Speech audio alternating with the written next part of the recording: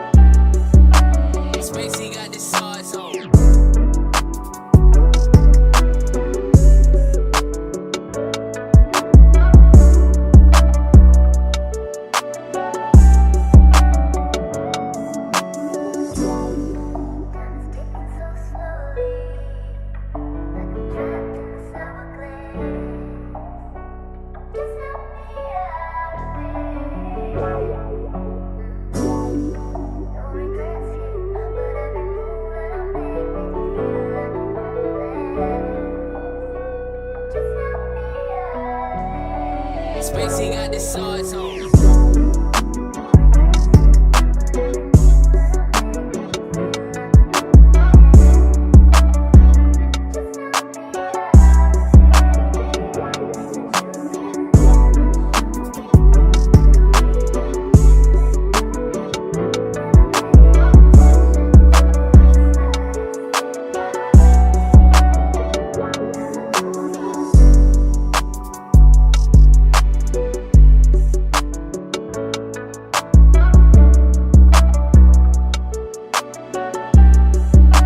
Spacey got the swords on. Spacey got the swords on.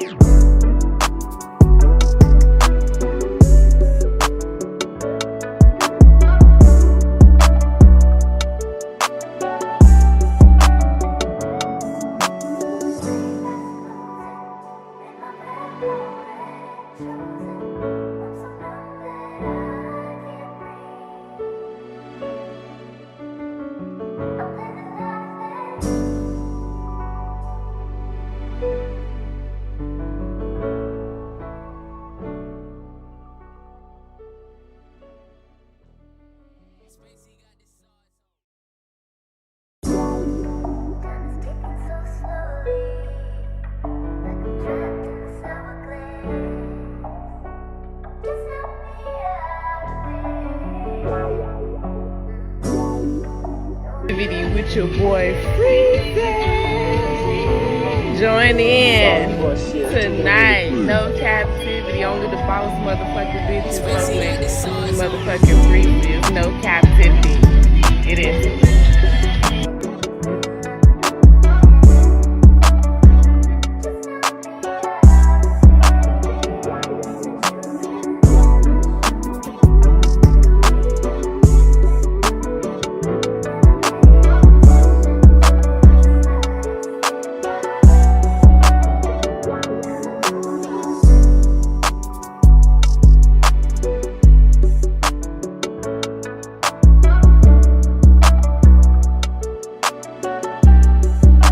Spacey got the swords on.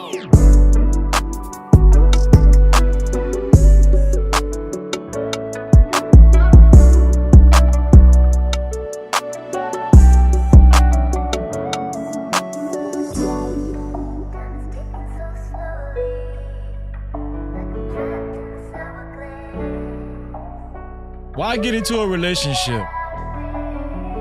Is it safe nowadays? Why y'all want to get married so bad? Well, we gonna talk about it tonight on No Cap-tivity with Freezy. Let's go.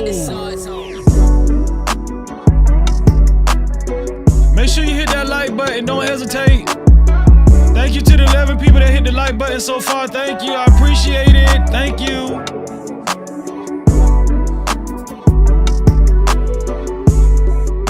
Tune in tonight. It's going to be an exciting one. It is gram spam like we usually do. Gram spam. We're going to spam the gram. We're going to talk about Judge Mathis. We're gonna talk about one yay more. Formerly of the Boys to Men. Some things we didn't know. We're gonna talk about why do you want to be in a relationship? What's so special about it nowadays in 2024?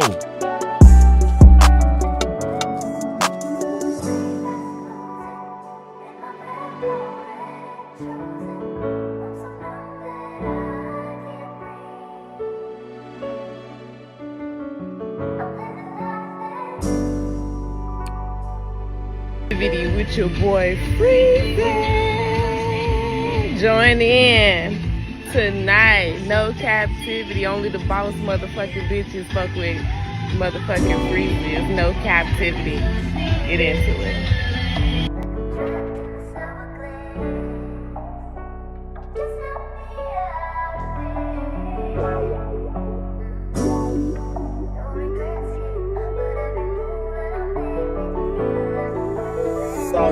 Shit, what you want me to prove?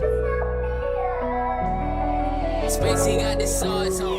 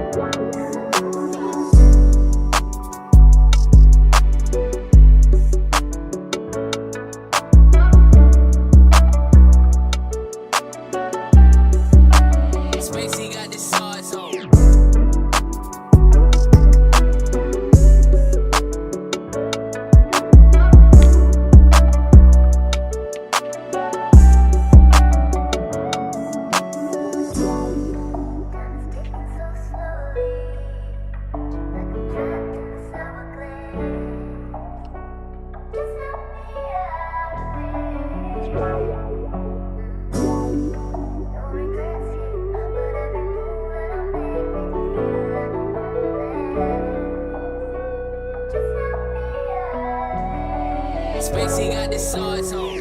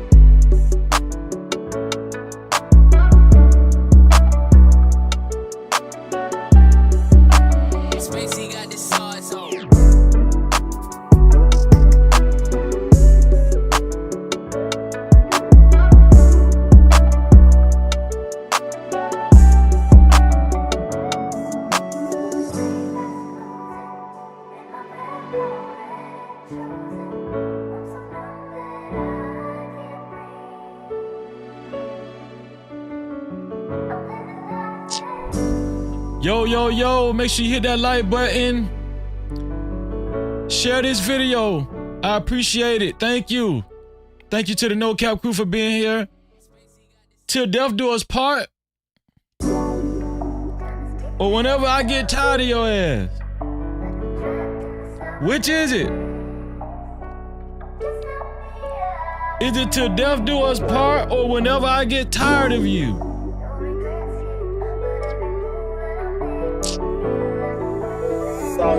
Shit, what you want me to prove? Spacey got the sauce on.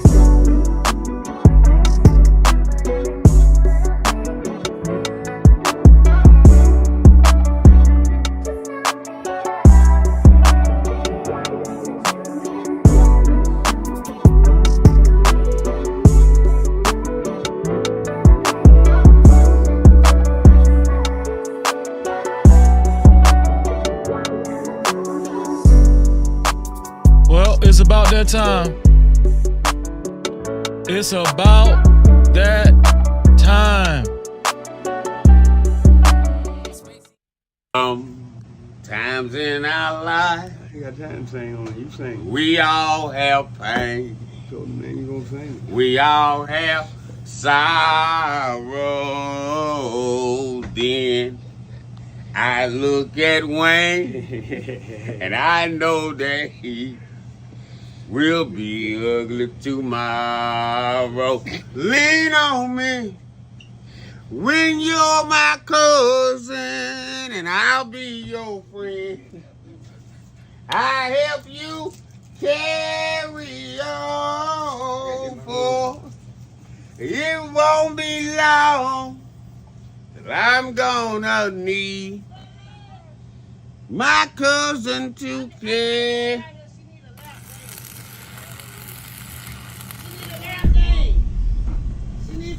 No captivity. Freezy.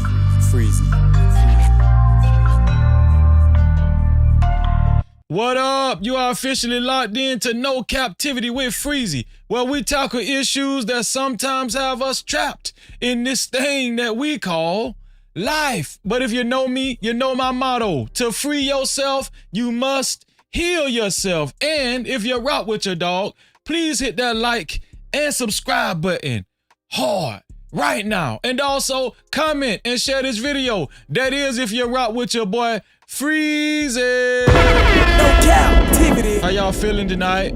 It is top of the week. It's Monday. I appreciate y'all being here. Tonight I'm gonna have to think a little bit. I'm gonna show y'all a few videos centered around the topic of tonight's discussion. Marriage is a big deal. Hell, listen, I know y'all don't even think about it like this no more, but having sex with somebody is a big deal. Well, it's supposed to be, right? It's supposed No captivity. You know, it used to be. Not really, not so much. Not so much. You could just, more people paying for it nowadays, one way or another. But marriage is a big deal. It should be a big deal, but is marriage a big deal nowadays? Is marriage a big deal nowadays? Or is it like something to brag about?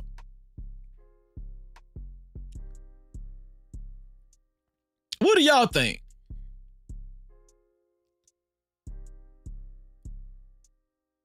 Do women have more of an advantage in marriage nowadays, like the manosphere says? Or is it equal territory? I gotta think about this. As it goes. You understand what I'm saying? No captivity. I gotta think about it.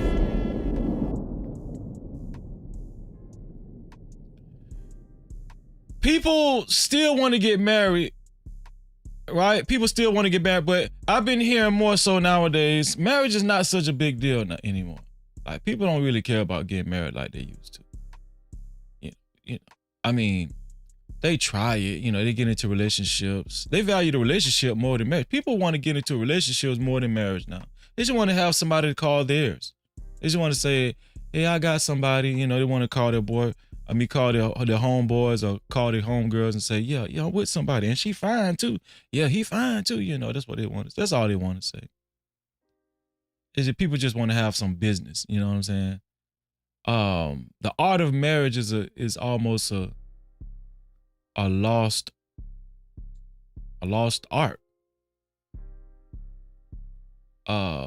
Some people that you look at, especially in the media, you just feel like they're gonna be married forever. If you just look at certain people, you just feel like, man, they're supposed to be married forever.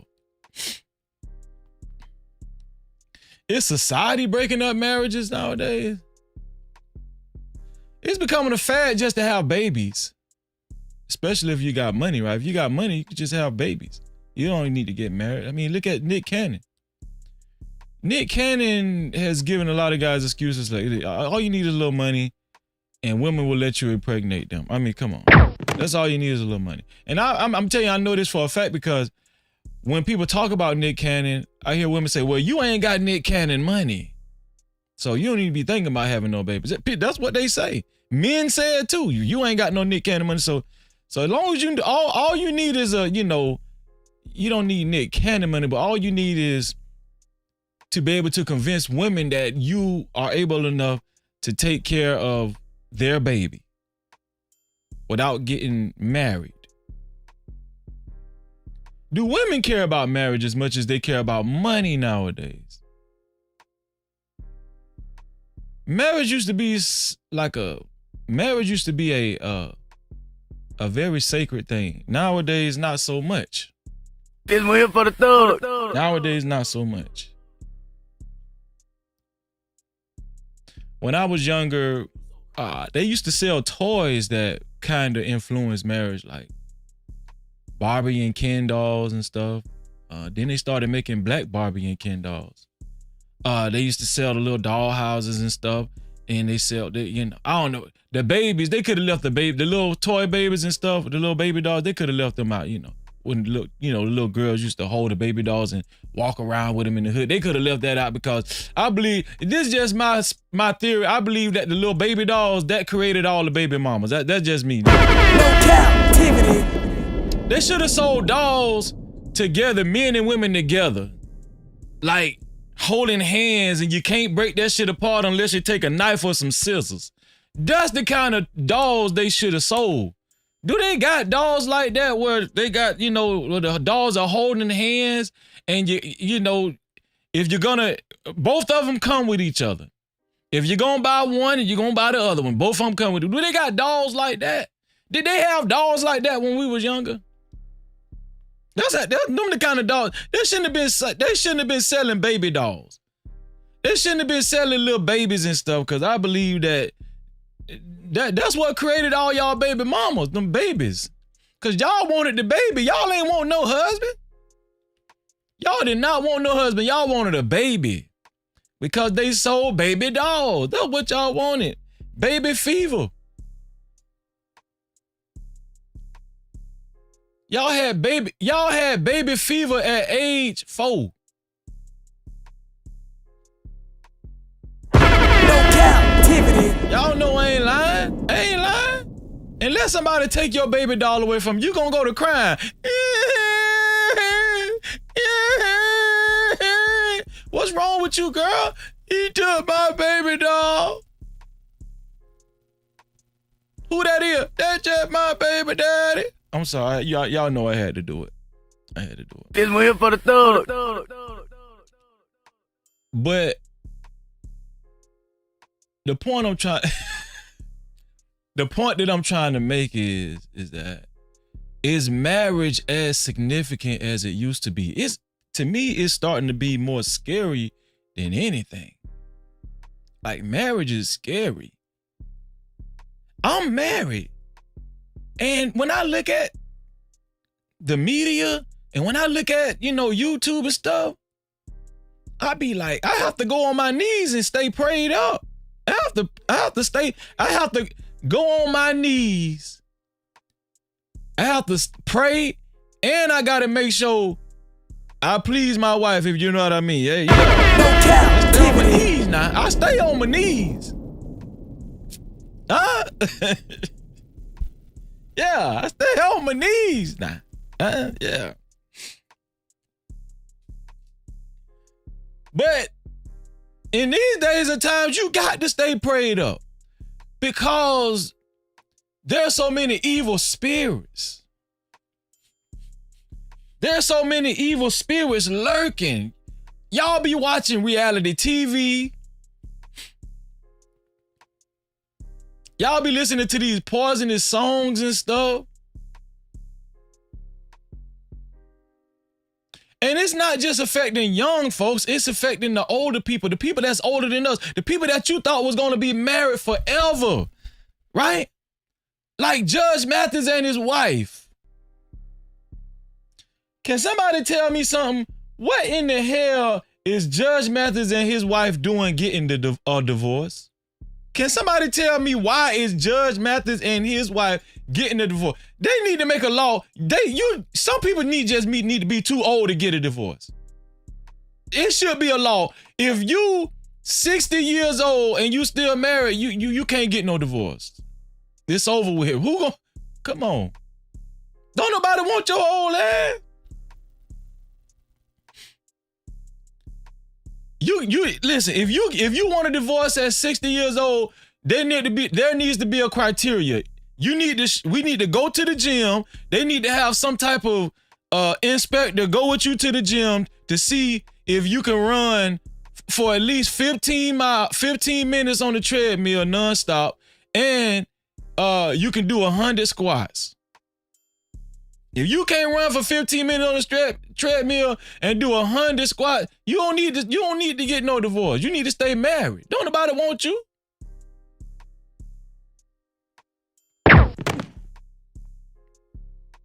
We're going to talk about Judge Mathis. We're going to talk about a lot of stuff. We're going to talk about Cam Newton crazy ass. Listen. It's a trend now. It's a trend now to just meet a woman at the bar and just negotiate babies. All you got to do is look like money. All you got to do is go to Amazon. Let me show y'all something.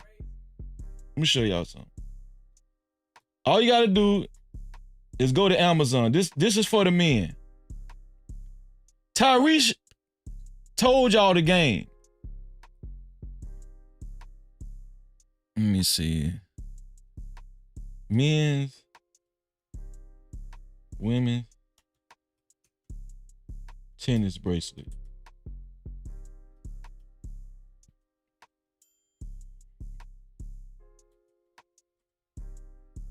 This is all y'all need right here.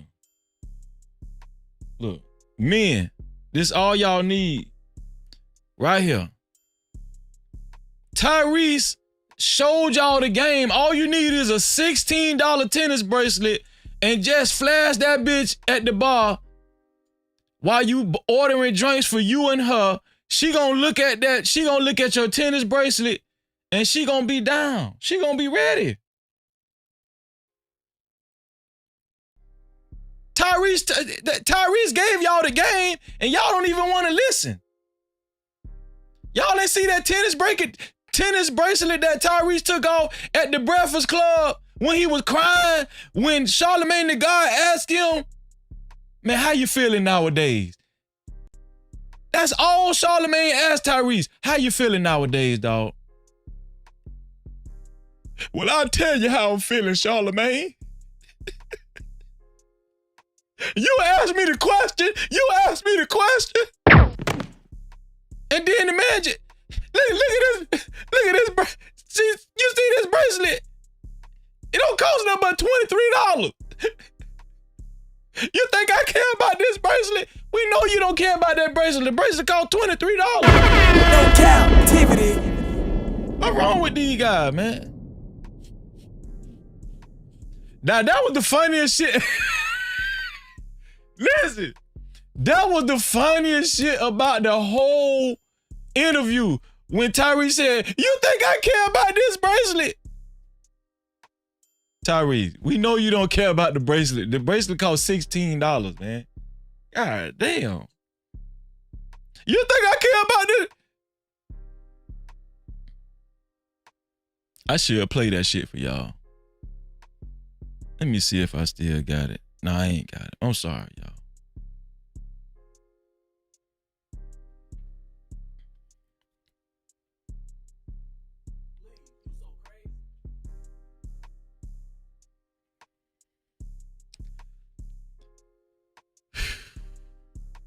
It's too late. Is it too late to do a roll call? I'm gonna just do a quick roll call, y'all. But before I do a roll call, make sure y'all hit that like button. If y'all ain't hit the like button yet, shame on you. You won't get in the algorithm for yourself. Not just putting me in the algorithm, you putting yourself in the algorithm, because that's how YouTube work. Some of y'all don't know that, but guess what? Every time y'all come over here to Freezy, he's gonna remind y'all that it helps your algorithm too. Shout out to the 25 people that hit the like button. Blessings will come to you. Blessings will come to you right after this live stream. I proclaim it.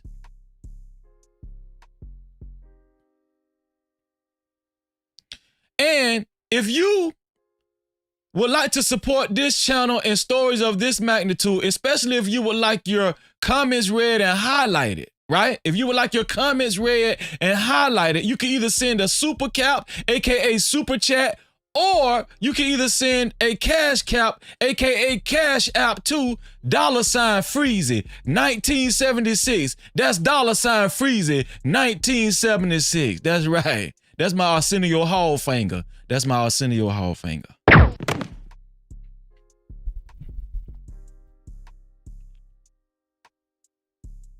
Let's do a quick let's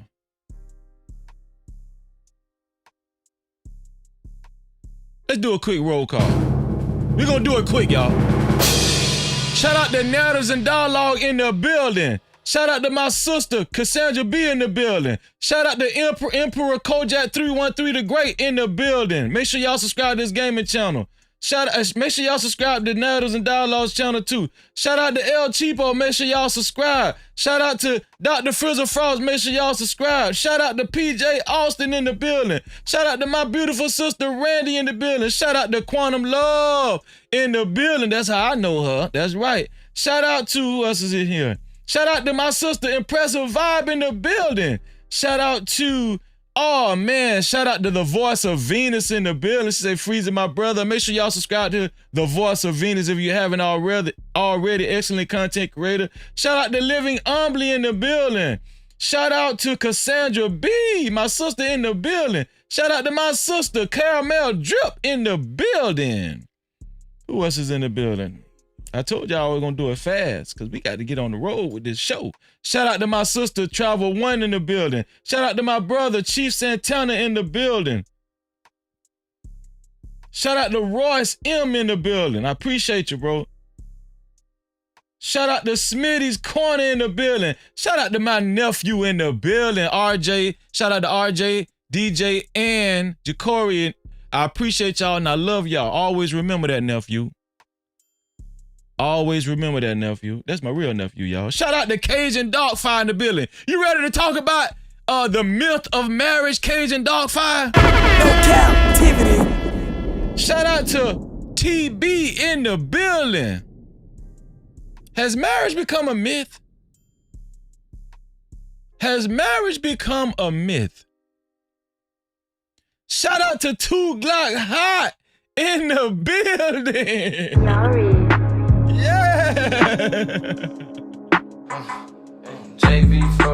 Shout out to my dog 2 Glock in the building, man. Huh? There they go. Shout out to the Luxury Bucket List in the building, my beautiful sister. Shout out to my dog, my brother, the Mod Father, Big Bad Bull in the building. No Cap-tivity. All right, y'all. Roll call over with. If you didn't make roll call, that's how I'm gonna do it from now on. Show up early at the next show, cause it's a reason why I call y'all the early No Cap crew. Shout out to the early No Cap crew. But let's not even waste no time, okay? Let's not even waste no time. Let's go to the gram, man. I seen something funny on the gram. This is gram spam, right? Just in case some of y'all new to this, listen, gram spam, this shit is gonna blow up, y'all, to capacity. And I'm gonna tell y'all something, gram spam is mine. Don't y'all let nobody take our idea. Gram spam is ours. Okay? Gram spam is ours. Don't let nobody take it. And I mean that. I found a video earlier. Let me make sure I ain't got no cash caps because I got to keep checking the cash caps. Okay, I do. I'm glad I just checked it. I do got cash cap. Let me see. Let me read my brother's cash cap. Check the cash out, bitch. Shout out to my brother. Shout out to my brother Chief Santana for the $1 super cash cap. He said the best podcast. I'm gonna just put ever on the end. The best podcast ever. No Cap-tivity. Shout out to Chief Santana. I appreciate that, dog. I appreciate you. Chief does have one more. He does have one more cash cap. Chief Santana with the $1 cash cap. He said, another one, let's effing go. We can't be stopped, Freezy. Come on, Chief. I need the energy, Chief. I need it. Thank you, bro. I appreciate you, bro. Okay. Yeah, I seen this. Relationships can be stressful. Relationships can be stressful. Relationships can be nerve-wracking. When you first meet somebody and you see that glow on their face and they make your heart flutter and they give you butterflies. When you first meet people, when men first meet women and when women first meet men and they actually like that person, it's a special time. It's a special time. It makes you just want to brag about your significant other to your close friends and family, to your homeboy, to your homegirl, your best friend. Everybody want to be in love. Everybody wants to be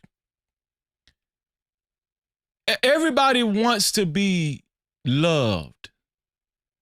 Everybody wants to be claimed. Everybody wants to be claimed, especially women, because that's a big form of validation. Women, and listen, don't get mad, women. Y'all know this is true. Y'all know your brother Freeze is telling the truth. Women like to be validated. They like to be validated in general, but they like to be validated by the right person. I'm gonna just say person because it doesn't have to be a man nowadays. We know women are going both ways, just like men are. People like to be validated by the right person in general.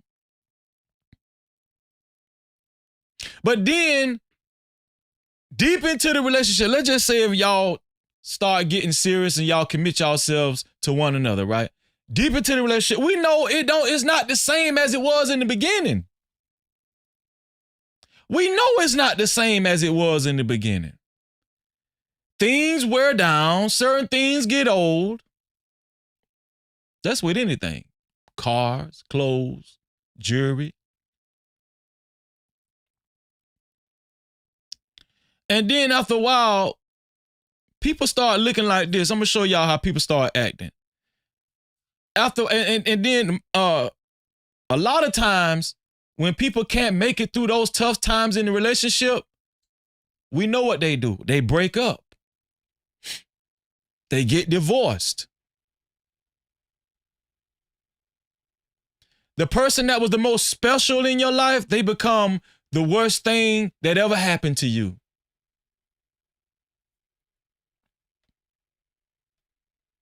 I'm gonna show y'all how they act, how y'all act after y'all break up or get divorced. I'm gonna show y'all how y'all act. This is how y'all act right here.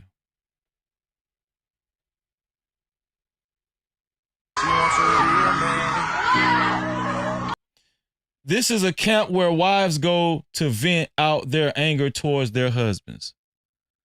This is a real live thing, y'all.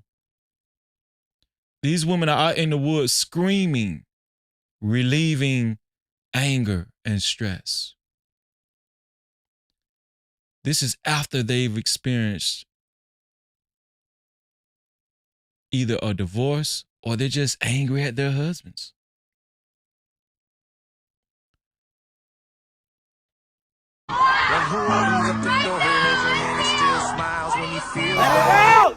This is a camp for men. Oh, and of course, this is a parody. But this shit was funny as hell, y'all.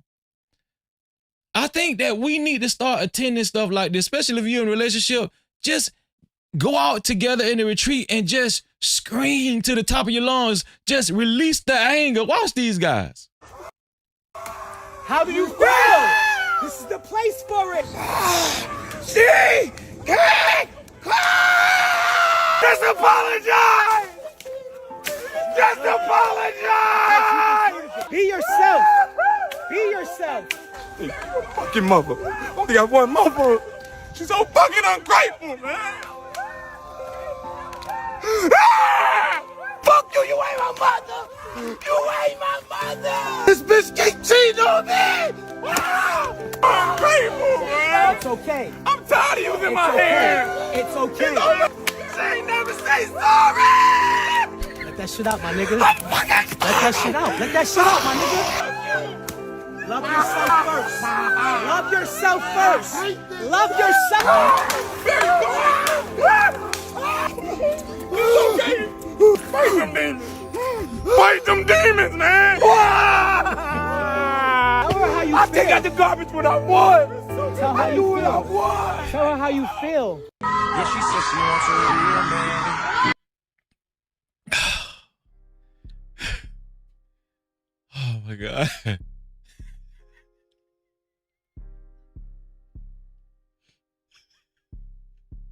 Fight them demons, man. Fight them demons. No captivity.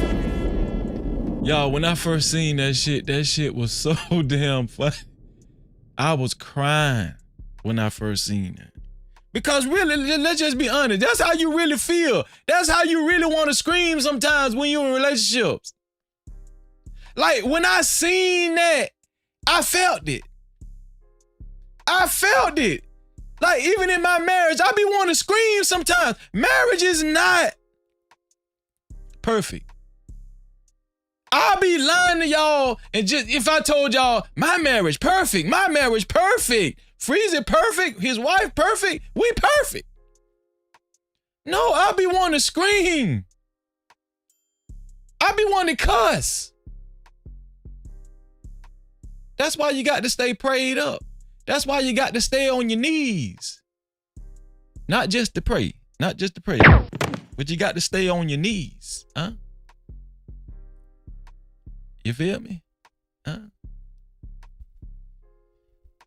Shout out to everybody that's just coming in. Shout out to D Brooks. I see you. Thank you for coming on in. I said I wasn't gonna do it, but you know, I just cause I love y'all. Shout out to my sister Just Me in the building. Shout out to Kelvin Cook. How you doing, Blue Jay? Thank y'all for being here. No captivity. Yeah. Don't y'all feel good? Let me show y'all. Anybody know who Tabitha Brown is? Tabitha Brown, the black lady. Anybody know who Tabitha Brown is? And there she goes. Shout out to our beautiful sister, Shiesty Bum. Shiesty Bum, what's going on?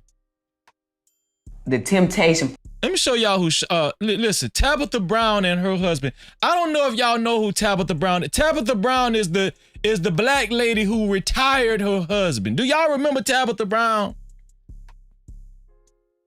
Tabitha Brown, if anybody's relationship is perfect, it's Tabitha Brown and her husband. Tabitha Brown had a rags to riches story. They was poor. And when she got rich, she retired her husband. Do anybody remember Tabitha Brown? Yes, Shiesty Bum, the vegan lady. The vegan lady. When y'all look at Tabitha Brown and her husband, especially the ladies, because I done heard how the ladies talk about Tabitha Brown and her husband. The ladies really do love Tabitha Brown. Oh my God, there we go. Conversations with MJ is in the building. How you doing? Conversations with MJ. Captivity. God is good, man. All the ladies, see, when I see the ladies come through the door, I know we're going in the right direction. Tabitha Brown. A lot of the ladies like Tabitha Brown. Did y'all know that Tabitha Brown and her husband almost divorced? Do y'all know that? I know when y'all look at Tabitha Brown, it's like perfecticism. Is that a word? When y'all look at Tabitha Brown and her husband, because they both got veneers now, so they look perfect. But when y'all look at Tabitha Brown, especially the ladies, when y'all look at Tabitha Brown, it brings joy to y'all. Tabitha brings hope to people. Tabitha brings hope to men because Tabitha, she retired her husband. It's a lot of pookies out here that love Tabitha Brown.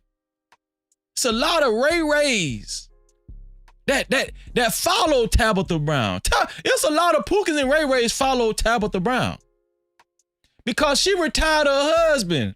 And that's the American dream for Pookie and Ray-Ray.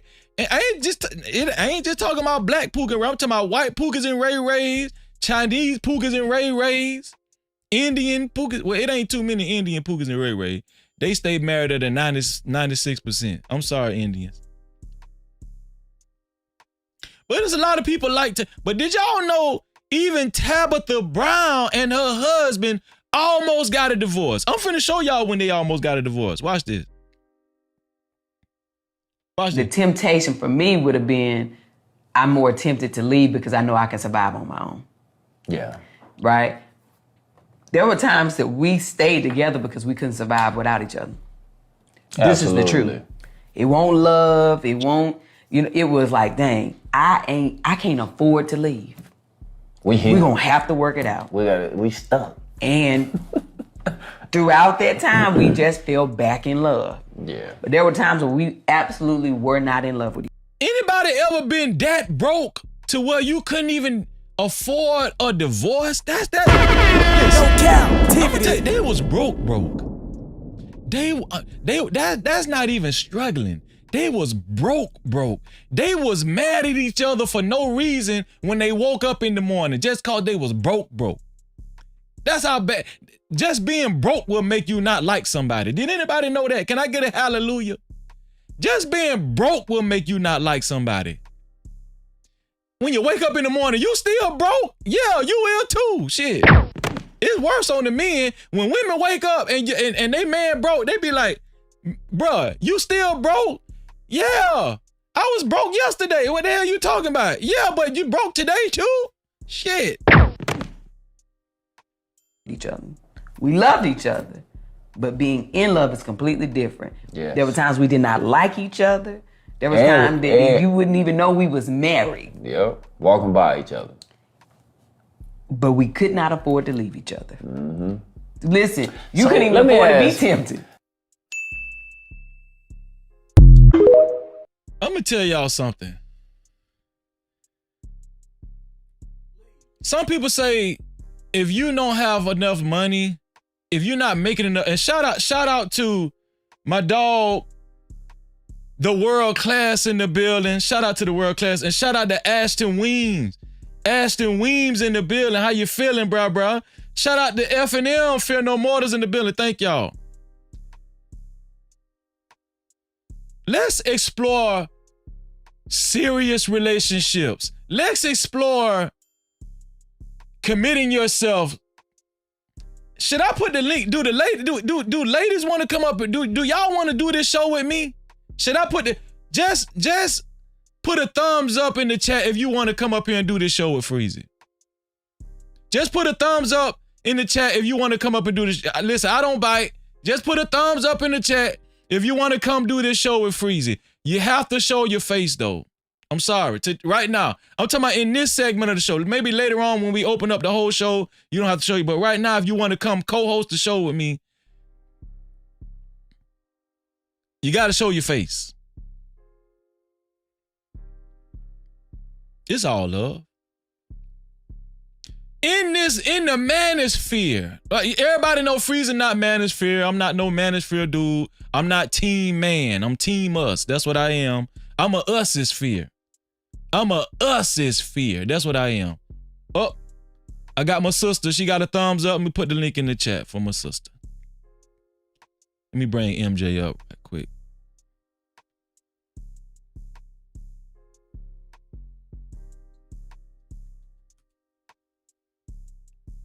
Yeah, I'm a us-sphere guy. I'm not a manosphere. Matter of fact, this is a new what is it called? Sector. This the us-sphere. There's the link right there, y'all. I'm not gonna pin it to the top just yet. If you missed the link, if it go up too far, that means you ain't want to come up. I'm a ussosphere.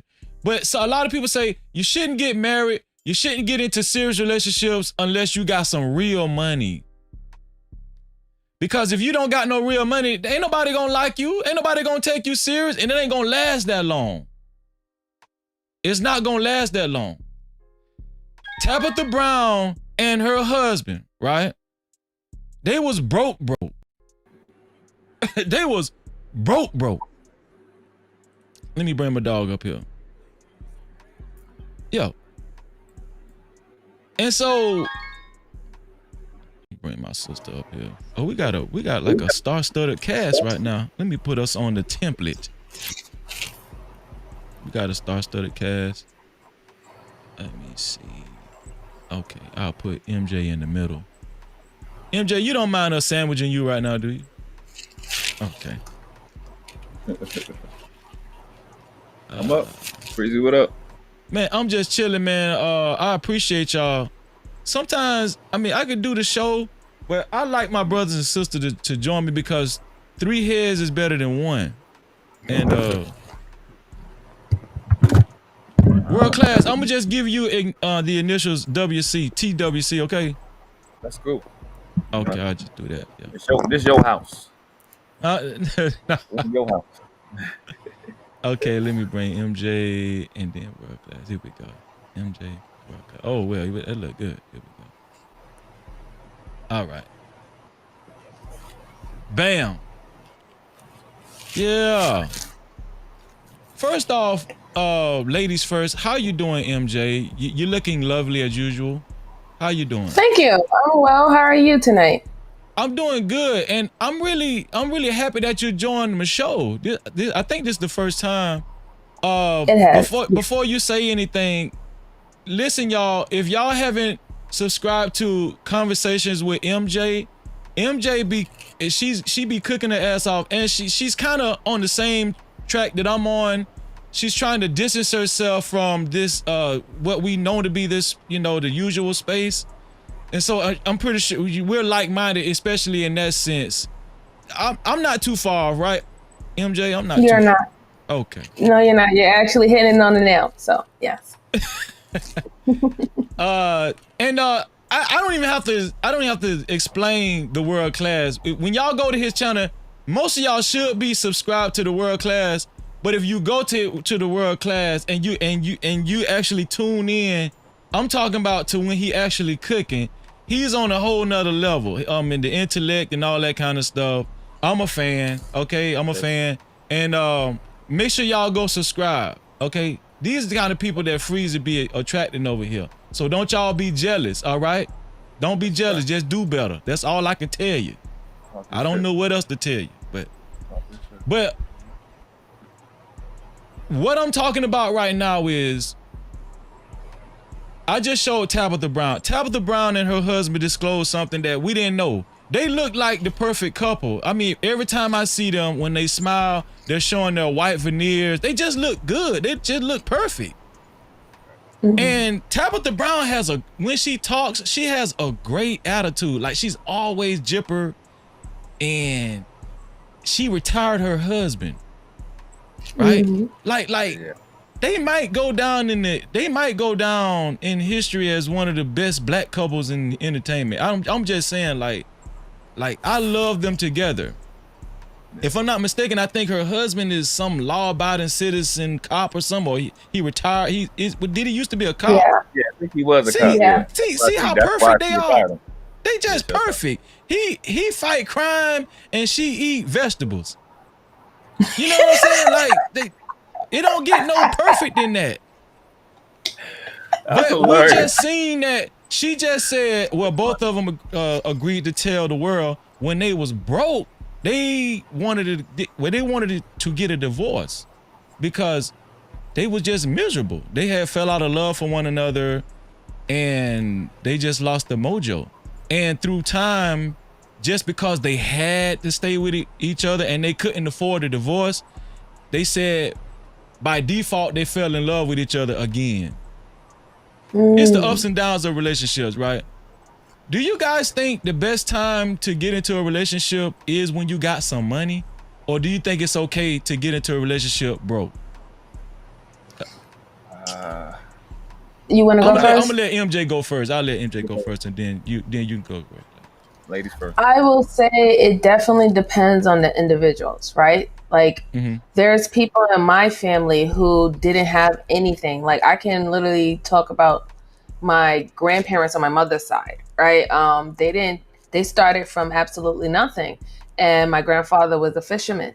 So, from there, they was on a level where their love was a more kindred type of spirit type of love. So that's why it was able to transcend that they literally stayed with each other until they both passed away, unfortunately. But for other people, that's not the case. Some people need security. And when you're an individual that was brung up not having anything or really not having anything at all, you tend to want to elevate yourself into a better situation. So that's why most of the time the requirement is having another mate that is either on your level or doing a little bit better than you, right? So I really do believe it depends on the individuals, because some people can handle, struggling it or, struggle love. They can handle that together and not let that, take away the love that they have for them. And then other people, they literally base their relationship on the financial security that comes from it. So you have to actually know who you are. When did you just talked about your grandparents, right? Or your when did could you just give me like a roundabout time when they got married? Was it like during the silent era? Absolutely.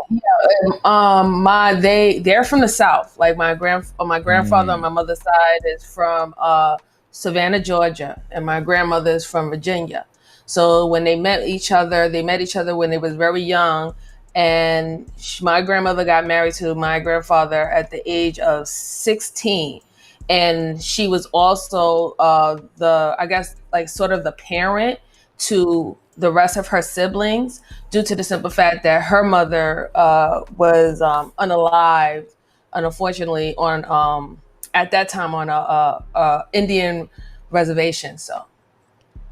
Okay, so I'm guessing probably in the early 1900s or very early, yeah. Yeah, something so like that. My grandmother was like I think she was like 16 or something in 1930s. Okay, so it was different times. It's very far more different than 2024. We know that, right? Correct. 2024, 1924 is like apples and oranges. So we're gonna the further we go into this live stream, we're gonna talk about the nature of marriage now. What does it look like? Also, because I'm not gonna count out serious relationships. Some people aren't even interested in actually going to the justice of the peace, but they do take relationships serious. So I don't really count that out either. But I want to talk about what does it look like now? Like should people have a different mindset going into a serious relationship now than they had the type of mindset they had back in, let's just say 1924? There are a lot of catastrophic events surrounding marriage and serious relationships now. Dudes are moving very carelessly. It's just different now. Let me talk to the world class. World class, do you think people need to have some money now before they get married? Or even if they get into a serious relationship? What do you think? Yeah, I mean, you really don't even have a choice at this point, just because even outside of, at no fault of our own, just from this financial system, you just don't have no choice. I mean, I think it switched in from what I learned, the 80s, like coming into the 90s, it's a two-parent household. Two-income household. I'm sorry, two-income household that people have to be operating at. So, yeah, you don't have no choice. But so if we say should, no, I think you in the Bible. I'm religious too, so I just think your mindset got to be, you got to have a sacred mindset when it comes to getting to relationships and marriage. That's what I would lean to, and I think from your respective foundation, principles that you come from, you learn how to manage money. But just in today's, just from a general standpoint, you have to be financially literate. And I be telling guys, like the young dudes that I know personally, if you pick a woman, bro, she got to be financially literate. That got to be a standard. So, and you got to work with her to understand if she don't. You know what I'm saying? I don't think too many people like, no, I don't want to be financially literate. That's kind of crazy. But you need that in a marriage now, because you have to adhere to fiduciary responsibilities, and set yourself up, set your family up correctly. So you have to have, so physically, tangibly having money, because a lot of shit can happen. Emergency accounts, all of those things that you need to have in a relationship, because shit can go left real quick. Well, according to Cam Newton, if you got money, you ain't got to get married. That's what Cam Newton and well, Nick Cannon too. They saying if you got money, women will line up at your door to have your child. Yeah, they not lying. But that's because that's what they're offering. You're already telling those women that have my kid and I will give you money. 50 Cent made a song, have a baby by me, baby, and be a millionaire. You're not offering her anything else outside of that. You're saying the greatest value you can ever give her is your money. So why would she value anything else about you? Well, let's do this. Let's look at Cam Newton sitting down with, I forgot the doctor's name. Do y'all remember the doctor's name that he sat down with? I forgot her name. I think her name is... I think it's started with a T. I'm not really sure. It don't matter. We about to see the video anyway. Okay. Let me show y'all the video. Here we go right here. Cam Newton, y'all. A lot of people see my situation and not think that I'm not high functioning. What situation? Okay, so I'm not married. I have beautiful children. How many? 8. By how many women? 3. And this is the kicker. I want more. By multiple women? What's the intent I of just this? want Or God by to your bring wife? them. I just want God to bring them. Oh, okay. My desire to get married is lower than my fear of divorce. So, as you had said, Dr. Brian, you said it, I didn't say it, I will agree. I'm just taking my time. You're not taking your time. I am, though. You're being very action-based. You're not taking your time. I'm taking my time. You're being very action-based. You have 8 kids with 3 different women. Yes. You are creating, procreating, and multiplying. That is not taking your time. You're being very selectively active. Okay? So you're creating, in disclaimer, the kids are innocent, they are beautiful and amazing. Anything I say has nothing to do with them babies. But you are proactively choosing where you... A lot of people see my situation and not think that I'm not active at and where you want to take your time. You want to take your time in having a wife because of your own fears. But you will, and I say this with all respect and love, what I'm about to say next, okay, Cam? But you will selfishly create broken families, even if you're in their life and you're a proactive father, and I believe you're an amazing daddy. I can only imagine with just your presence and knowing you. But these families are still broken. Every child cannot have Papa in the house with them. So some child, if not all, will end up with some kind of deficit without daddy being there. Now, you chose to do that. I'm not saying you sat there and woke up one morning and said, I want to be selfish today, so I'm going to go make a baby. Not saying that at all. But those are selfish acts at the expense of your fear. And yeah, that is a low functioning behavior. To say that I'm going to build these houses and put kids and these beautiful women and kids in them, but I ain't going to create a home in them. I'm going to wait till I dissipate my fear to find a wife where you're active at and where you want to take your time. Where I'm still going to be fearful with, because there's no such thing as not having some type of nerve or some type of feeling behind marrying somebody. And then I'm going to build a home with her while all these other beautiful babies have houses. That's completely unfair and that's selfish. And so, yes, you're taking your time in this department, but you're not taking your time in this department, which means you're compartmentalizing. And compartmentalizing never works. Compartmentalizing hurts everybody involved. Everybody who's in this box and that box and this box and that box and this box. And then here you go over here trying to figure out what box you're gonna feed or entertain or do. Then you're looking outside to figure out who's your next victim to put in the box. It's unhealthy. Where I'm still going to be submissive woman do for her man? So, I was about to ask you. Oh, yeah, and I see you down there, Ron. Let me bring Ron up. So, what up? Well, let me see his doctor's name, because now it's bothering me. What's her name again? Let me see. Does anybody know her name? Let me see. I got that clip. I got that. Dr. Brian, ain't it? Dr. Brian, something like that. You had it on that chain. Matter of fact, it was Dr. Brian, actually. Okay. So she was drilling Cam Newton. She was drilling him, no Diddy, right? But This one here for the thug. is that a good in 2024? Is that a good deal for women? I mean, women always complain about men.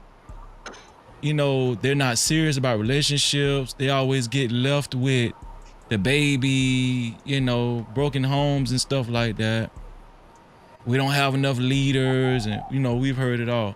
Is this a good deal for women in 2024? I mean, at least your baby daddy is a millionaire. Before I go to MJ, because MJ looking very interesting over there. Shout out to Run Mac. I'm gonna start with TWC first. TWC, this a good deal for women, right? I mean, they ain't got to worry about a dude that's ever gonna be broke. He's a millionaire, a multi-millionaire. What do you think about that?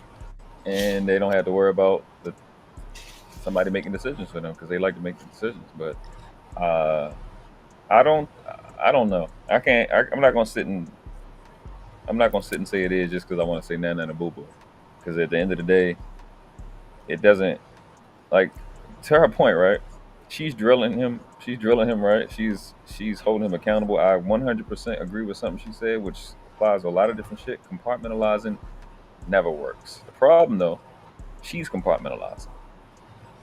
So whatever she's known for, right? Her professionalism, while she's sitting there, because I don't know much about her. He's asking her a particular question. Obviously, she's a doctor, but her preferences is interfering with the things that she's saying to him. Having monogamy and a nuclear family be the standard when that has failed for over 60 years.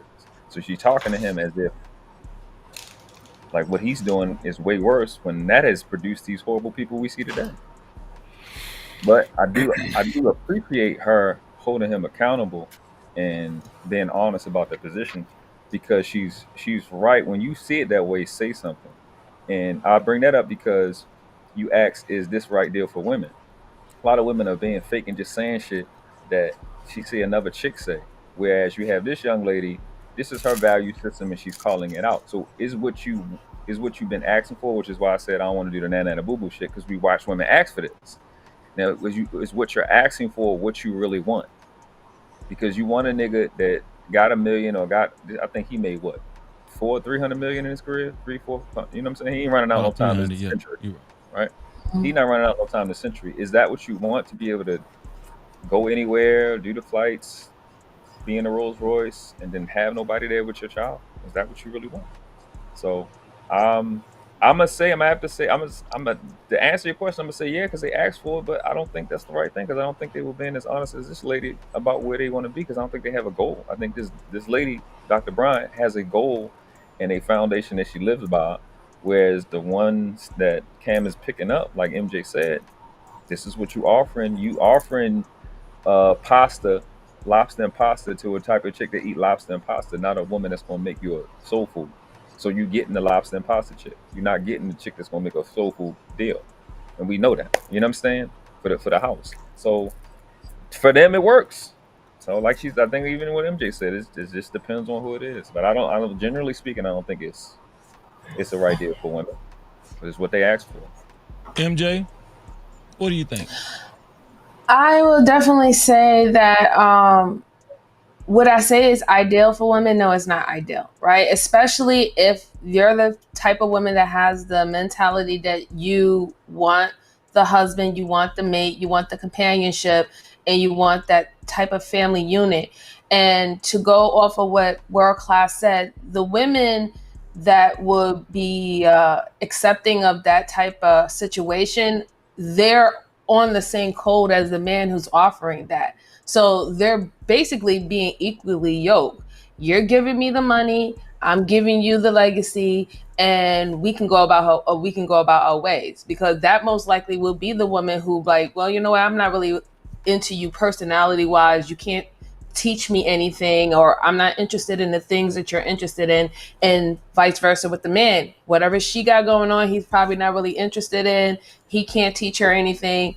So they would want that type of setup. It's literally a transaction. It could be healthy, it could turn unhealthy with that transaction, but it's definitely a transaction that's going on. So if you're talking about another woman or other women who are talking about they want the actual connection, intimacy type of relationship that comes with the family, like the fruit of that intimacy is the legacy in the family and how y'all grow and how y'all move your family going forward, she would never align to anything like that.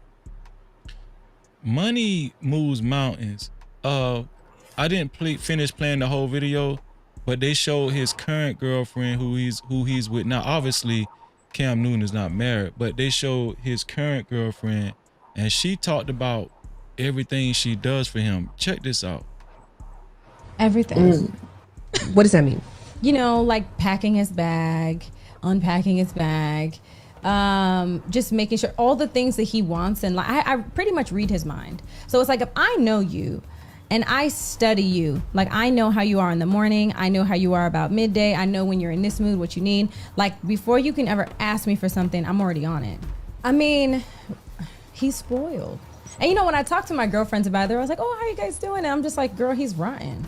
I'm like, he's spoiled rotten. Like, he's rotten. But I love that. Like, I want him to be there. I think my biggest flex is how I treat my man. And I've been known to love people back to health.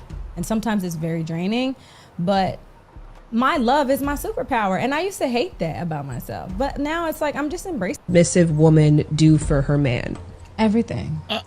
When I was listening to that, when I was listening to that, I was getting so mad because I don't think a woman would actually be like in 2024.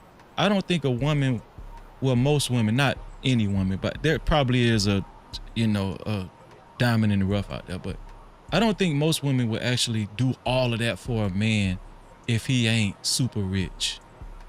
That's not true.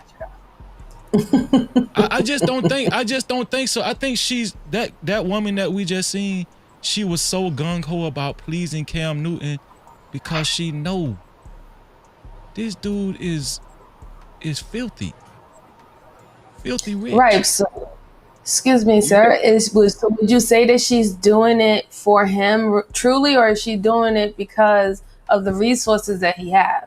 Because what I seen in that video, she literally said that he is spoiled rotten.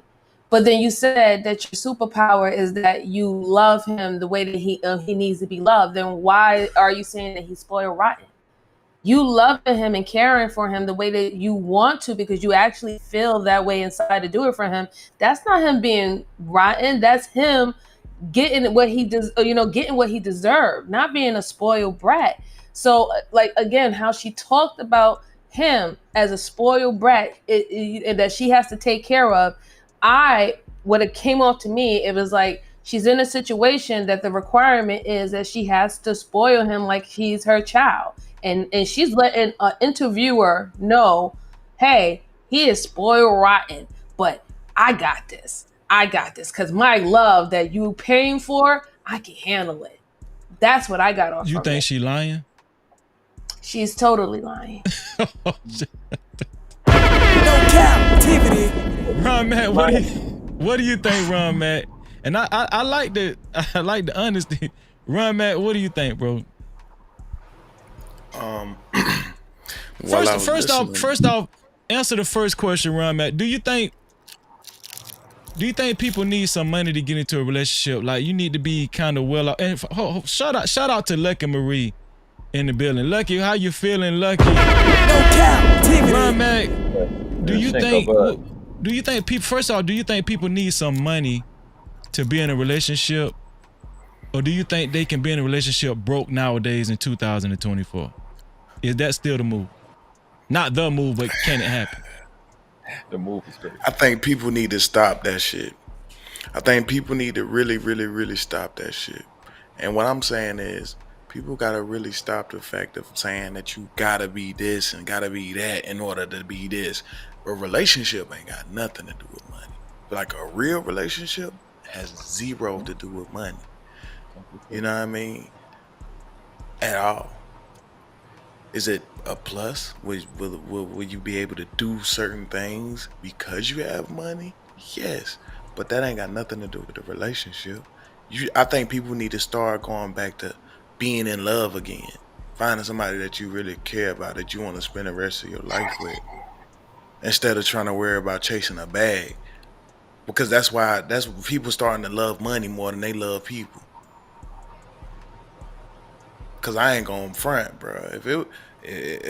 I don't know. Woman, I got money now. I ain't had money at one point in time, but damn, that don't mean I don't deserve to be in a relationship. Cause I ain't let me ask you something. That woman that we just seen that was doing all of that stuff for, well, it's still doing all of that stuff for Cam Newton. She said her superpower is spoiling her man. I mean, she say she massage his back until he falls asleep, and she knows when he falls asleep because she can feel his heartbeat from his back. That's how in tune she is with her man. I ain't gonna lie, when I heard that shit was like deep. I got mad at my wife. I was like, why you don't do that shit to me? You know what I'm saying? But that's a whole nother story. But learn my heartbeat from the back. That's crazy. I'm like, yeah, bro, did you hear what she said?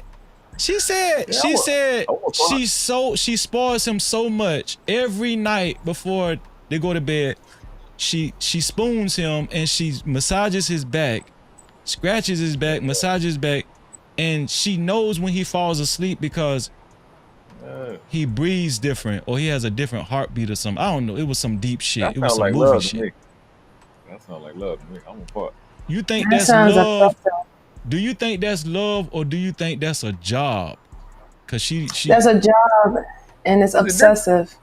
Is it a difference? If she knows that, I mean, I don't know. To me, if somebody knew the pattern of my breathing, I would be nervous. I would be kind of weird about that. Are you watching me while I'm sleeping? Like now I'm gonna like, are you gonna let my breath go low? And you know, like I don't know. That's obsessive. It was a little weird. It was a little weird. That baby traumatized. They say that one of the loveliest things is somebody like give you like sweet kisses and watch you fall asleep and shit like that. Ain't that like the romance shit that people be talking about? They say that, but then if you really think about it, that's someone's literally staying up and watching you sleep. You don't like somebody to be a peeping Tom watching you through your house or at the bathroom of your window and stuff like that. So you're okay with just someone like this? If they fine, I ain't gonna mind. I don't freeze. This is why I say that people need to go. I love my wife, bro. You feel me? Mm-hmm. Like people, I don't know what people think about me. I don't know. People don't know that I've been married for this long, bro. I am married. Bro. I have a beautiful wife. You feel what I'm saying? Mm-hmm. They don't understand that love shit. My wife love to rub my motherfucker. I mean, she love to rub my back and all that same little shit, bro. You know what I mean? She love to be a woman, bro. She love to be feminine, bro. She love to be able to just chill and not have to do too much of nothing, bro. So, hey, Ron, let me ask you. Oh my God, my bad. I ain't want to break. Nah, go ahead. No, I was married before, right? So you get to the point where you know, if y'all have this freezer, you can chime in too. Where you sleep wrapped up in where her thighs in the same place and your arm in the same place and her breath up like right here close to your face, and you can tell. That resonated with me because you can tell when they fall asleep because they start breathing different. They just their hot breath be on your cheek different. You know what I'm saying? They get a little lazy. They lay on your arm a little hard. So I understand that part. So is that something you experience as a you know husband with your woman laying the same way every night?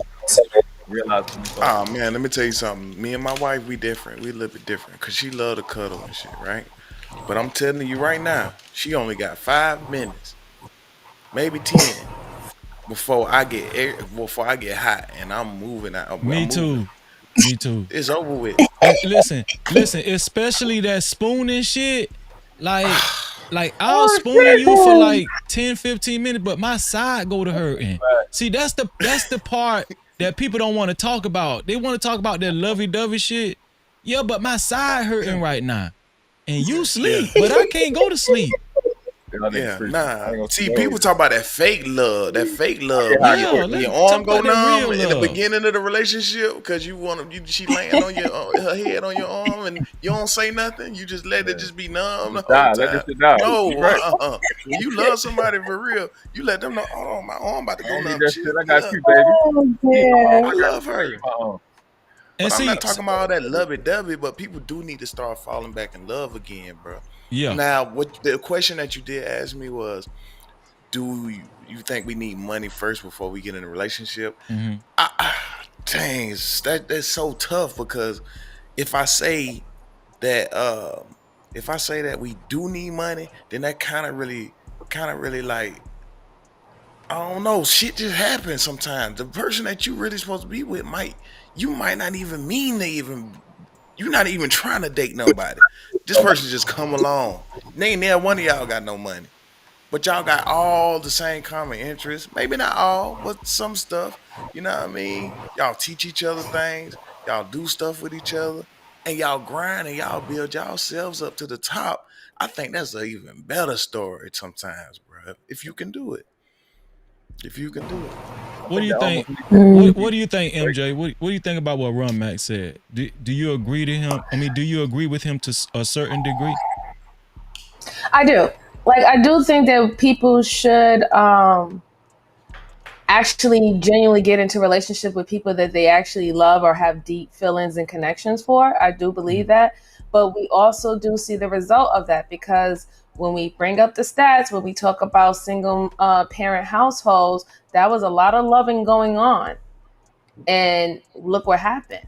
When loving was the first, where the intimacy sexually was the main goal, but everything else didn't follow through. So we have to be careful with that, right? There's no problem with worrying about stability. There's no problem with worrying about security. Like, these things are important. They've always been a part of any form of relationship forming. Even back in the days when marriages, you had to have a dowry or you had to come to something or have something before you can even ask for a woman's hand in marriage to her father before he gave it to you.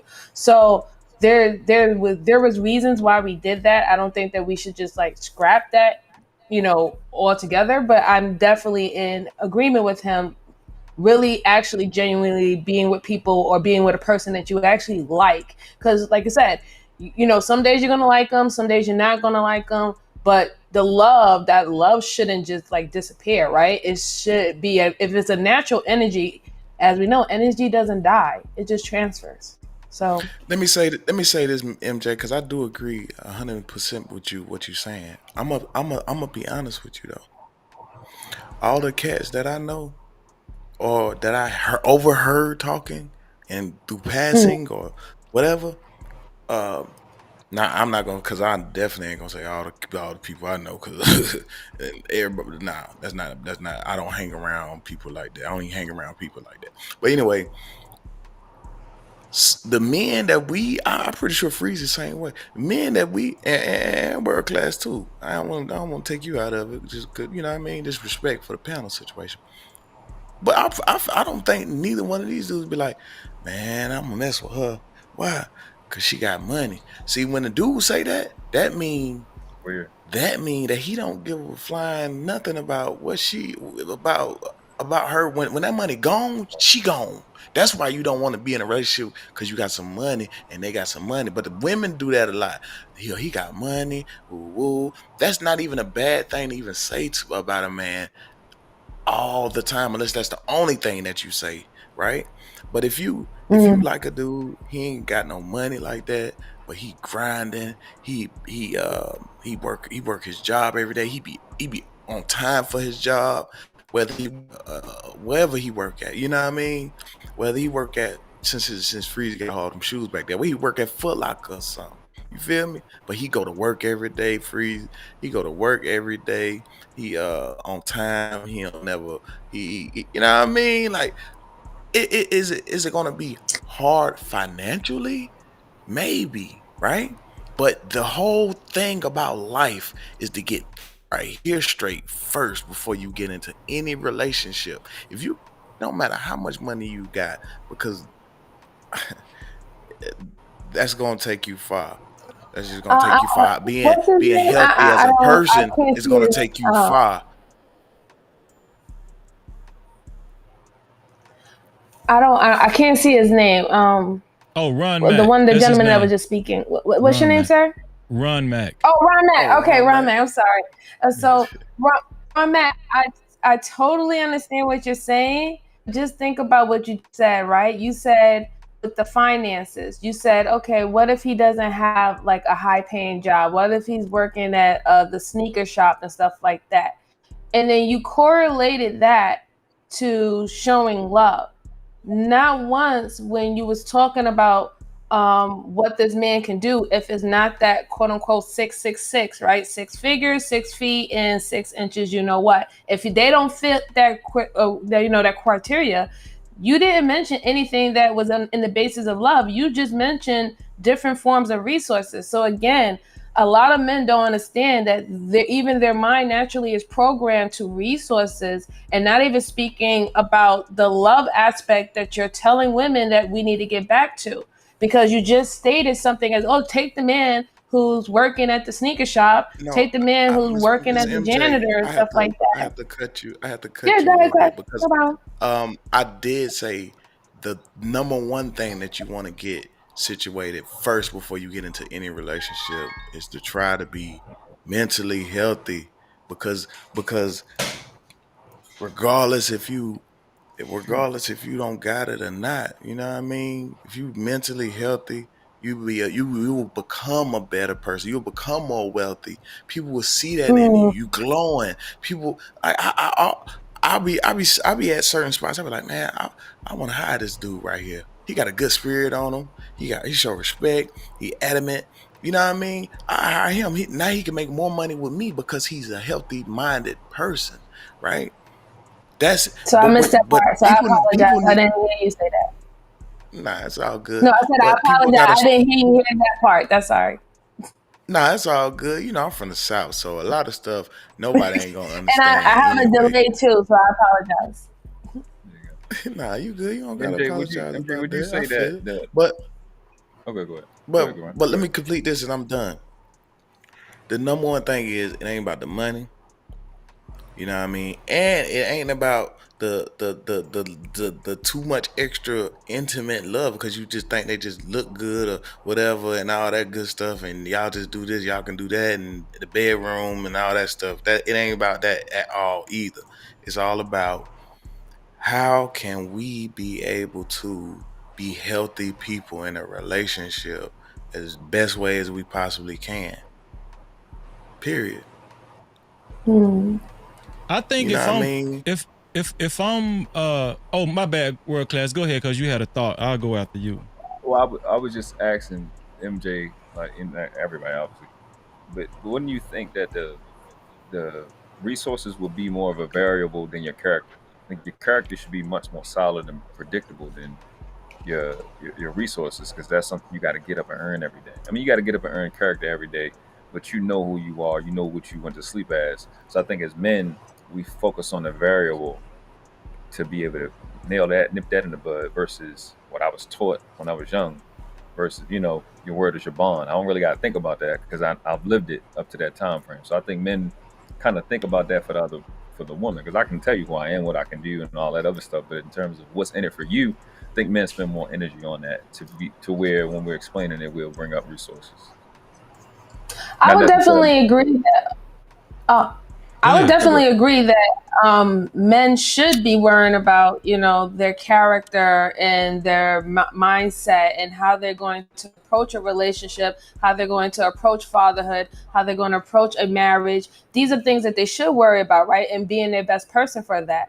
So I'm not in disagreement with you at all, world class. But what are we saying? The main mantra that's men are being taught out here to do is to get the resources, to get the wife or to get the girl, right? So in the process of basically fighting and struggling to get all the resources that you possibly can, they're never working on that part of how to actually be a decent mate in a relationship, how to sustain marriage. How, they're not being taught that, and they're not actively trying to learn that so they can have that. So, there's the problem there, right? If you have, if you have men just saying, "Hey, just get the resources," and the girls is going to come anyway, then you're not really looking for I guess a healthy relationship or any healthy relationship with any woman, actually. Yeah, Right. that's fair. You just That's looking fair. for a trophy. Yeah, you can go buy one of them from Amazon. Yeah, I think that's Amazon. but I think that's fair what you're saying. But at the end of the day, a lot of men will say, "My focus on the money is my love," but that doesn't dismiss from what you're saying. What's in it?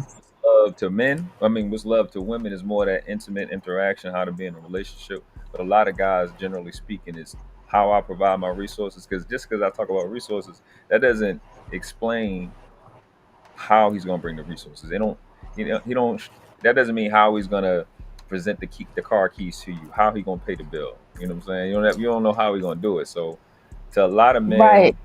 Me taking that risk at the job, putting in them extra hours, getting that time and a half on Sunday, is love to a lot of guys. And I think women dismiss that. But at the same time, I acknowledge what you're saying in terms of that those intimate relationship skills. Yeah, we fell in that area. We need to, I'm not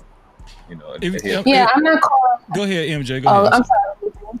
No, I was just gonna say I'm not calling for men to pretty much mimic woman's way of how they receive love and how they give love. I'm not calling for that, right? Because the way how y'all probably identify it and how it's going to show up is going to be very different, and it's going to show up differently in different women. What I'm calling for is that when men are talking about, I need to get these forms of resources, I need to be stable, I need to have a home, I need to have all this in line for me to even be qualified to even think about getting a mate. The part that they always lack behind is the intangible part, like actually being a decent human being, actually being someone who can be in that relationship. That is never talked about, because we have created a society where everything is just transactional. Like if you're not a man if you don't have this amount of money, and we also give men pat on the back how much money and how much resources they can retain, but we come to find out they can be like one of the horrible person that you could possibly be with. I mean, I'm not trying to call Cam Newton a horrible person, but look what money have done to him. Would he have had 8 children if he wasn't a famous NFL football player? If he didn't have the resources that he had, would he be trying to have more children? I think not. Before you go there, Ron Matt, let me read the cash cap. Check the cash out, bitch. You so damn dumb. Check the cash out. Shout out to Big Bad Bull for the $20 cash cap. He say light bill, bro. Thank you, Big Bad Bull, for helping us keep the lights on, bro. Thank you. No Cap-tivity. Big Bad Bull is the official sponsor of tonight's show. To be a sponsor of tonight's show, you have to either donate $20 or more. Thank you. I appreciate you, Big Bad Bull. Thank you, bro. Let me see. And Big Bad Bull brought out the sponsorship guy as well. So thank you, Big Bad Bull. Let me but I wanna say this. If I'm rich, it's gonna be hard for me to take any woman serious. I don't care how good she look, I don't care how polite she is, I don't care how good her attitude is. If I'm especially Cam Newton rich, it's just gonna be hard for me to take any woman serious.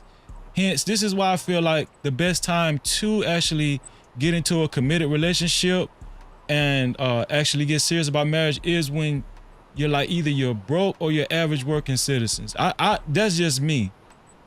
Say that again, Freezy. If you're broke, if you're broke or you're just average working citizens and you don't really have a lot, a lot of assets and stuff, but you have a drive and you're working towards something, that woman that sticks with you, that was there with you in the beginning when you didn't really have much, to me, that hit different to a man. To a man, it hits different. Now we know there are some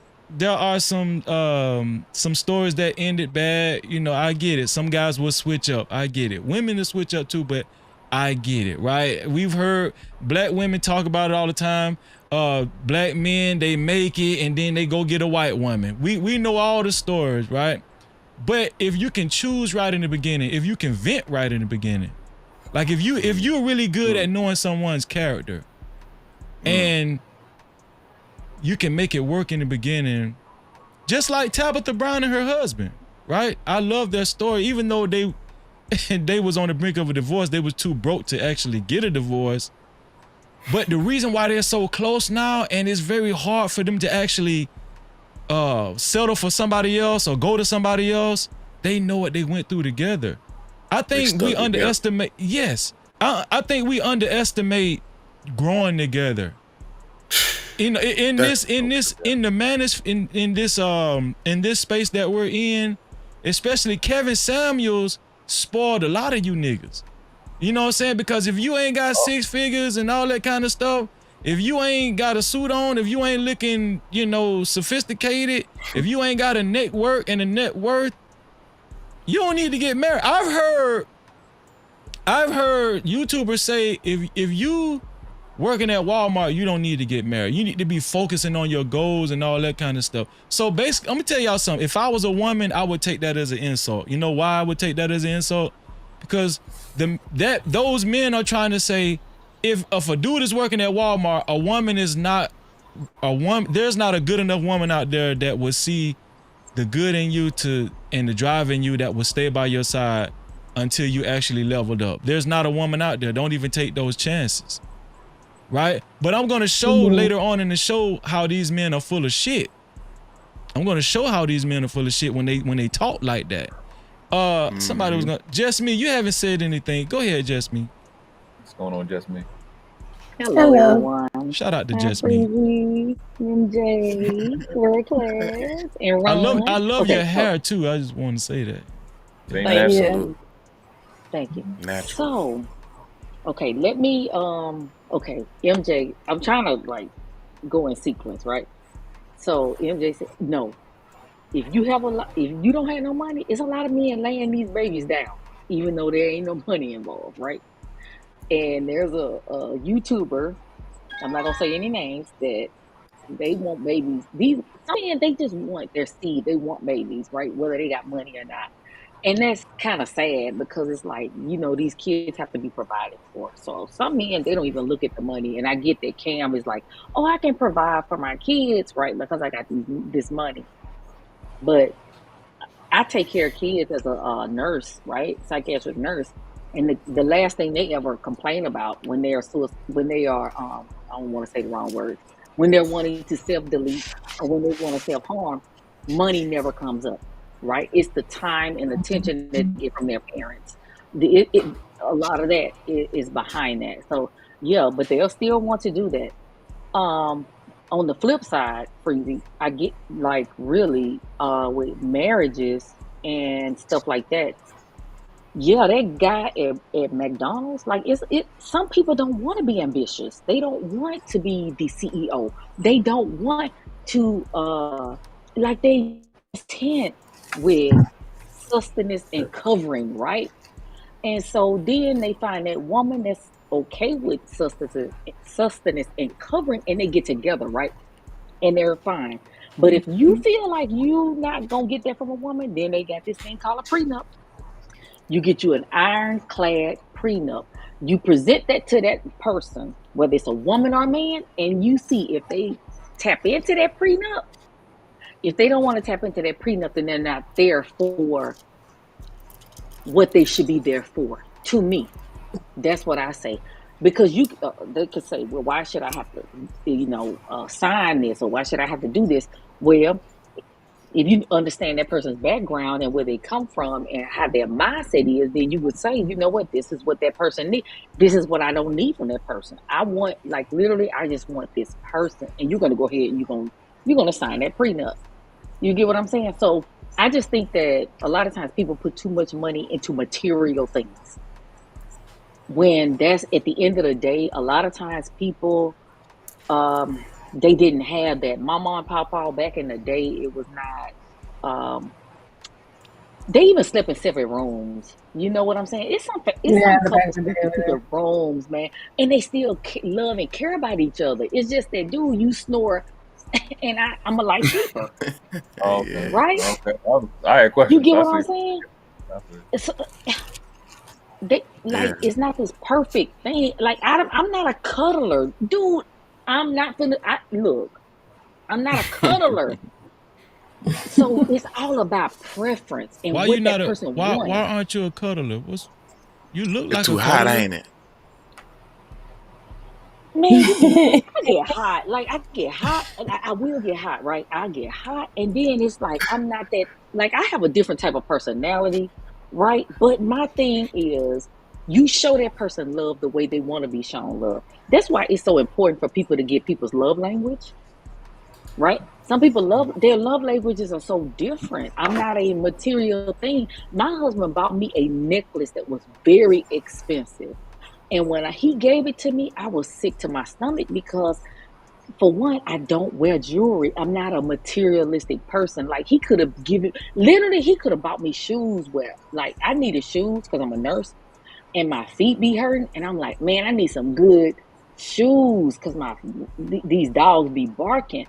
But he wanted to give me that necklace, but that was important to him. You know what? Right. I didn't make him feel bad about it because that was his love language of giving to me, right? I ain't make him feel bad about it. Man, like I kept would the have necklace, loved to have but cashed, right, Ron, I would have I ain't loved want to her have to feel cashed that something. necklace in and bought me like a laptop, some comfortable shoes, a couple of hair pieces. You get what I'm saying?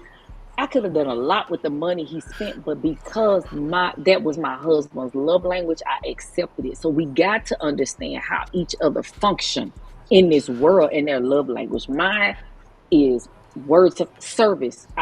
Look, you need me, I'm there. Okay. It is, just get to know each other. It's not all about money. That's all I'm saying. I don't think people are. When I hear people talk, and especially in this space about relationships, I don't hear a lot of genuine conversations. I think people are afraid to actually talk about what actually happens behind closed doors in their relationships for fear of being judged and all that kind of stuff. Everybody wants to have a blueprint. Everybody talks as if they have a blueprint on how they think relationships go. To me, relationships is almost like having a baby for the first time or children. There's no everyone, right? Yeah. There's no manual on that shit. Like you don't even like to be cuddled. You don't like to cuddle.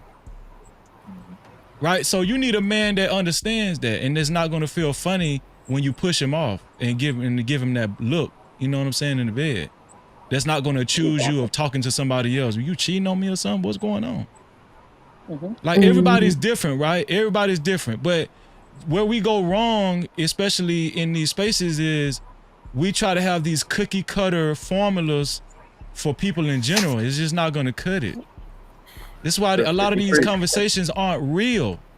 Like, but before I got married, me and my wife, we used to, like, I did not like my wife. I did not like her. She had an attitude problem. You understand what I'm saying? Like, you listen, I was a hoe. I was a hoe. His face killed me. I'm just being honest. See, hold on. Before we keep going, hold on. Super chat. Shout out to Big Bad Bull for his $5 super cap. Big Bad Bull say, y'all water down love way too much. True love comes many years into a marriage. True love, that's true, Big Bad Bull. And he said most couples these days never even make it that. See, shout out to Big Bad Bull. No Cap-tivity. Me and Big Bad Bull be right here because that's what I be talking about. And a lot of these macho guys, they don't be wanting to tell the truth. They don't be wanting to tell the truth. They think that they're telling you the right thing by just simply saying, "Oh, don't marry a single mother," and just leave it right there. No, that's crazy. Okay. Well, You understand? that's not wrong though. That's not wrong. See, hot sauce, my bad, hot sauce, my bad. You blacked out down there. Shout out to hot sauce, man. Shout out to hot sauce, my bad. Bro. But I'm gonna let you tell me. I'm gonna let you tell me why I'm wrong, hot sauce, in 1 second. But the point that I'm trying to make is that a lot of these young guys, they don't understand what realistic relationships is. That's why a lot of them are going out and getting the fake money or getting like $1,000 worth of $1 bills and keeping a money phone to their ear, or they're going out to buy fake jewelry because that's what they think women want. That's how they think that, they're going to actually get a solid one on their team. And even with women, right? Women think men want a woman, just to dress kind of like an IG model, wants to, show her cleavage all the time. Trying to look like Ron Mac. Yeah. Well, see, it's forcing people to compete in the wrong way. You understand what I'm saying? People are in the wrong competition. They're in the wrong Olympics or whatever. I don't know what the fuck I'm trying to say. But the point I'm trying to say, is, like, if I was to actually give y'all the rundown of my journey to marriage, that shit was ugly. Yeah. That shit was so ugly. You understand what I'm saying? But I knew that we was going to stand the test of time from what both of us actually went through while we was just boyfriend and girlfriend. You understand what I'm saying? So can I respond to this real quick? I'm sorry. Okay, go ahead. God let you go, Jasmine, and then you go real quick. Go ahead. Big Red Bull say that was not my husband's love language. If he bought you a necklace, though, he gave, he didn't receive. I know my husband's love language, right? If I go to the grocery store, right, and I buy him a Kit Kat, my husband is like, oh my God. Like, if I buy him something that he likes, it don't care how cheap it is or how expensive it is. He feels I considered him, right? I thought about him. That's his love. I know my husband's love language. And that's what I'm saying. So you have people on YouTube that will sit up and try to tell you about your situation or about how people function. His love language is it's gift giving, whether it's giving or receiving. I agree. I'm gonna go world class. Go ahead, and then I gotta get my boy hot sauce in there. Go ahead, world class. I just wanted to chime into the part where you was talking about the conversations and relationships in this space, right? Mm-hmm. And as older men, we understand. At least y'all resonate with it when I say it. The thing about relationships that make us be macho and say the bravado shit that we say, because deep down we know what relationships about with women. And it's the same shit for women. It's about being vulnerable, and we put on these facades about not being vulnerable because if you got hurt before, you scared to get hurt before, or you hearing all the fear mongering that's going on, niggas don't want to feel like you open to a woman and you get betrayed. And to be in a conversation with a woman or to be in a relationship with a woman, you have to be vulnerable. When you know you're not going to be vulnerable, that's when I check out. I'm saying this from a specific, I ain't trying to be vulnerable. I'm not about to waste this girl time.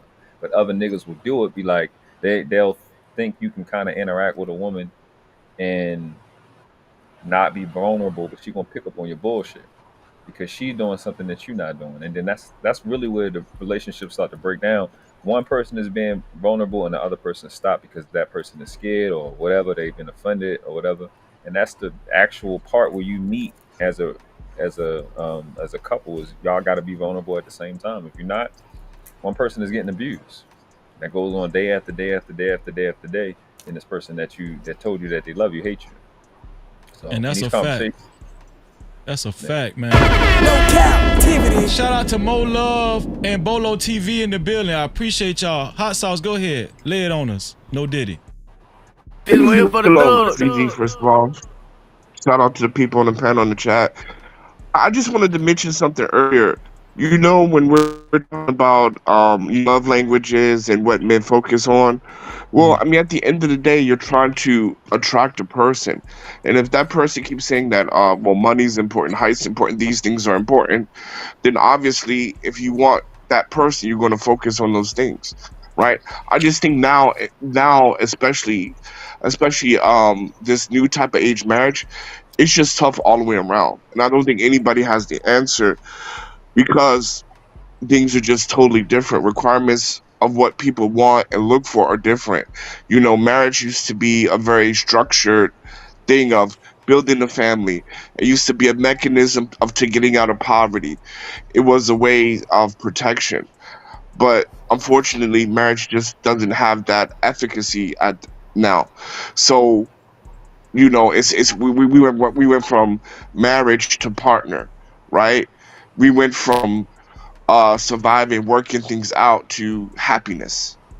You know, we went from duty duty to, you know, building empires. Marriage is a business, empires. You know, like all these like descriptive words that really never was the function of marriage. And so I will say that's why we're in this What kind do you of think? What do you situation think the now. function of marriage is? Well, like I said before, right? In the beginning, it was a survival mechanism, building families, and yeah, that was it. That's what it was. That's the function of it was. You think that's what's going to sustain a marriage till death do us part? No. I just said it's not. I just said it's Oh, not. Right okay. now, it's about happiness. Right? That's what I'm saying. It's about happiness. Where we like the marriage of what did work now to what people are looking for are just so out of balance that, you know, there is no right answer. I would say there is no right answer. There is no okay. This is how you do it. Okay, so if there is no right answer, now we're about to get into the meat of things. No Diddy. Now we're about to get into the meat of things. I know I'm just killing world class down there, ain't it? But wow. I agree with you, Hot Sauce. I don't think there is like a true answer. I think it really nowadays, in order to have a successful marriage or long-term relationship, marriage is the goal to, well, that's just my opinion. Yeah, marriage is the goal. I do advocate for marriage, but I just want to say this, Freezy. If marriage depends on how well I can keep you happy, then I'm gonna fail. I'm gonna fail, brother. No. Well, I'm gonna fail. I'm gonna let you know this now. Well, here's the thing. You feel me? I mean, I think that in order to have a successful marriage nowadays, both people have to be very intuitive. Like wisdom cannot be you cannot have a deficit in wisdom and intuition. But if my requirement, brother, if my requirement is I'm gonna be in this marriage as long as I'm happy. When I'm no longer happy, I'm out. Bro. Okay, just stop right there. Stop right there, because I'm about to show the next video dealing with Judge Mathis and his wife. Oh Lord. We're gonna deal with we're getting into the main videos and stuff. Okay, sure. Yeah. I'm gonna show the video dealing with Judge Mathis and his wife. Before I do that, I'm gonna let Round Matt go, and then we're gonna go into the video because I want to break that down, because Judge Mathis and his wife, they was married for a long time. And this divorce is scaring a lot of people. I would look at Judge Mathis as like my dad, my uncle. Your TV uncle. Yeah, my TV uncle, you know what I'm saying? And just seeing how they used to move through the years, you know, I just would never think this would happen. Run, Matt, go ahead. At the end of the day, we kind of think we know these folks, but we don't know these folks. Judge Mathis might like a finger up his butt or something. Who knows? Who cares, Yeah, right? That's a fact. That's a fact. He ain't you. You feel me? So that's just the answer to that. But I'm gonna say it is a one answer, and the one answer is, because I got three things to say. The one answer is you like who you like. It's somebody for everybody. They've been telling us this our whole life, right? We've been knowing this before, even before we was born. They've been saying this. It's somebody for everybody. Now that's it. That's it on that. Let's go with Cam Newton. Cam Newton. I was watching shout out to my man 2 Chainz, man. I just saw him this the other day, man. Shout out 2 Chainz, man. At Candyland. That's his new club down here. Yeah, you was he just got a show with his reminiscing. son. You like you was reminiscing just then. Yeah, well, I was thinking about. I wanted to say all the stuff that I just did just the other night, bro. Like you Anyway. got serious in your head for a moment. You know. Well, yeah. So 2 Chainz got a show with his son. You know what I mean? And so he invite other people that he actually cool with for real. Cam Newton was one of the people that he invited over because, you know, they actually know each other for real. Cam Right. Newton, he is the type of friend that not only he has a lot of kids, he love the kids. He actually do charity work for the kids. He spent all his money on children, right? And he even invite and have all of his friends' kids come to his house. He be with all the kids. He's the cool uncle. He loves making sure that them kids are straight, bro. That's what people don't understand about Cam Newton, right? And I just saw him the other day. Shout out to him, Shannon Sharp. Yes, that's why I got the no cap. We had did the Shannon Sharp tour, Shannon Sharp and Ocho Cinco tour shit. But Cam Newton was one of the guests too, for the first part of the tour in Atlanta. But anyway, but he love the kids, bro. So I don't know why, like, even though he rich and all that stuff, and y'all think he just out here just being reckless, he might want to have a polygamous situation, and it falls in line the way it is supposed to.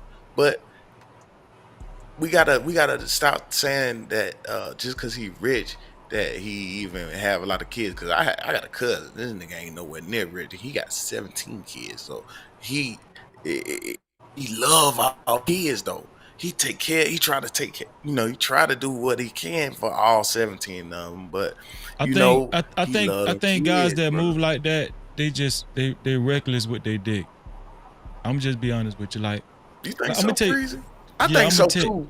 I'm gonna tell you why. Too, unless they're calculated, bro.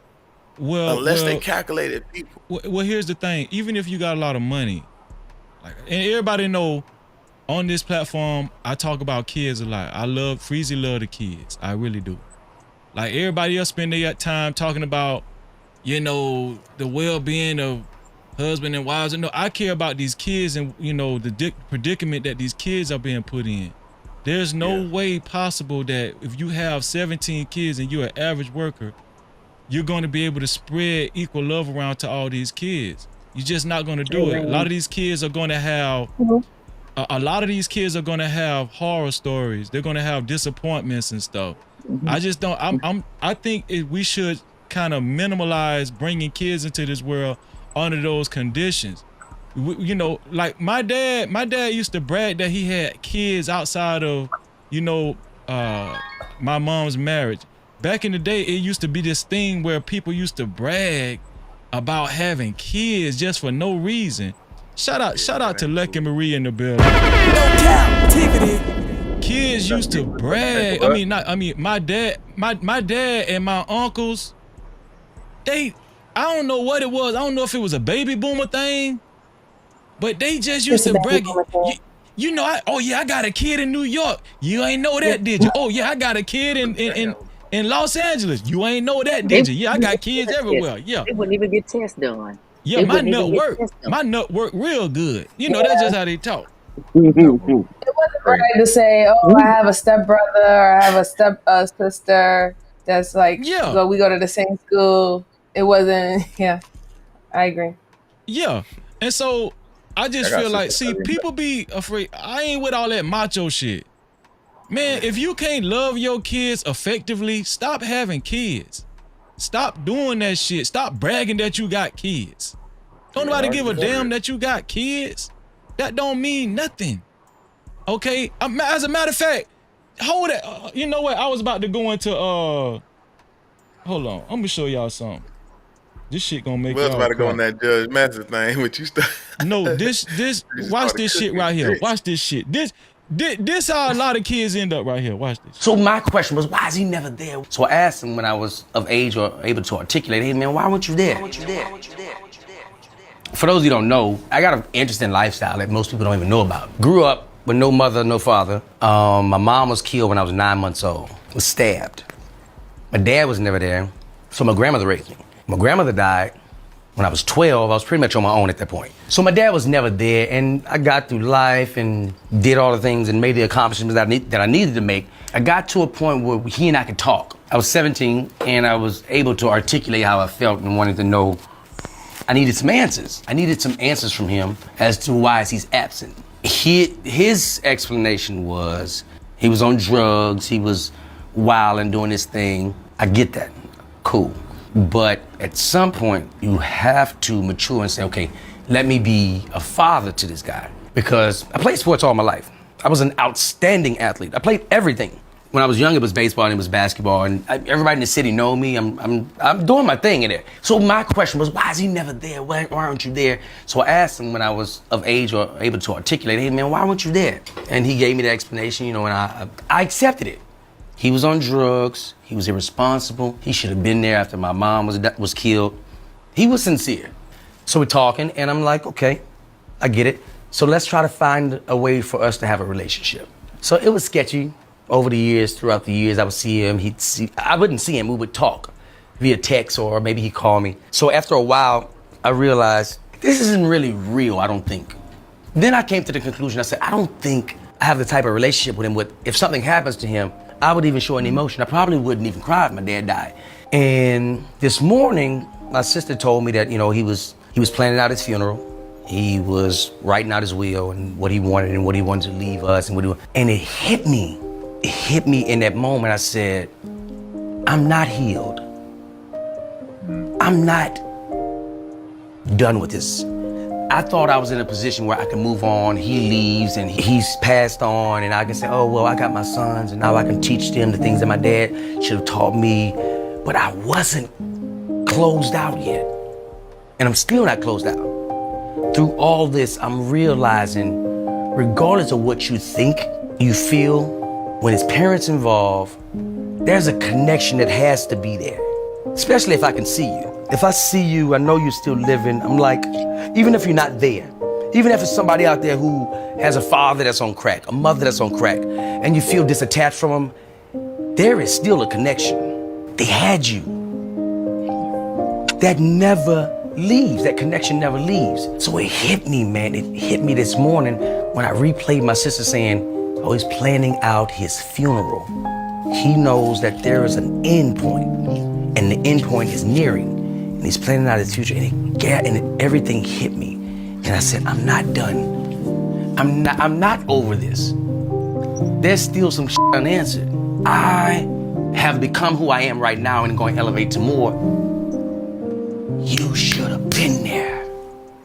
I thought I was over it, thinking that, well, we don't have no bond like that, like me and my sons have. So whenever something happens, it's gonna be like he a stranger. No, he's not a stranger. He's my dad. But I'm not at peace with where our relationship is because I still feel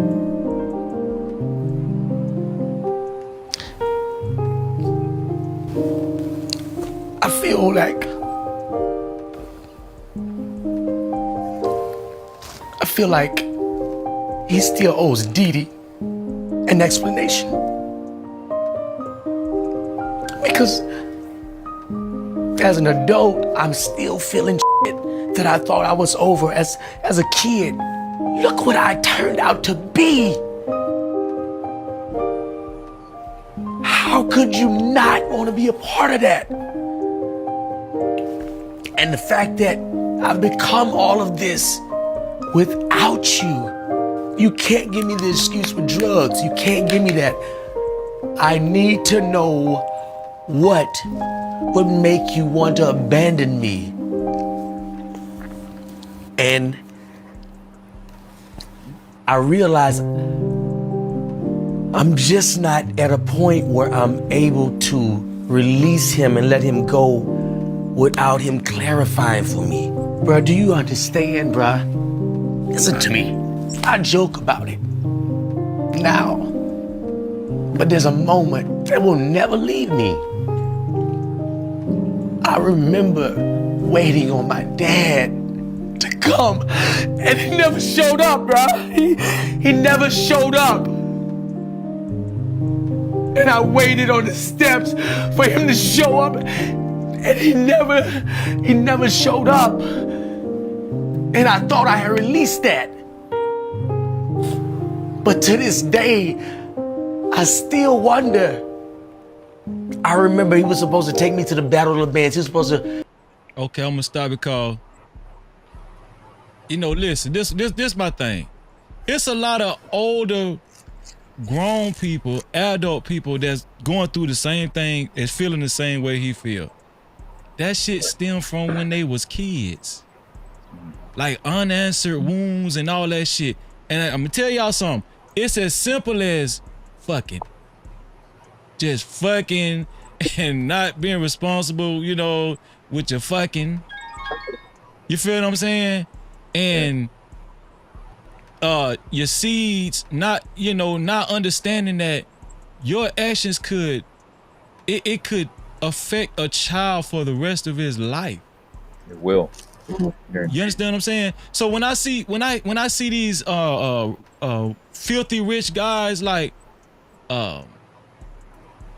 Nick Cannon and Cam Newton, yeah, kudos to them guys. They are very successful, right? They're very successful, but I just think that there are a lot of unanswered stories and stories that we will not see behind the scenes where kids are affected.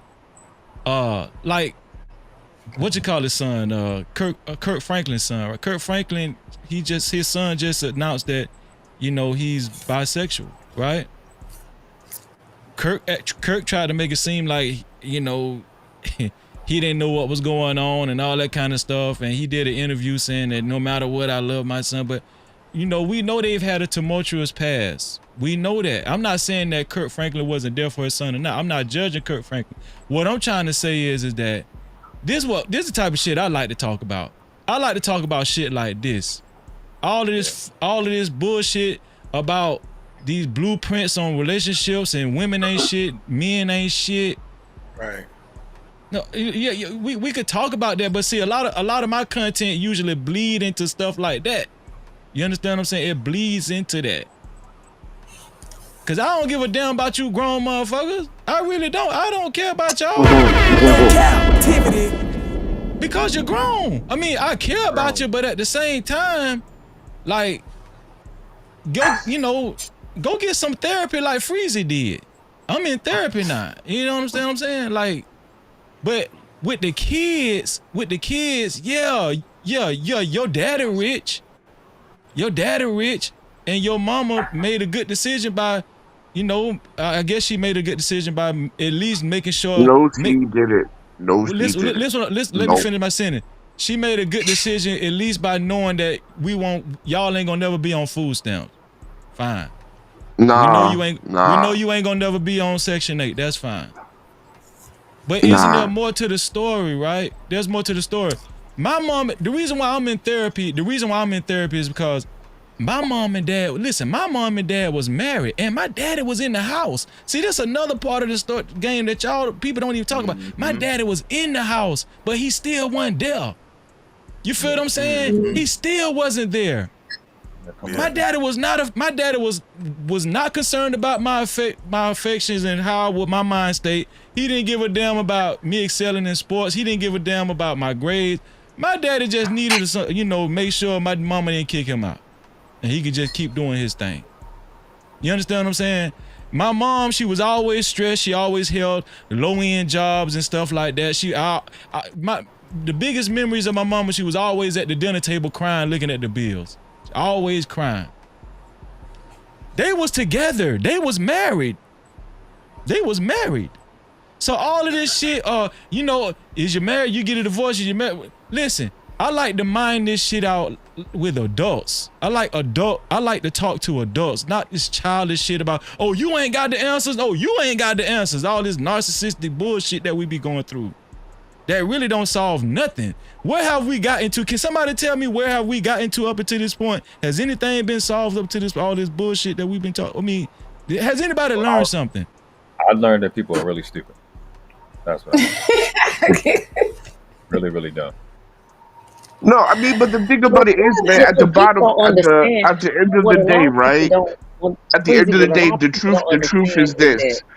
That the truth is this, that you didn't want to you're like to do anything, right? His father probably never wanted a kid. That's the bottom line. Like a lot of times where we're in a situation where your father won't come and see you or baby whatever, your mom was just someone to fuck. And he never wanted a kid. And she had the kid anyway. I mean, that's just the truth. What you trying to say? My daddy just fucked my mama. What you trying to say? No, I'm using I'm just playing hot sauce. I'm just playing. Right, I ain't using nobody's family. Right? So I'm just saying, at the end of the day, man, a lot of times men didn't want the child, and then the child is here, and then now everybody has these abandonment issues and understanding why. But that answer is easy. He never wanted a kid. Yo, can y'all hear me? Can y'all hear me? Bolo TV in the building. What's going on, Bolo? Before you go, Bolo, I want to give Lucky a chance because, you know, I like to go in order. Lucky, give us your thoughts and then I'll go to Bolo. What do you think about what we're saying right now as far as relationships and all? Just on which part? Because you said you didn't want relationships, and then we on the father. Yeah, because I done said a lot of shit. Well, first off, do you think that in order to be married, let me ask the initial question. In order to have a successful marriage, do you need some money? Yes. Why? Why do you think that? Because just with your example of your parents, yeah, they're married, but I think sometimes we elevate the status of marriage and not the fact that the purpose of marriage is to build generational wealth, right? That's the first key component. Not only, but I think sometimes it seems like it's only American black men that we have to take this idea with, because if you look at other cultures, you have to sustain a certain way of life before asking somebody's daughter for their hand. Where do we get to the point where you're a cashier at Walmart and you think you deserve a family just because you want it? Even if you want a house, there are things you have to do to get that house. They're not going to just give you a house because you think you deserve one, because you want one. So why do we look at asking somebody to come in your life, another human being, of something that's just going to have to deal with the fact that you can't maintain it, on top of the fact that most people cannot meet healthy relationship expectations? That was proven. This is why men are at a depressed state and women thrive more when they leave those situations. So if we already know that already, you're broke, you have communication issues, you're not ambitious, I have to encourage you to meet basic skills, and you think that sounds desirable just because we have to say we're married. Who's covering the marriage? Who's paying for that marriage license? Everything in life takes money. If you have children, look at how children are when the parents have no money. You guys are just being raised. Nobody's actually teaching them or creating opportunities. So we need to stop thinking just because you want a relationship, you want marriage, you deserve it. There was a time when women knew not to procreate with men, kind of like Jay Prince. You just don't do it. So it's just kind of like, if you get to a standpoint and we see people who literally do not deserve to be procreated, we're literally preaching a message that says, because he doesn't meet these expectations, it's okay. He'll just work with them. That is a problem, because when women get to a certain standpoint, they see that they have no business being with men who are low vibrational. It ruins us. And then we have to rebuild our status, rebuild ourselves in the eyes of other men who say, you should not have even been building with potential in the first place. But then if you look at it, most of you niggas are potential. So what are you really saying? Is it the same stuff you're telling your daughter? You know what? It doesn't matter that he can't provide or take you out. Just enjoy 100 walks in the park with nothing for the sake of love, when you literally just said it takes how many years for a man to really love you based on his actions? So now you asking for time out of my life with your broke ass. That's a lot. Well, I do think that we need money. I guess the next question is how much money? Bolo, let me get you in there. What do you think, Bolo? What's going on, everybody? I hope everyone's doing all right. What's going on, Bolo? Chilling. Shalom. Shalom, baby. Hi, Bolo. Hey, Lucky. Hey, ladies. This is what I'm Hello. going to say. I've been listening to you for about an hour, and you guys got some good arguments and some good points. But right before Lucky went, I don't know the gentleman's name. There you have both ends of it, right? You have the man saying that the chick was probably gonna get pregnant even though the father didn't want to have the baby, blaming the women. And then you have this young lady here blaming the men. This is the problem that we're having. The cycle doesn't stop, right? We have to be even keeled. So if I'm going to talk to Freezy, because that's my brother, right? That's my spiritual brother. If I'm going to speak to him and be helpful, I can't just see it from a man's perspective. I got to say, well, why did she do that? Because I know your wife and she usually don't do that. What did you do? And if he's like, Bolo, I ain't do anything, man, I'm going to check his vibration to make sure he ain't lying to me, because I'm knowing to lie to, right? And then get her side. We're not hearing each other's side, man. And a lot of us, the problem is, you see that brother up there that Freezy played the video of. A lot of these people heal wrong. Just because, you can walk doesn't mean that everything is working, And the problem with this is how we feel affects how we see. Your brain is going to affirm the way you feel. If everything is negative, that's what your brain is going to affirm. That's just how it moves.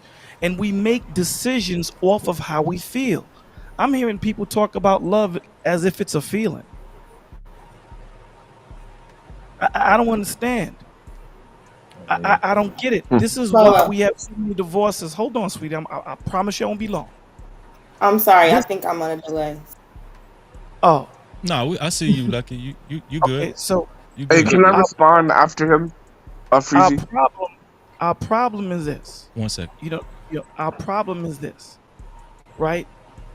We have to understand why we were created and what we're here to do. And just because you're moving doesn't mean that you're progressing. There's a lot of cats that move in the same place. We have to start talking about, understanding. That man carried that pain for over 20 to 25 years. And what do we do? Even as parents, what do? The little boys can't cry, but the little girls can.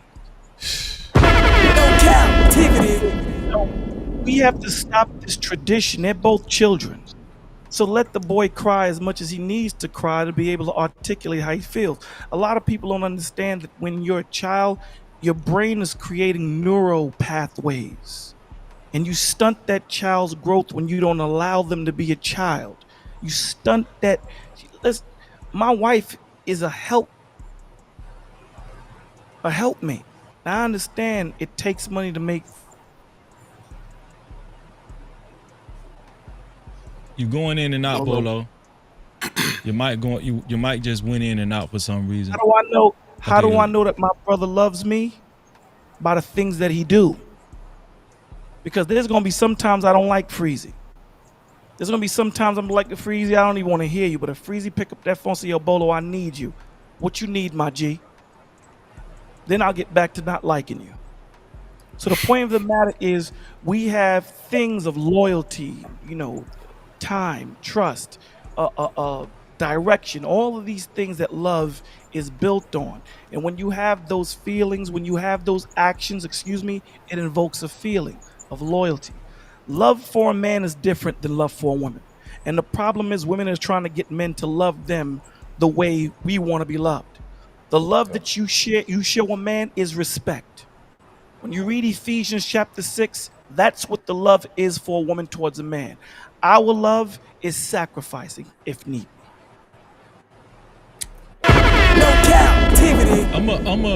Right, real quick. I'm a throw the women some jewels right now, right?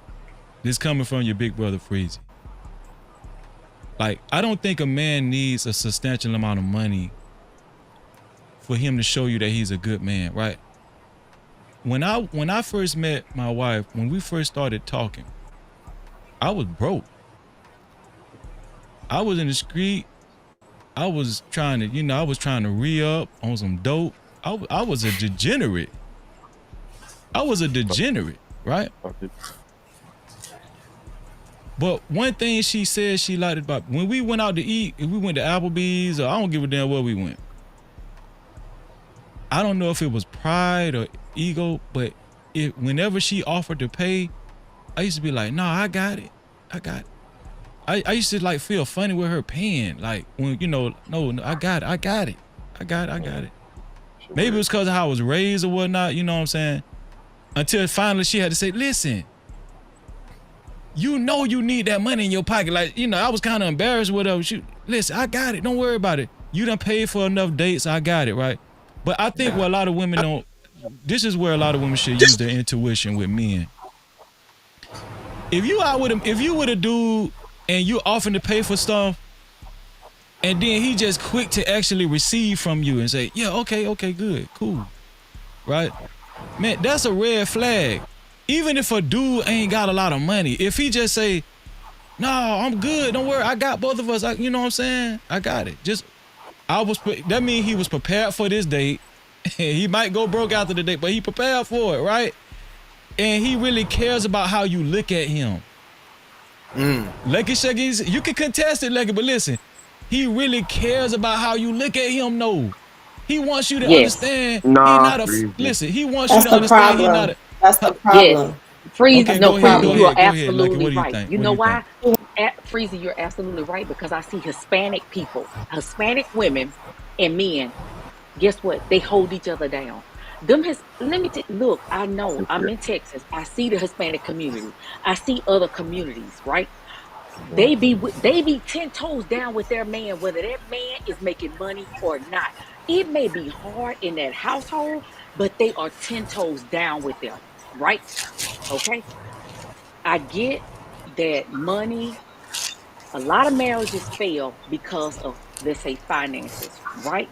But my thing is that person that's bagging groceries at HEB or whatever these places, or they work, why that man don't deserve to have a family and whatever? Like, why he may find a woman who don't. Because he didn't work. He didn't position himself to have a family. He bagged. This is He's my the thing. bagger. He may find a woman who don't give a fat rat about all the material things, right? It's everybody, they're different. I'm not a materialistic person. So you know what? If that man make me laugh, have personality, I'm more attracted to him. But my thing is, some people, that is important to them. So go for people who you feel gonna provide for you. But my thing is, there are too many cultures out here that are minding it through together with each other, and it's not about how much money that man making. It's his integrity, it's his loyalty, it's the fact that this man is faithful to. I'm just saying. I Go only ahead, been Lucky. married But for years, that's not our and culture. I guess I don't know. That's not our But culture. my thing Lucky was is, next. end Go of the ahead. day, Go ahead, Lucky. Go ahead, Lucky. It's because when we compare ourselves to other cultures, the key word is culture. We're individuals. So what she just said, it sounds good in theory, but the man bagging groceries is going to try to do what Freezy just said. Date a woman with money that he know he can't afford on the date. We do not date in our lane. We try to go for what's better, and we put on an image to be accepted. And then after she accepts the image, you're now trying to say, this is who I really am. And now she sees what she has to work on, because you now sold yourself in a position that you can't maintain. If you cannot even afford Applebee's, you need to date women that are okay with what you can afford. If it's Popeyes, that's okay. But guess what? Most people do not like where their dating lane is. Therefore, they're trying to get people to date and impress them with this image. That's a problem, because it's false. And now you're saying, okay, yeah, I can only bag this much, so I really can't afford it. Now you're going to start shaming women because they're saying, hey, this is not what you came in with. If you can't afford it, don't try. If you see, even if she can maintain, we're not talking about why he doesn't deserve it. He may be in a situation where he just needs some help. I get what you're saying. In 2024, he bags groceries and he wants a wife. But my thing is, in a land where I don't understand why we think this way. What is stopping people? And I'm not just making this gender. What is stopping people from doing something like simple as getting a trade to get yourself out of where you are to get somewhere else? You literally have trades that are subscription based. I'm confused why every time we say do a little bit better than where you are, it sounds like women want you to be a millionaire. If we understand compound living, that means if he makes 50,000, I'll make 50,000. They're going to ask you as a whole, what does your household make? We think like individuals. He needs to make this because I want to do nothing. No, he needs to be able to sustain himself and then ask for enough cash. He needs expendable money. If you have just only $300 extra in a month, okay, that's what you have to work with as far as spendable money. If you only have $300 left until the next paycheck, you cannot go out on a date. That's not good money management. So what Freezy just said is a problem, because why are you trying to date if you don't even have enough money to pay your own cell phone bill? Somebody got to really tell you, hey, you don't got it. So now she has to lower herself. So your ego don't feel hurt when your ego should feel hurt when you're trying to take a woman out and you don't have enough money to pay for an appetizer at Applebee's. You should feel humiliated. Okay, why are well, we here, coddling get men what she's like saying. that? wait, hold on. Let me say this. Hot sauce, your next house, and I want MJ to get in on this too. But I want to say, like, this is what I mean by intuition, right? Like, there's a lot of what is it called, red tape that we don't talk about when we talk about relationships and money, right? Me, I wasn't a user, right? Like my wife, she had a full-time job. I was in the street, but I wasn't a user, right? There's a difference. Like, my dad was a user. My dad used to steal out of my mom's purse and all that kind of shit. Like, I didn't want to be like my dad. Even though I was doing bad at the time as far as financially, you know, I was living savage, but I wasn't a user, right? Now, you're right. My wife probably could have did better than me. I'm pretty sure she could have, you know, but I didn't say better. I said she has to reduce herself. Not saying that she didn't see potential. What I'm saying is we always have to look at the potential in men while they don't look the same way with women. You see what I'm saying? It's like we have to look at y'all like our sons and raise y'all up to be something, and then work through y'all lack of communication, lack of vulnerability, all these things. It's a lot to work. And then when you say, hey, in this area, can you just get this? Oh, you want us to be this. What the fuck are y'all selling? What we buying? But look, this is what I'm saying. I was highly intelligent. I was a go-getter. I was just broke. This is what I'm saying. This is what I'm trying to say. With me, when I was talking to her, when we was like boyfriend and girlfriend, see, I want to stress that I wasn't a user. I didn't want nothing from her. I felt like I didn't need nothing from her. If I was gonna get it, I was gonna get it out the mud. And I think she respected that about me. Even though, and also I was a good looking man, you know what I'm saying? I was fine as hell, but that's just neither here nor there. But the point I'm trying to make is that I think a lot of women just skip over that little piece right there, right? When we talk about Pookies and Ray Rays and all that kind of, maybe I was a Pookie and Ray Ray in the sense of I didn't have a lot of money, but I wasn't a Pookie and Ray Ray because I wasn't leaning and depending on my woman. I still had a sense of pride about myself, and I still was a go-getter. Even though I was at the bottom, I still was a go-getter, and she picked that up about me. She was like, damn, this dude he won't even let me pay for the, you had work ethic. Right. And so and this is the little jewel that women be missed. Like, yeah, okay, you know, you might see a dude that might not have a lot of money, but you think he's cute. You think he looks good, whatever, right? And he got a good talk game. Most guys that's broke got a, you know, a lot of them got a good talk game. That's how they survive out here, especially in these YouTube streets. But that's a whole nother story. But the point I'm trying to make is that, yeah, I had a talk game and all that kind of stuff, but I cared about her enough to not take her money. You understand what I'm saying? I wanted her to understand, yeah, I ain't got a lot of money, but I'm a fucking go-getter though. I don't need your damn money. I don't need your money because guess what? I get this shit out the mud. And when she started seeing me with some J's on and some fresh and some you know, back then it was a Levi, what is it, 501s with the crease down the middle. 501. You understand what I'm saying? When she yeah. seen me come out and she said, "Oh damn, this nigga for real." Come out. Yeah, I'm for real, because see this is what women mean.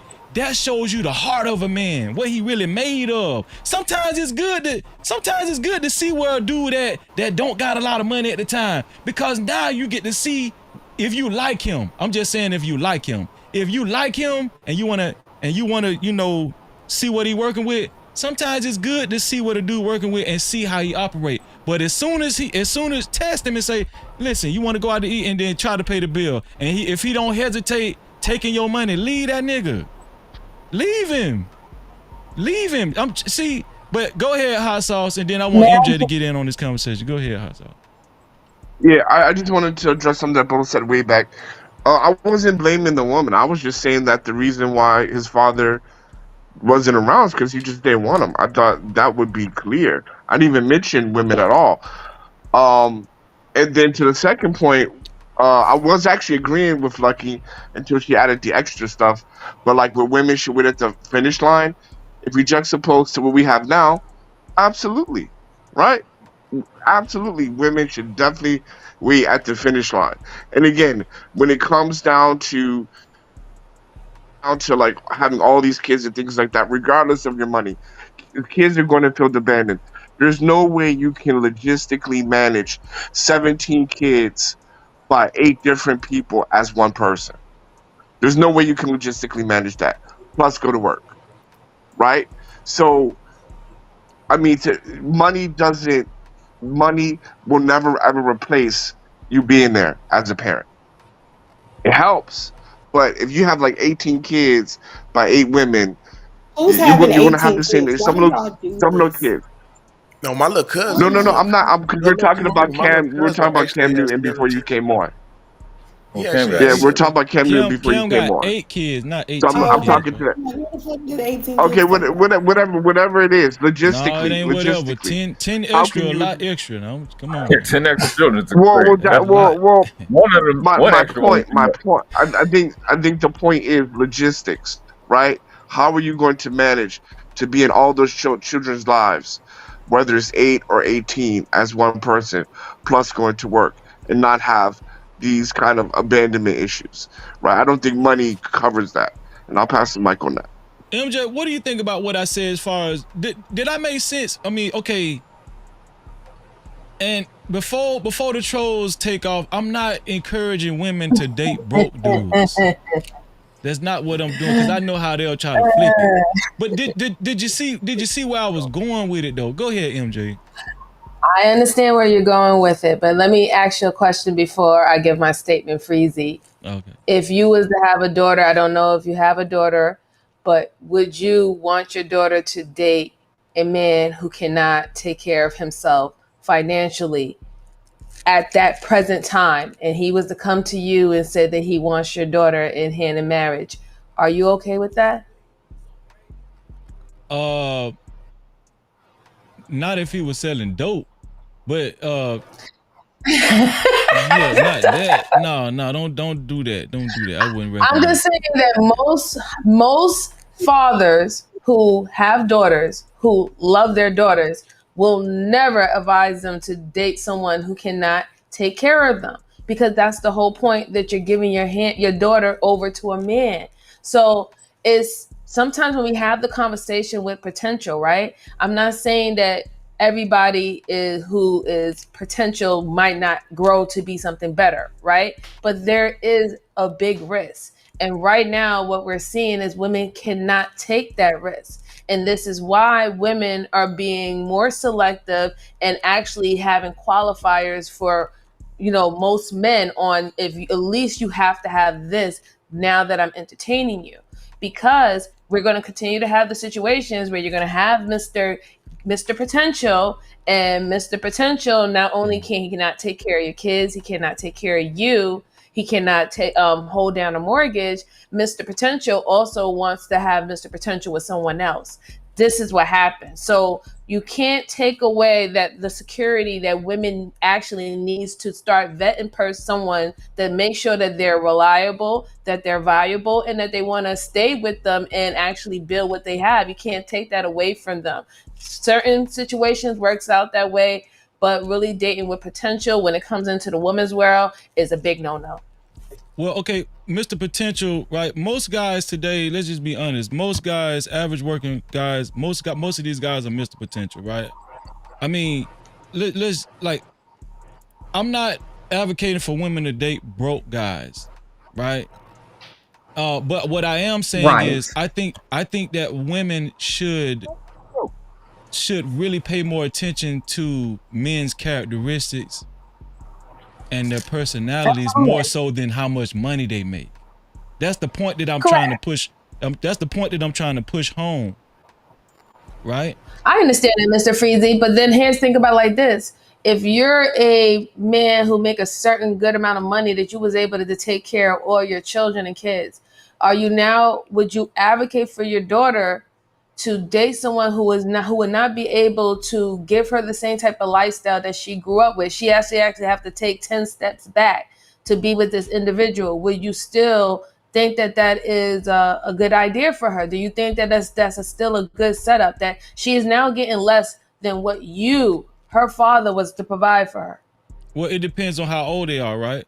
Like, if they're young and they're still in development stages or whatnot, let's just say if he's in school or something, like, he's working his way to get his, master's or something like that, and he doesn't have a lot of money, but she brought him to the house, and I could see that this guy, he's the real deal. Like, he's not trying to use my daughter.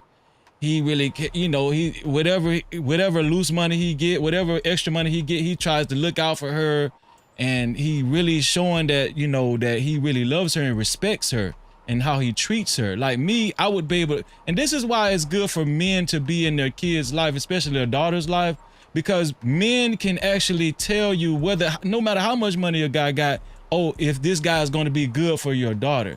And a lot of times, and listen, this maybe I'm just speaking for Freezy, but a lot of times when fathers meet their daughters' boyfriends, money don't impress fathers.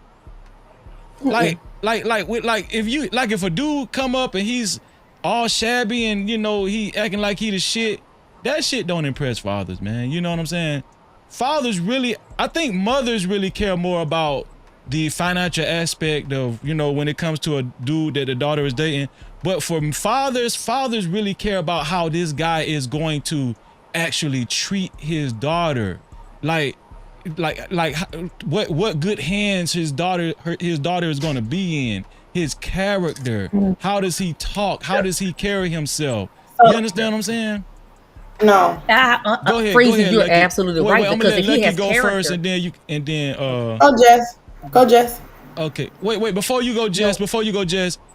My bad. MJ, because I was answering MJ. MJ, did you want to respond to that? Did you want to go respond? Yeah, I was just gonna say that, like, if in the basis of talking about, let's say the gentleman is a college student and stuff like that. So when we have these conversations, we really need to address it as there is no problem with a college student woman and a college student man building with each other, because they're literally most likely will be in the same college with each other. They might most likely be having the same major. So that kind of scenario, I understand building in that way, right?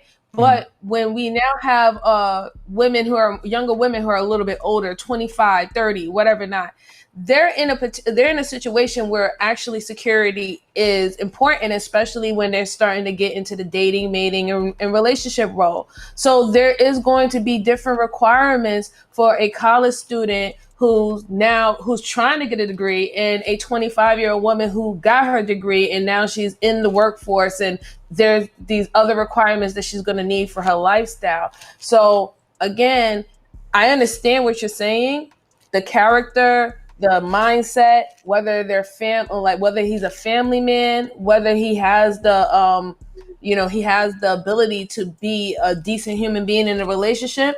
Those are very important things that, yes, people need to take into consideration.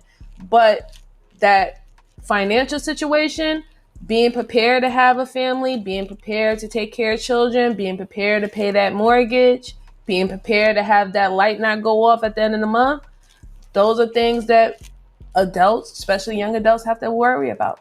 Right, but kids don't care about how much money their parents got. They just care about how much love they get at the house, right? They really don't care. That's exactly. You're absolutely right. Listen what I'm saying. Listen what I'm saying. You're absolutely right. They don't care about money at all. Right. Kids do not care about how much money their parents have. I'm telling you. Absolutely. They really don't care. My daughter don't care. Look at the guy we just showed. I just showed on that video. Mm-hmm. That guy was not talking about what his daddy That's because did. he didn't have a dad at all. Right. Well, he was lucky, but he wasn't talking about what his dad didn't buy him. No, he was talking about his dad just wasn't showing up at the games, and he wasn't. You know, he was just leaving him stranded. He wasn't showing up at the football games and the basketball games. He wasn't providing for him either. Freezy, let me take Freezy. Like Go I ahead. said, I do this every day. I am a psychiatric adolescent nurse. I work with these kids from the ages of 13 to 17. And when they come in there and they say they want to self-delete, self-harm, they have this anxiety, this depression, money is never the factor of why they are wanting to do the things they are doing. It is the attention that they get or don't get from their parents, right? Or it's bullying at school, or you get what I'm saying? It's never money. And I get, this is, to me, this is what's jacked. This is so jacked up because I see this every day. And I've been doing this for like 5 years. I've been doing this in 5 years. I've been nursing in other areas, but I've been dealing with adolescents for 5 years. Never have I ever had a kid come in there and say, my parents they wouldn't buy me no Jordans. They didn't have no money. We're broke. They never cared about no money. As a matter of fact, the parents are like, they're trying to provide this lifestyle for them to make up for what they didn't have, right? Yep. So now they're not focusing on their kids because they're trying to give those kids the material things that they didn't have, and those kids could care less. And so my whole thing is, at the end of the day, kids could care less. They want that attention, that affection, and that love from their parents. That's what they want. And I said, I deal with this every day. So people can look crazy. They can say, oh, I don't know what I'm talking about. But I deal with this. I lost a child. I lost one of my adolescent patients 3 weeks ago. He said he deleted himself because of this, right? Lucky, I want Lucky to go because she has some pushback, and I do want some pushback. So sorry about that, Jesse. I'm sorry about that too, just me. Thank you for sharing that. I feel like every time. What's your pushback, Lucky? Go ahead. What's your pushback? I don't have pushback. I just noticed, and you know, every time I come to your channel, Freezy, I be getting jumped. But you would not get I just jumped. don't know why, for the Black community to be in poverty as a unit, for the Black community to not have money in our community circulating, we're outsourcing. We have money, so also. Why can't two things exist in the same conversation? Every time we talk about money in our conversations, it becomes a sin. Why we gotta do this? Kids don't really care about money. Okay, and we understand that that's not all you need to raise or to provide whatever with your kids, but you understand when you don't live in a certain zip code, when you live in a certain zip code, it impacts the school they go to, what access they have.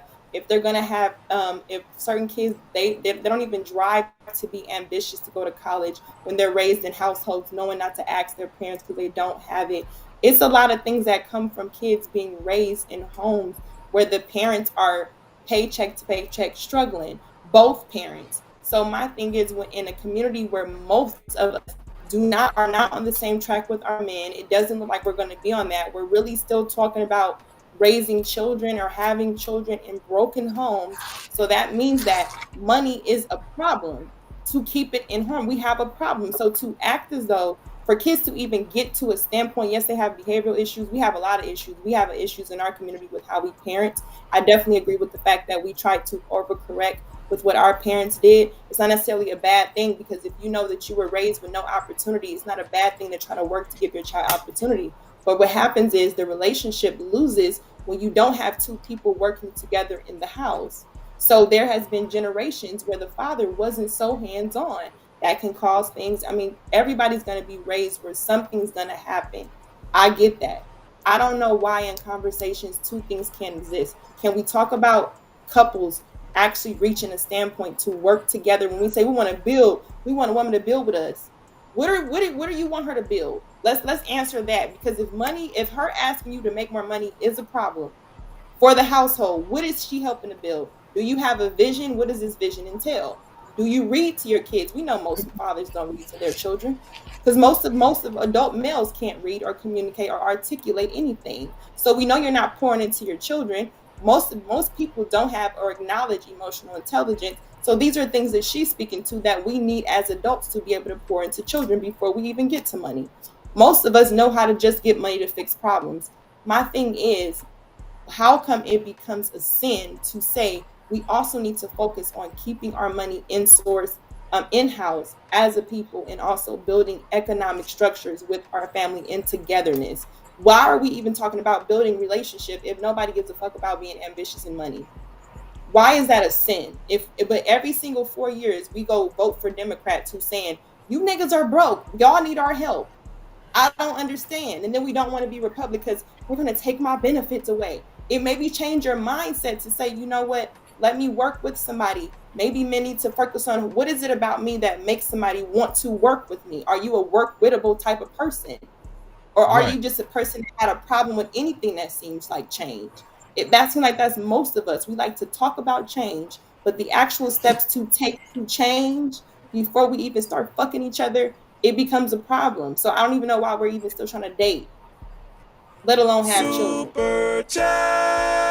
Shout out to Big Bad Bull for the $10 super cap. Big Bad Bull say his daddy will never be able to answer that in a way that would make sense. But the truth is, out of sight, out of mind is a very easy concept. It's really nothing personal. So I want to say that this is why I stress that I was highly intelligent back then. You know, I was intelligent and I was a go-getter. I just wasn't at where I needed to be, where I wanted to be financially, right? I guess what I'm speaking to is intentions, a guy's intentions.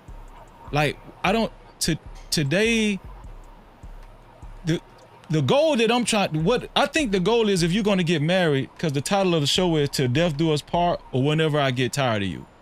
That's the title of the show, right? The reason why I titled it that is because a lot of times we don't actually pay attention to people's true intentions. We let people sell us that bullshit because they know how to talk good and all that kind of stuff.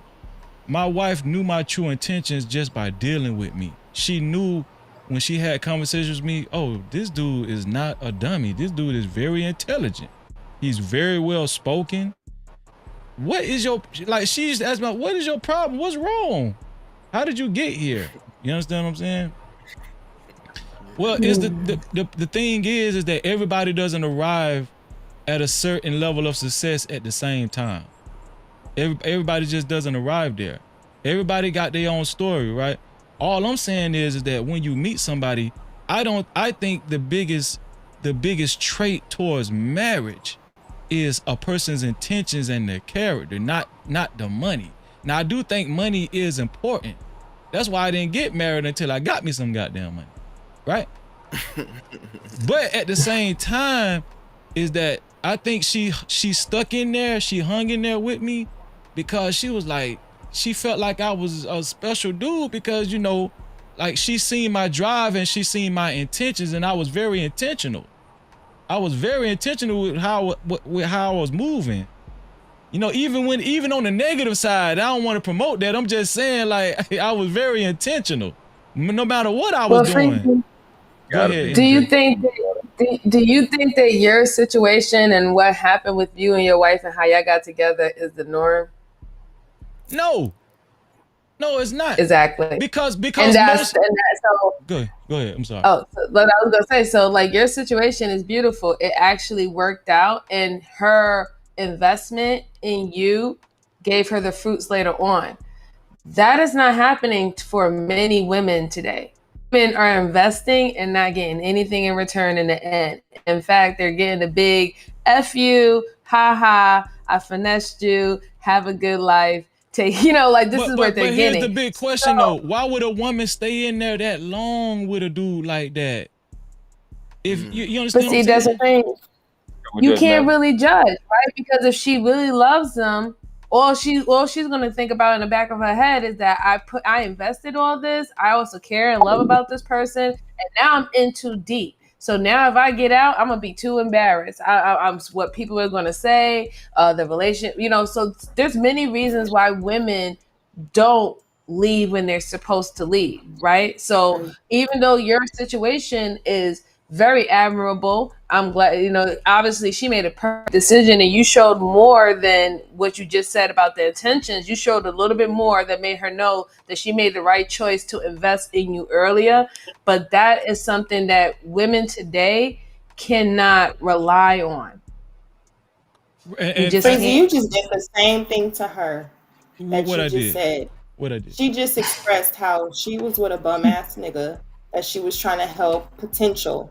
You said, well, why would a woman be with somebody that long? But the whole conversation is we should build. It shouldn't care about money. Do you see how y'all don't make no damn sense ever? No, Do you want a woman to build with a bum ass nigga or give him potential? Or do you, and then you judge her when she do it and say, why did you stay long? But we just heard it take 5 to 6 years for a nigga to love you. So what are we talking about? But what I'm talking about is this, right? Like I said, most guys are average earners. Most guys are not super successful. And a lot of times in these conversations, especially in this space, it gets ridiculous. These guys be coming to these panels, making it seem like they got all this damn money, and everybody working tech. I never seen so many tech guys in my damn life. And they be lying. They be lying. I'm just what I'm saying. What I'm saying is that I gotta make myself laugh. But the point I'm trying to make is y'all stupid. The point I'm trying to make is this.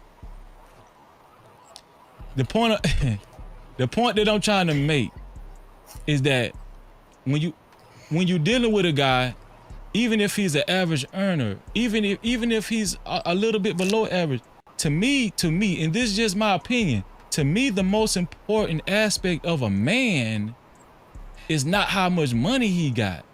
It's his character and his true intentions. See, my wife knew I wasn't trying to use her. She knew she wasn't a ticket to me. Right. You understand what I'm saying? She knew that. So so guess what?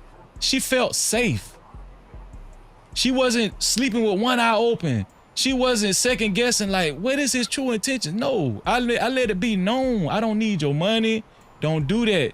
Keep your money in your pocket. I got this. Don't worry about that. If I ask you, if I say let's go out to eat, I got it. Don't worry about that. You understand what I'm saying? If I buy her something, I got. Don't worry about that. Listen, that shows you that I love you. That shows you that I love you. If I ain't really got it like that, and I'm still trying to move up the ladder, but I'm still trying to look out for you too. And guess what? She had an attitude problem. You know what I'm saying? Like, listen, I was a stand-up dude. Listen, you ain't gonna talk to me like that. I don't give a damn. I had an attitude. Was had no money.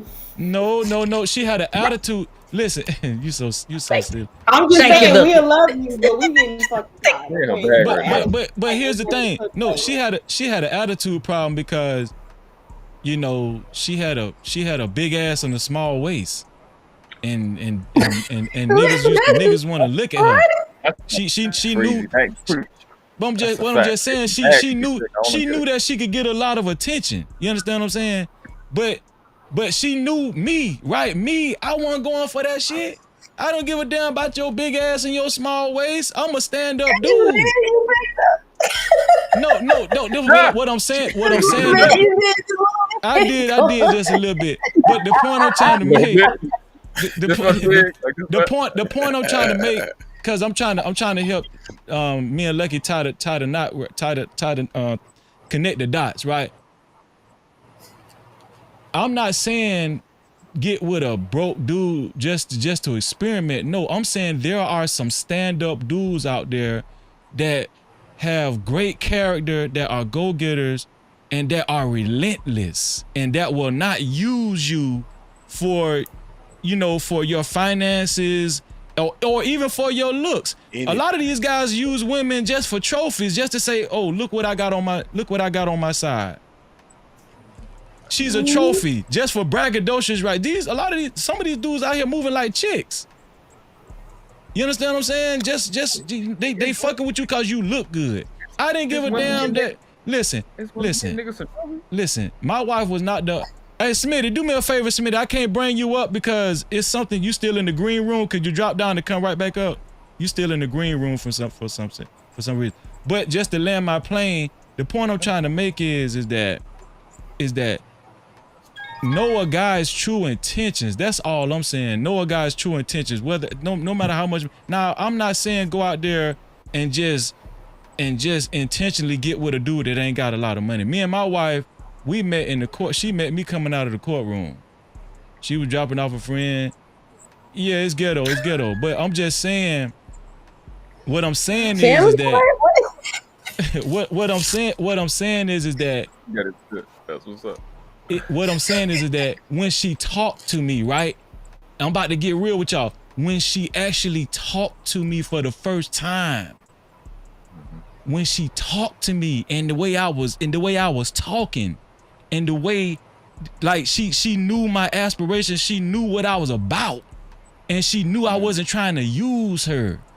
I would even get mad when she tried to give me money. I don't want your damn money. What you trying to say? I'm broke? I mean, I was broke. I'm just saying, but what you trying to say? Don't tell me. Right, just don't say it. Right. Yeah, don't say that. So the point I'm trying to make, I get what Lucky is saying. I'm not promoting getting with broke guys. What I'm saying is that where women make the mistake so often, is that we only talk about money, and there are more important things than money when you talking about actually getting into a committed relationship, better yet, or even a marriage. There are things that are above the totem pole over money. Some people don't believe that. But this is how you niggas get into trouble, when y'all base shit on money. So Freezy, can I say this, please? Go ahead. There's a generation, like, I'm a 70s. I'm a 70s baby, right? I'm in the 70s, right? There's a generational gap, right? That worked for us. And I can understand. I'm gonna sit here and I'm gonna say what I'm saying right now is what worked for me. That worked for me. That is how I feel about things. But I also see, right, women investing in men, right? And dude, they giving their life, they giving their youth, they giving whatever, and then guess what? There's nothing in return. I see where I will never discount what the other generation is having to deal with.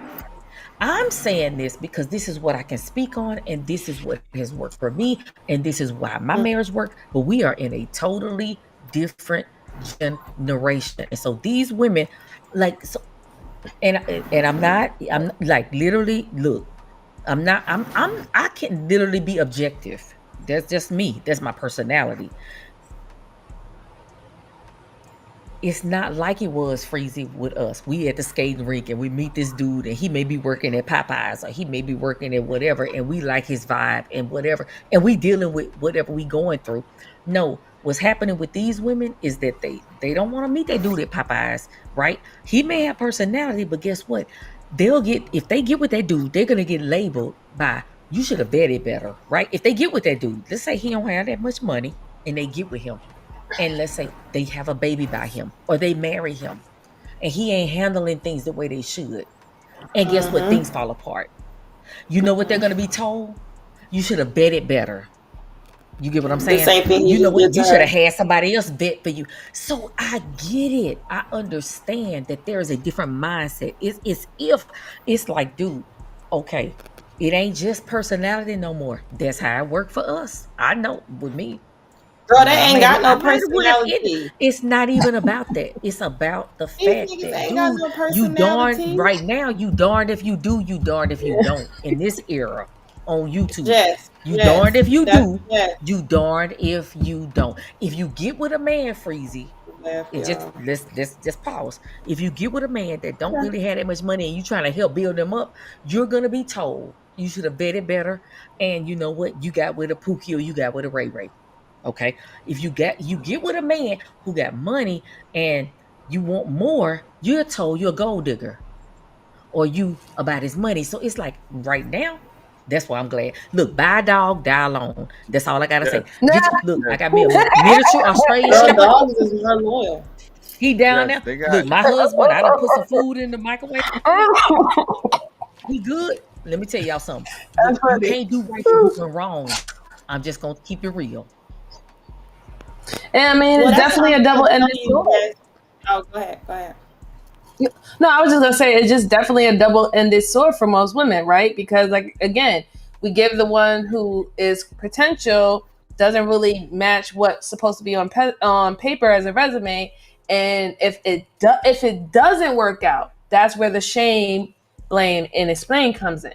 But then if you do go after exactly what you want when it comes down to the finances, the resources, and you get that stability and that security that you're looking for, now, if you want more, like you said, Jazz, now you're the gold digger. Now you never really wanted the marriage. Oh, now you're not a real wife. Now, there's so many things on it. So women are literally being stretched.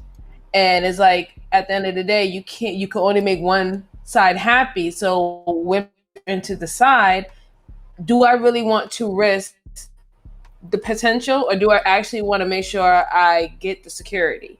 That's where it's at right now.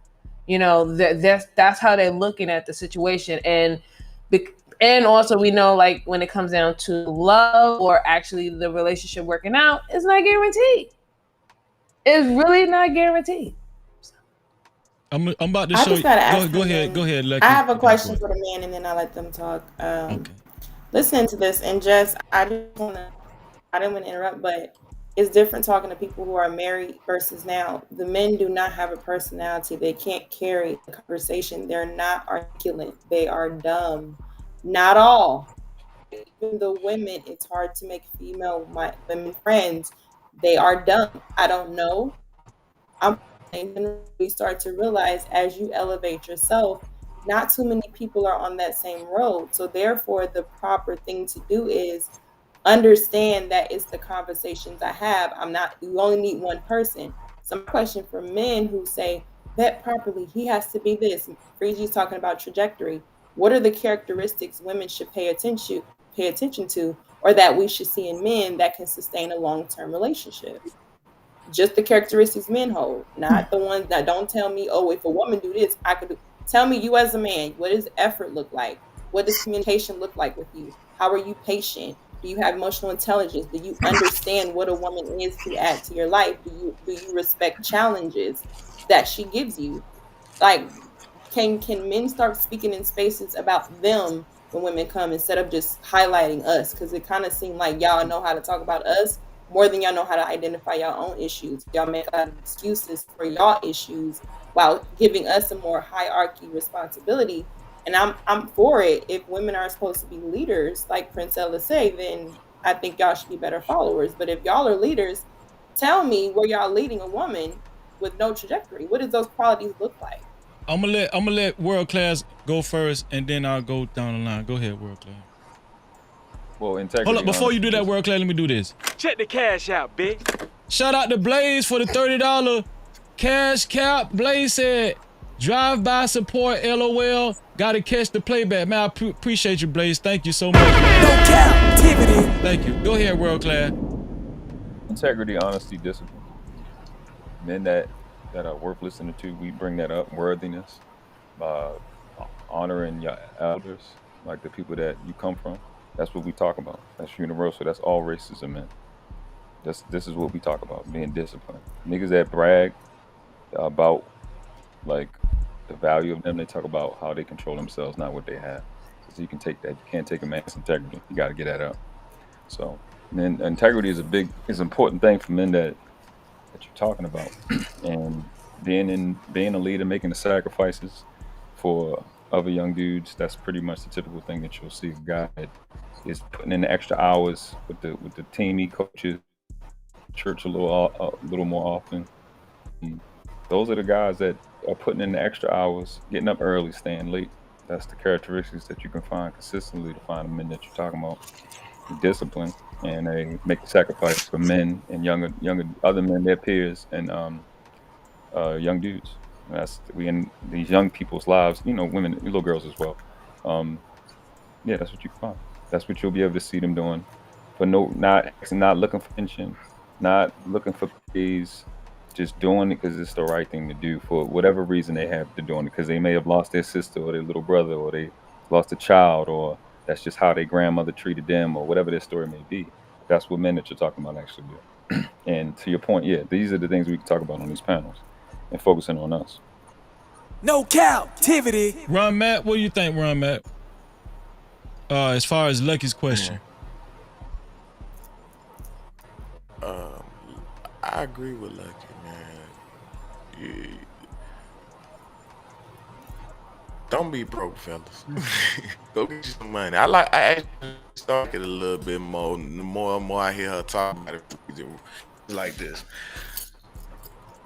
Honestly, that'll kind of, if men knew that they need to step their game up to get women, they'd be more focused on themselves, bettering themselves as men, and then pursuing the person that they need to be with. Get your mind healthy first.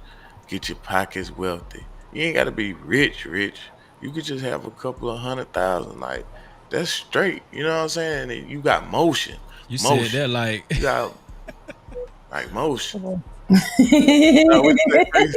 said you said that like that's just easy for these All I guys. said was be able to take care of yourself.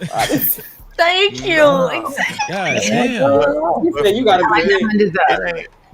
It ain't that as easy. All you need is about 500 stacks. You be good, you know. But nah, look, like what it is, just really like just going to go get it, bro. Like, no matter what, like you gotta go get it, bro. Do everything the right way too. That's why I always want to do everything the right way. Just do what you gotta do the right way, bro. Figure it out. If you out there trying to figure it out and be a better person, period, because everybody working on themselves every day. That's the only way. You know what I'm saying? So ain't none of us know all the answers. None of us perfect. However, the more and more that you are a healthy person, bro, you can do pretty much anything that you put your mind to, for real. You can have anything that you pretty much want. The healthier your mind, the healthier you are, the healthier you can be able to produce other things that's going to attract that in life. See, that's what it's all about. I got on a lot of jewelry tonight, y'all. I was stunting tonight, but I don't wear my jewelry like that. If you ever see me, you'll never see me with it on for real. Unless I'm out doing something that requires me to what's name, because it just be sometimes it helped me get more money because somebody might like a ring or something. You know what I mean? It's art.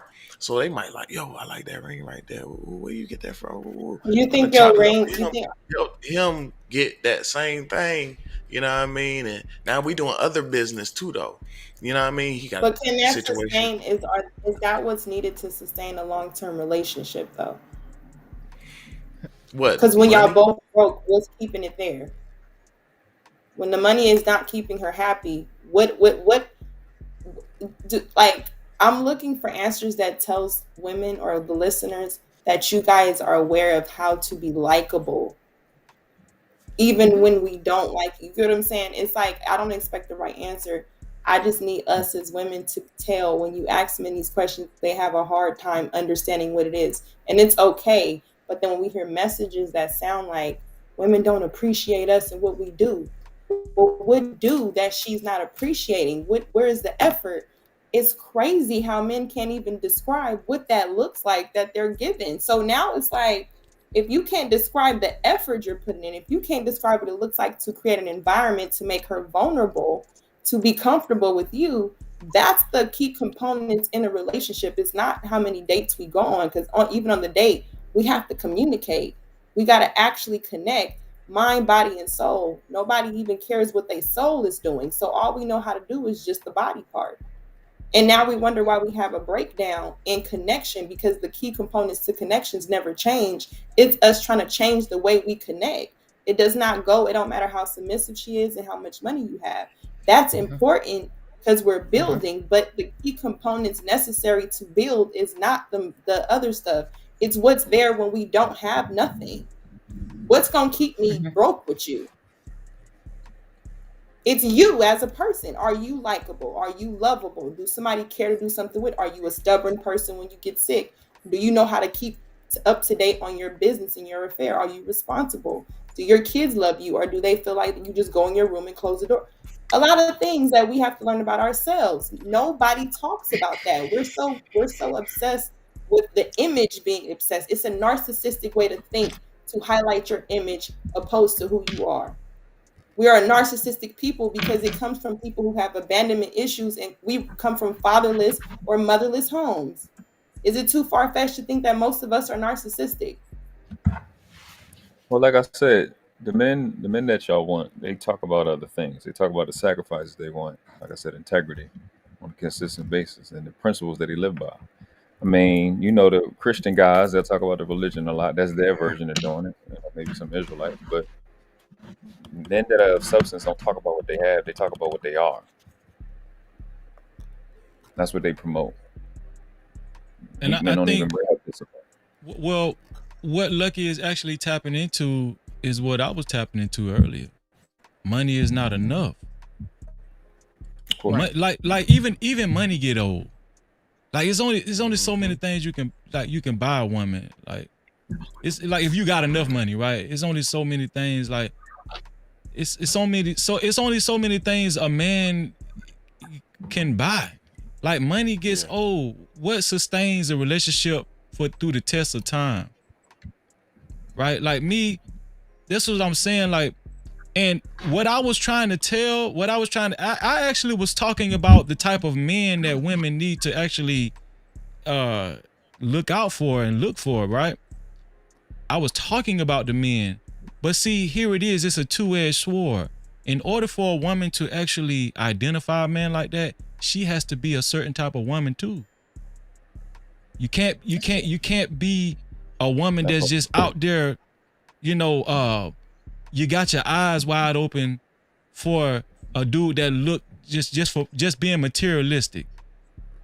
Like Ron Mack said, he don't like to wear his jewelry, probably because he don't want a woman to judge him for his materials. A lot of times when you wear something iced out or you wear jewelry, you wear some designer clothes, that's what people are zeroing in on. You understand what I'm saying? People gonna look at you a certain way without even knowing who you is. But shit, you like what you like, get what you want. But shit, sometimes it come with stuff that come with it. Right. Let me show y'all what I'm talking about right here. Let me show y'all what I'm talking about. This right here, this is Wanye Morris, Wanye Moore. It's either Wanye Moore or Wanye Morris, whatever. But he was a former lead singer of Boys to Men. Oh yeah. Yeah, he was a former lead singer. Yes, exactly. Now this is his new wife. This is his wife. That actually started out with him, and she was there for for his come up and everything. He left her for this woman. He left her for this woman, right? Now I'm about to let me show y'all this right here. Let me show y'all this. Now this right here says fans react to Recently discovering that one year of Boys to Men left his first wife and started a new family, thinking you can leave your blackness behind. Somebody wrote, you know what will never sit right with me? One year Morris having 6 kids with that lady, naming them all after him, then he leaving her to marry that white lady. It's giving Brian McKnight. Then it goes on to read, One year Morris say, I'll start this off by saying, you are the love of my life. He's talking about his current wife. Happy birthday and thank you for helping me find happiness and become a better version of me.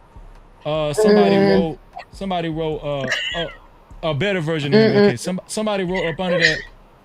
Y'all, this post is 4 years old. Y'all gotta relax. Okay, somebody wrote out under that. So you left your black family and kids and did this and wonder why they blocked you. What the fuck is wrong with you? What the fuck is wrong with you old heads and thinking you can leave your blackness behind? Then let's go on. One year Morris wrote on another post, happy birthday to my ambition.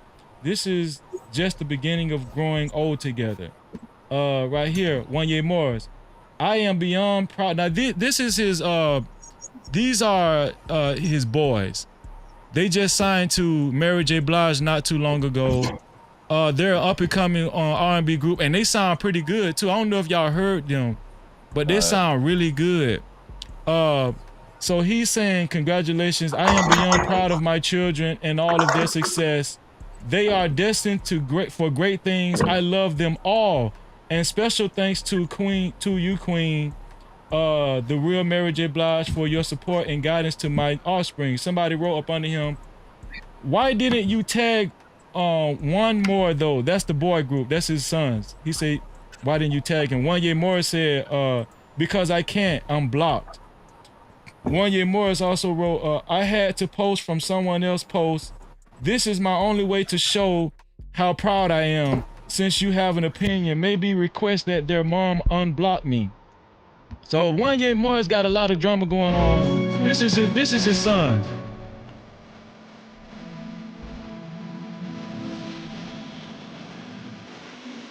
So I just want to play a little bit of. Listen, if y'all ain't heard one more, those boys can sing. I'm actually a fan.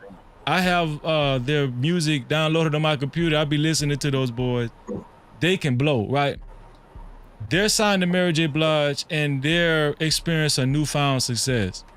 I didn't even know this until today. This just posted today. I thought that their father had a big hand in their success and everything. I thought that he was right there with them, guiding them along and all that kind of stuff, right? Until today, these posts hit Instagram by storm. Everybody found out that he had, him and his wife had separated or got a divorce, and he's now with this other lady. He's with this woman right here. And they have I think they have a little boy, a little girl. I forgot. But but he's saying she white. I don't know. They're saying she white. They're saying I don't know why I don't know if she's white or not. She might be Kim Kardashian. She ain't black, she white. She might be Kim Kardashian white. I don't know. But anyway. What'd you say, Miss Lucky? Y'all know that old saying, if she ain't black, she white. Yeah. Okay, but here it is, right? That story tied into. That's one of the main stories I want to go over tonight. I'm still going to go over Judge Mathis, but that story ties into what we're talking about. This dude got money. This dude was with a very successful boy group by the name of Boys to Men, and I would say they might make it into the Rock and Roll Hall of Fame one day. I don't know. That's how big they was. I thought they were already in there. But they might be. I don't know. They might be. Depends. But he had 6 kids with this woman right here. 6 kids. 4 of them were, which are in the group. And they ended up dissolving the marriage and moving on. And now he's blocked. He's blocked. He can't tag his kids. He can't tag his boys, even with their newfound success. I don't know the ins and outs of what happened, but he's with this woman now, and he's calling this woman his new ambition. she brings out the best in him. Right? Freezy, do they have a child with each other?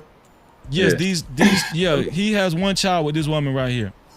Okay. Well, if you know the history of Wanye, like I wouldn't feel too bad for him. Like he was if y'all remember what's her name? Adina, I'm not sure. Adina Howard. He was a part of why Adina Howard's career didn't jump off. He was dating Adina Howard and Brandy when she was a teenager at that time.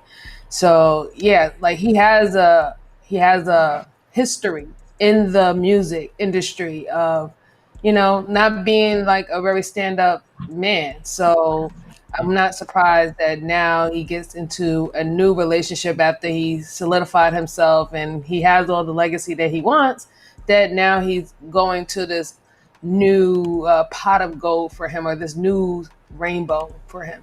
I'm not surprised. But let's just be let's just be honest though. Most women would jump at the chance to date this dude. Most women, most especially black women in America, they would jump at the chance to date this guy because he's a legendary singer. He's famous. He's worth a considerable amount of money probably. I don't know his financial situation, but he's probably still worth he got some money still. And the point I'm trying to make is that look at what you just disclosed about Wanye, right? This guy has a toxic history, a toxic past with women. Okay. But he has a lot of money though. And he's famous. You understand? Do you understand what I'm saying? So the point that I'm trying to make is that how do you sustain a marriage? How do you sustain a marriage to the end of time, to the test of time, till one of you guys die? You gotta want to do it. You actually gotta want to do it. You have to be intentional with actually loving your counterpart and saying, hey, no matter what happens, no matter what, you have to love that person's soul, like on the inside, cause you might get fat.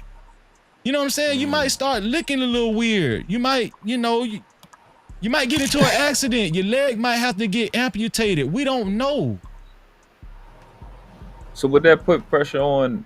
Would that cause you to have a standard of how long you be with somebody before you marry? If you gotta love their soul, know them that well to love their soul, or we dependent on love at first sight? Yes, all that 6 month, 3 month bullshit they used to say, that shit is not. I'm telling you, that's a recipe for disaster. I think the only way you could really truly connect with somebody's soul is to not have sex before there you go. Hold on, let me give you. No Cap-tivity. Go ahead. Go ahead. Seem like But you're in the cook. here's another question for men, Freezy. How many men are actually promoting waiting and abstinence to really get to know women? I don't think men really care to get to know women. They want to know what you gonna do for me. That's what it seems like. Because if that's the case, we wouldn't have things that shame women for not sleeping with them off of a date, but then also shaming them for sleeping with them after X amount of dates. So it's like, yes, y'all absolutely. want traditional hoes or some shit. I don't know, but I just think if as adult people, we have like a high school way of thinking. As adult people, we understand consciousness. We understand how important it is to actually spend time with God.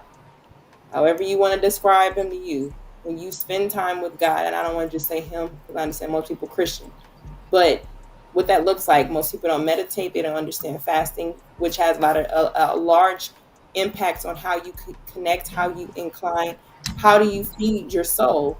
If most of us are soulless people, what do you think that looks like? To sustain anything long term, you have to be spiritually connected to it. The reason why we can love kids unconditionally, I'm talking about people that really love their kids, we're spiritually connected to our children. When they're hurt and we can't fix it, we feel that shit. It's just kind of like a twin. So a person you love and you're connected to, when they go through stuff, it affects you. Most of us don't think that way. When they going through stuff, oh, she going through something or he going through something, I'll call him back later or whatever the case. It's no connection. We are a soulless people. God is not present. But we getting married saying these vows, they mean something, but we're not connected. So because of that, we're definitely going to give transactional. And there's nothing else there. Men don't really, and then the first thing to do is, can you control your own body and desires? If you're a person that cannot control your desires as a man to connect and get that real woman that's going to be add fruit to your life, you're basically just asking for failure, or you're meeting people in toxic situations and you dealing with it. Like most people, I want somebody to deal with me. I don't want nobody to deal with me. I want you to actually really love me. Like most people be bragging. You hear conversations. It's not even just in these spaces. It's just more so, oh, I can get pussy, but you don't really have a bragging of if somebody at home care about you. You still using your mom as your first contact. Or even with women, it's like you can get a dude to spend money on you, but who really give a fuck about you on your birthday or when times come around? Nobody. If you got to keep manipulating people to care about you, that's most people. So it's like if men can't control their own desires, what y'all don't really want something long term. It sounds good, but when you first have to conquer yourself and you like, I ain't about to do that shit, that's strike one. You're not nobody who should do nobody. Well, when guys, Oh my God, guys try to make women feel like off top women owe them sex or they won't hang around. And a lot of guys will try to run that game on women saying, hey, if you don't give me sex, somebody else will. Okay, well, this is where women should say, okay, well, I think somebody else should give you sex. You know, this is what you should do. Because she's gonna enjoy it before her anyway. Right. Yeah, somebody else should give you sex. Because and then here's another thing. This is what I mean by a guy's true intentions. They will try to guilt trip women. Well, why won't you have sex with this guy when you've already had sex in the past? You've already given your body to another man. Why wouldn't you have sex with this guy if you like him? Well, here's the thing. You're going to keep repeating the same shit over and over that didn't get you good results before? No, sometimes at one point in time in your life, you have to wise up. but Freezy, think about this. Freezy, think about this. You think about the people that are our age, right? Our age, that are listening to all of this, right? You don't understand. We're like in the like we used to go outside and ride bikes and do whatever, but now we're in the what is it, the technology age, and we on YouTube. What about the people that's listening to this and they're saying, okay, on this side, they're saying, ain't nobody going to do that 90-day thing and not having sex. And then on this side, it's saying, well, if you sleep with him, then you're a tramp. What about that young girl, right? That young lady that's like, what in the world do I do? Like, what do I do if she don't have that guidance? I'm just asking a question, right? Because I'm gonna tell you right now, my husband, he didn't want no virgin. He he was like, man, I don't want look, I don't want to have to deal with it. He did not want that. Like I'm like I was married before and divorced, so took the virgin thing out and got a kid. That he didn't want it. So what do we say? What do they do? Well, and I want Smitty to get in. Well, here's the thing, right? This is why I like to have real conversation. And shout out to Lucky, man. Shout out to Lucky. I like to have real conversations. A lot of men will not say what I will say for the fear of looking weak or ridiculed. I won't give a damn if a woman had 50 bodies, 60 bodies. If you make it a point, if you say to yourself at one point in your life, I want to change. I want my life to change. I want better results for myself. I want people to start looking at me different, not just a nut bucket, right? That's crazy. In order to do that, you have to actually make a sincere change. Part of that is sexually. Now, the guys that's going to try to guilt trip you into your past, that's the devil. Those guys are the devil, because there's no man with good character and good intentions is going to make you feel guilty about what you did in the past if he actually likes you and grows to love you and actually wants to care for you. Right? Even if, let's go into the single mother category. Even if you have a child, right? You have a child. If a man actually loves you and he's spent enough time with you to understand what kind of woman you really are and how you ended up with this child and how you ended up in the predicament you ended up in, because everybody got different stories. If he actually took enough time to actually figure you out, and he said, you know what, dang, you know, she's a really good woman, because everybody don't have all the answers in the beginning. You know, everybody don't have look at this guy I showed you all earlier. He didn't even have his father with him. You know, it's easy to do things that you might have regretted out here in this world. It's very easy. But your goal is to find that one person that actually has good intentions for you. That, listen, when I met my wife, she had a child, and I call her daughter my daughter now. That's my daughter, right? I've raised that little girl since she was 2 years old. You understand what I'm saying? Shout out to you. Well, it might have been 3. My bad, Jordan. But the point I'm trying to make is this: is that when I talk to her, and mind you, my wife had a bad attitude, right? but when I met her and me had a bad attitude. Listen, you learned a lot about your wife tonight. He said that 15 times. I'm just letting you know she had a bad attitude, guys. She knows she did. Right, MJ. Right. But God is good though. But what I'm trying to say, do what I'm trying to say. When I believe it or not, she had a child already.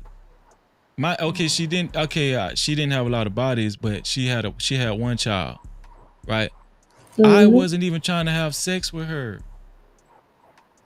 It got to the point where she came and got me and said and tried to have sex with me, and I was like, what's wrong with you? No, listen, we good. I wasn't even trying to have sex with her, because let me tell you why I wasn't trying to have sex with her, because I liked her. I really liked her, and I felt like she was a good woman, and I didn't want to mess it up. I didn't want to mess it up because you know I had sex. I had a lot of sex, and I know what comes from sex. So here's the thing: like even if you got bodies in the past, even if whatever you've done with somebody, listen, nobody's gonna love you more than you love yourself. Man, fuck what these guys fuck what they telling y'all. Fuck if a dude say, hey, you had sex, you done had all these bodies, you done did this with this dude, you done did with that. No, listen, okay, well, you're not the one for me. Because I'm trying to change. Go ahead, MJ, go ahead, I'm sorry. I was gonna say, I totally agree about that. And also, if you think about it community-wise, right? A lot of men don't like how women are operating. They're saying that women are operating as men. They're, having too many partners and things of that sort. And then we see the breakouts when it comes out to STDs and STIs that's happening in cities, right? Very predominantly, like, close range cities and stuff. So again, like to your point, right? There has to be conversation, or we have to stop the rhetoric. As in, if you already had put in a number per se, somebody's body count. If you're saying if you go above this said magical number, then you're a whore, you're 3 or 4, whatever not, you're for the streets. You should be acting in the streets. Or if you're a certain age, you need to be giving it for free because you hit the wall and things of that sort. Those type of rhetoric is the reason why you have women out here being like, well, I'm just going to give it to whoever's going to get it, and I'm going to get the money out of it too. And if I have to continue to get the money, if I have to have 5 men on my roster, 20 men on my rosters, and whatever not, might as well, whatever who offering to take it, I'm going to make sure I'm going to get a financial, reciprocate from it, right? So the rhetoric has to stop. we should be promoting women to change their ways, not just shaming them for what they past was, but also, self-correcting themselves. But what I see, men don't really want women to get better. And the reason why, and I'm not saying all men, but I am saying that the collective of men mindset is they really don't want us to get better, and they really don't want us to learn from our bad behaviors, and they really don't want us to see the community really look like the way they say that they want to, because it sounds good when you're online, you're on panels and on live streams, but technically they enjoy the gray area. The gray area that men have, or not, and I would say women too, but the gray area of people who is not trying to have healthy situations between men and women, that is allowing a lot of access and a lot of being vulnerable, and people having access to you, the ones who not supposed to have access to you. This gray area that our community is in, because you have women being able to, swindle men, finesse men, and things of that sort. And then you have men doing it too, finessing women out their bodies, having access to them, getting them to be in poly situations and things of that sort, all that, right? So that's where we need to work on the rhetoric. We should be teaching women if you did have, like you said, 20 bodies, 50 bodies, whatever not, that doesn't mean that you cannot wake up today and make a change to not be that woman anymore. After all the experiences that you learn, you still have the right to self-correct. Just like when you say the men out here is Pookie and Ray Ray, give the brother a chance. Maybe he wants to self-correct. Maybe he wants to change. That also has to be applied to women. Yes, and that's a fact. Can I say something real quick? Can I say something real quick, please? Oh yeah, but shout out to Trey Trey. Go ahead, Trey Trey. And after you, Trey Trey, I want Smeeta to go. Go ahead, Trey Trey. Trey, what else, short? I just want to say, I mean, this world has been a sexual world since before my time, since before your time, since before Breezy time. That's just what this world has ran off of. Since before time, this world has ran off of sex and money, right? So nowadays, if you really want to be honest, you know what I'm saying, find nothing because they not applying themselves the right way. If you want to find something, you just gotta apply yourself the right way. Like, you can't sit there and be like, oh yeah, I want to go buy a car and then spend all your money. That's just not going to happen. You're going to have to save up to get a car. You feel what I'm saying? Just like if you sit there and be like, oh yeah, I want a girlfriend. You can't just be out here willy-nilly and you feel what I'm saying, dilly. You feel what I'm saying? You're going to have to apply yourself, and you're going to have to change yourself, and you feel what I'm saying, be according. You feel what I'm saying? I mean, it's just more so they want to be recognized, and then they want to say they want something, and they really don't want that. They just want to say that they want it. Just be honest with yourself. You don't have to be ashamed because you are a sexual human being. You feel what I'm saying? Like, it's just more so people are more ashamed of what they are than what other people call them, in my opinion. What do you guys say about that, MJ? I'm not saying that people are not sexual human beings. I mean, whether if they're heterosexual or they're part of the homosexual or the LGBTQXA community, people are humans. We tend to like to procreate. We tend to have sex for pleasure. This is just what it is. What I'm talking about with the gray area is that we have women that men are complaining now. Today, they're saying that they're too promiscuous and they're moving like men. So if you don't want the woman to be, I guess, behave this way, or you want them to make better choices and stop stop living a lifestyle that's not actually giving them the results that they want, then shaming them and telling them, well, because of whatever your body count is, whatever your age is, you might as well just be out here just giving it up and being promiscuous and sexual is not going to give you the result that we want.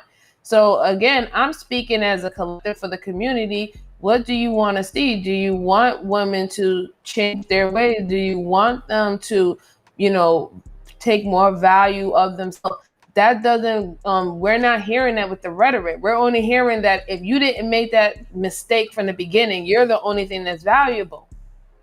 Well, grown women who made mistakes, who had kids out here, who's single mothers and stuff like that, and now you're telling them that they're not valuable, but then you still think that they still, with that type of self-esteem or low self-esteem, or being put down, that now they're no longer valuable. They're going to really help produce valuable, successful children. You're affecting their psyche.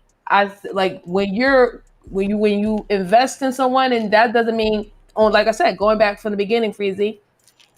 When your wife invested into you, she saw that you wanted to do it, right? She saw that you was going to progress, and you showed so much things about your character that it was worth investing in, right?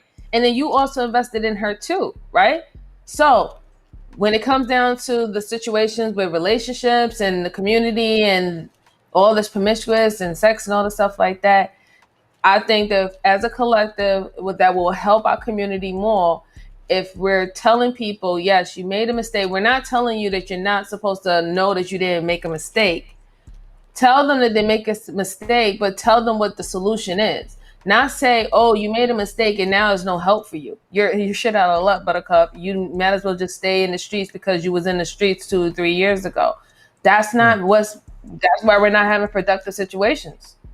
I'm going to levy back over what you just said, MJ, after I read this super cap. Shout out to Victor Hart for the $5 super cap. He said, Sheba dog writing with a brush, writing number 1 on a piece of, hey, oh, that's an emoji. My bad. This is my software. No Cap-tivity. That's an emoji. My bad. I had no idea what the fuck was going on. Nah, that's an emoji, but my software actually spells out the emoji, what it's doing. But I thought he was having a stroke. I think that when it comes down to men and women, and I think this is what women talk about or try to get across to men a lot when they say they want to see leadership in men, right? I don't even have to want to have sex with you to want the best for you. Even if you've had an extensive sexual history as a woman, that's not good. Like, you shouldn't share your body with like a plethora of men just because, and I know sometimes, women fall in love and it just don't work out and they end up falling in love with 10 dudes and the relationships was actually sincere and it just didn't work out. I get it. The point I'm trying to make is that I don't even have to want to have sex with you or want to be with you. If I'm on these panels and I'm talking to any one of these females in this space, right? And let's just say a female is just bold enough to tell her sexual past and how many body she, like, me as a man is going to say, well, you can make a change today. Today, you can make a change. You can change the way you look at life. You can change the way you look at yourself. You can start loving yourself. Stop having sex with these dudes just because to feel validated. Stop buying into the notion that if you don't have sex with this guy, he's going to have sex with somebody else. Listen, I'm not even trying to talk to you. I'm not even trying to get in a relationship. This is just Freezy talking to you as a brother. And so I think what women get confused is it's just random men telling you, oh, if you ain't fucking, oh, you understand what I'm saying? Like, they just on these panels saying, if you ain't having sex, oh, you out of there. You know what I'm saying? Like, if you don't have sex, somebody else will. And I think that's part of the rhetoric. That's the problem too, right? Because if we're not promoting for women to say no, and when you say no, or like say, hey, no thanks, this is what you're offering, and I'm saying that I'm not even gonna even chance it, then that's what's gonna happen. You're instilling fear of the what if. What if this guy is a good guy? What if this guy is your person? What if you made a mistake? What if, like, that's why we have to find the balance, right? It's the Mm-hmm. balance of, yes, take certain risks, add that and apply what you learn, like experience and things that I saw, or, vetting, whatever vetting system that you use, and to create the balance that you will have a better situation. Because like I'm saying before, if you're telling women that what if your dream guy is the doorman and all the stuff like that, then that fear, women are having the fear that if they don't take this chance, if they don't take this risk, that they're going to be losing out on something. And sometimes women actually need to be like, well, if I did, you weren't meant to be. That has to Um, also be there too. I was about to say, this is the real reason, right? And I'm gonna let you really know the real reason, right? It's really because people out here, right? All you gotta do is get them drunk, and they'll tell you everything. You know what I mean? They'll really sit there and tell you that they not worth loving for real, like literally. So it'd be like, I'm gonna sit there and tell this person, You do want to this or know, do eh? that. You feel what I'm saying, right? Yeah. When they can't even accept genuine love.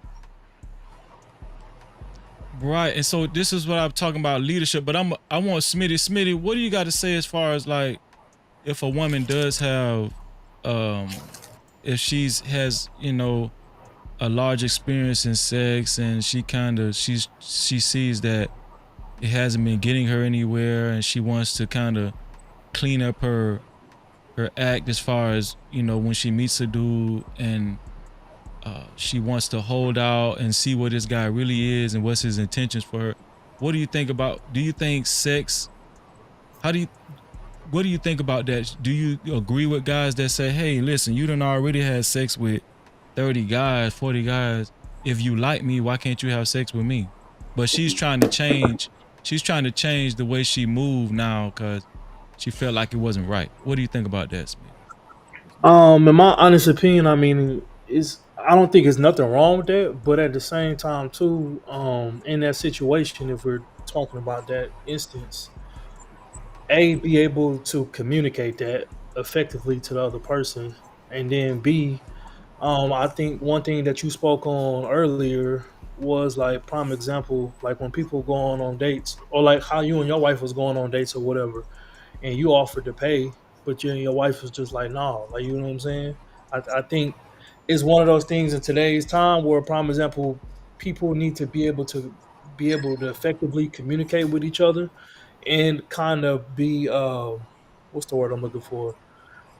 I don't want to say understanding, but like if the end goal is to be in a serious relationship or to be married, or you really trying to get to know somebody, come in like with the sentiment of like everybody not perfect, like you know what I'm saying. But at the same time too, don't just be. I feel like don't just be going on dates with people and like you not really like you just showing up, like you know what I'm saying. In the initial, I believe that of course men should court, they should pay, they should do all that or whatever. But if it get to a point where y'all both are feeling each other, whatever the case may be, I'm not saying necessarily y'all need to be having sex or whatever the case may be. But I feel like the other person should like, if y'all go to the movies and the person get the tickets, you need to get the popcorn. Like meet somebody halfway is what I'm saying. Like if that makes sense. Yeah, shout out to Nightish in the building. What do you think is required to actually have a long lasting marriage and that will kind of have the best chance of making it till one of y'all die? What do you think? How do you think, what kind of characteristics you think the people need? Well, for starters, people got to get this unrealistic fantasy out of their head. Like it's gonna be ups and it's gonna be downs. Like you know what I'm saying. You're not gonna always wake up and the person that you waking up next to is gonna be your favorite person. Like you know what I'm saying. They're gonna do shit to get on your nerves, and you're gonna do shit to get on their nerves. But it's one of those things where y'all have to every day continue to choose each other. My parents. I'm 31. My parents are going on 31 years of marriage. Like you know what I'm saying. And they definitely had a times where they get on each other's nerves, but then they definitely had a times where is like, shit, motherfucker, I love you. Like, you know what I'm saying? So, I think the problem with a lot of people today, especially the black people, is we're consuming too much of this content on the internet, and a lot of the people that are talking about, that are content creators or whatever, they're not even living half of the shit that they preaching. And then also too, a lot of people are being unrealistic and asking for things that they can't even provide themselves. I'm gonna show the last video tonight. We're gonna discuss Judge Mathis and what happened with him and his wife. If you guys can stick around just to give some commentary on this right here. Cause I think this actually ties into everything what we've been talking about. Let me show the video right quick and then we'll discuss it right quick. Let me see. Here we go. There's breaking news about another Hollywood divorce. Come in over here, my beautiful wife. After 39 years, Judge Greg Mathis and wife Linda are calling it quits. You have to understand that marriage and love is give and take. ET obtained Linda's court filing. She cites irreconcilable differences, lists their separation date as July 17th, and is asking for spousal support. You get a kiss on top of that. The couple is worth an estimated $25 million, most of it from his TV court show, which ran for 24 seasons and won an Emmy in 2018. You're giving Judge Judy a run for her money, aren't you? This is where it starts. Oh, no, Judge Judy, can't touch her. She's the queen. It's unclear if the couple had a prenup, but keep in mind, they tied the knot in 1985, 14 years before Greg hit it big. We met on the college campus. She had the Betty Davis eye. As for what went wrong, We kind of got into a little rut sitting at home.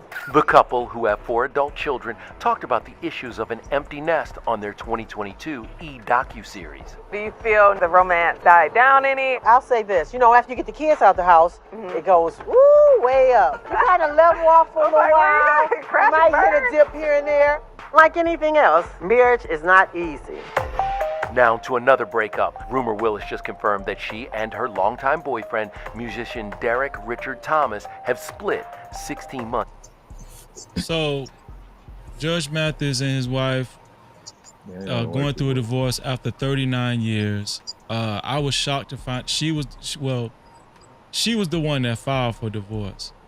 They didn't really go into, they never said what it really was. They said irreconcilable differences, which could kind of branch out into a bunch of stuff, right?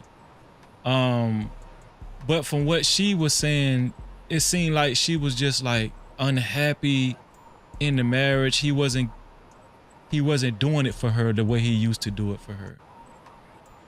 That's what it seemed like to me. It was just like she was just, what she wanted from him and what she wanted from a man, the type of attention she wanted. She just wasn't satisfied with it, with the amount that she was getting from him. Cause they didn't really like make me feel like he was, messing, like cheating on her, a lot of infidelity or whatever. I don't know exactly what happened, but it just seemed like when people say irreconcilable differences, it gets murky, right? I think a lot of things could have been happening. As you know, like you said, he's a successful judge. They were together for 14 years before he actually made it big time, where he had his own show and stuff like that.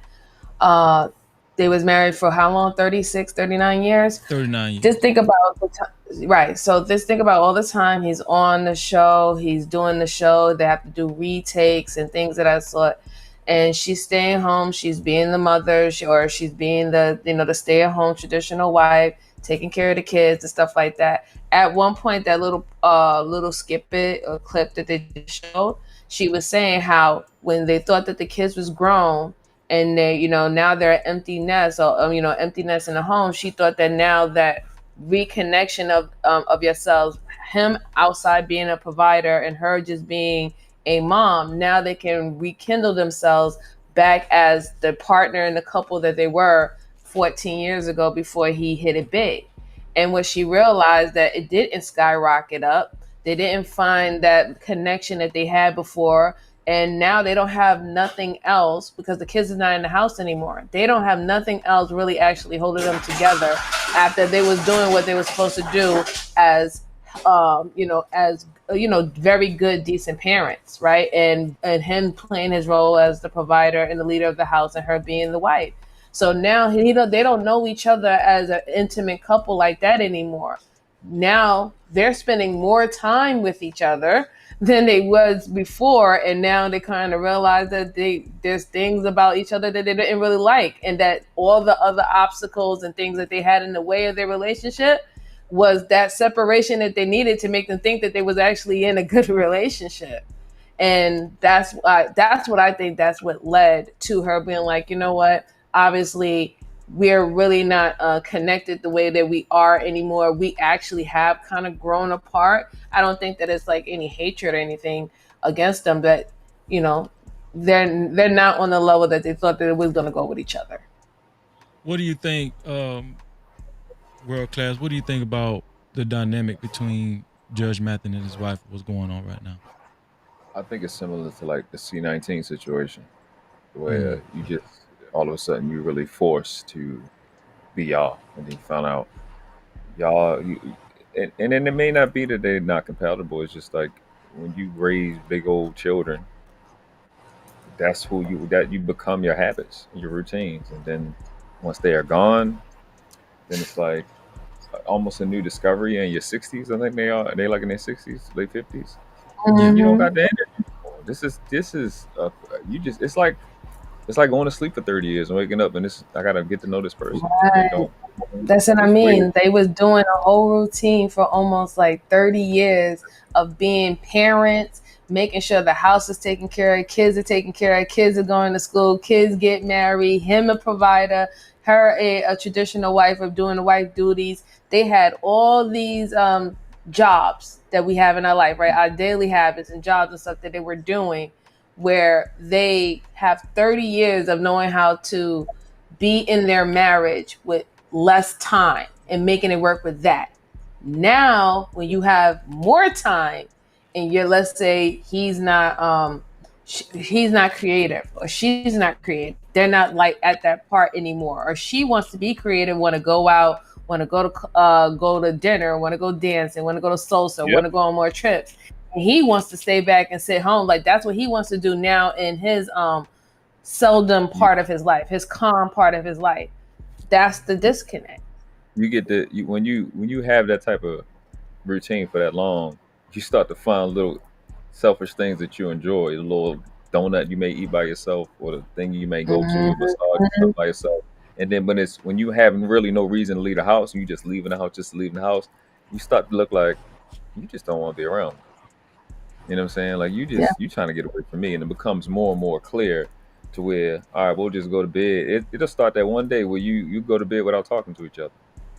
It's just like y'all know what it is. You upset, I'm upset. We don't really know how to deal with it. But at their age, I think when you get into kind of the nuances though, because I heard a different clip where he arguing with Wendy and all their business in the street. But you got to understand, he's a judge. Mm-hmm. So it's about 30 or however the length of their relationship, with her probably losing most of the arguments because he's a judge. You know what I'm saying? Or having to deal with knowing how he's going to respond to certain situations. That can wear you down. And him kind of, I could just see those things. When you're in a new situation where you got to figure it out, you got to figure each other out. It's like, fuck it.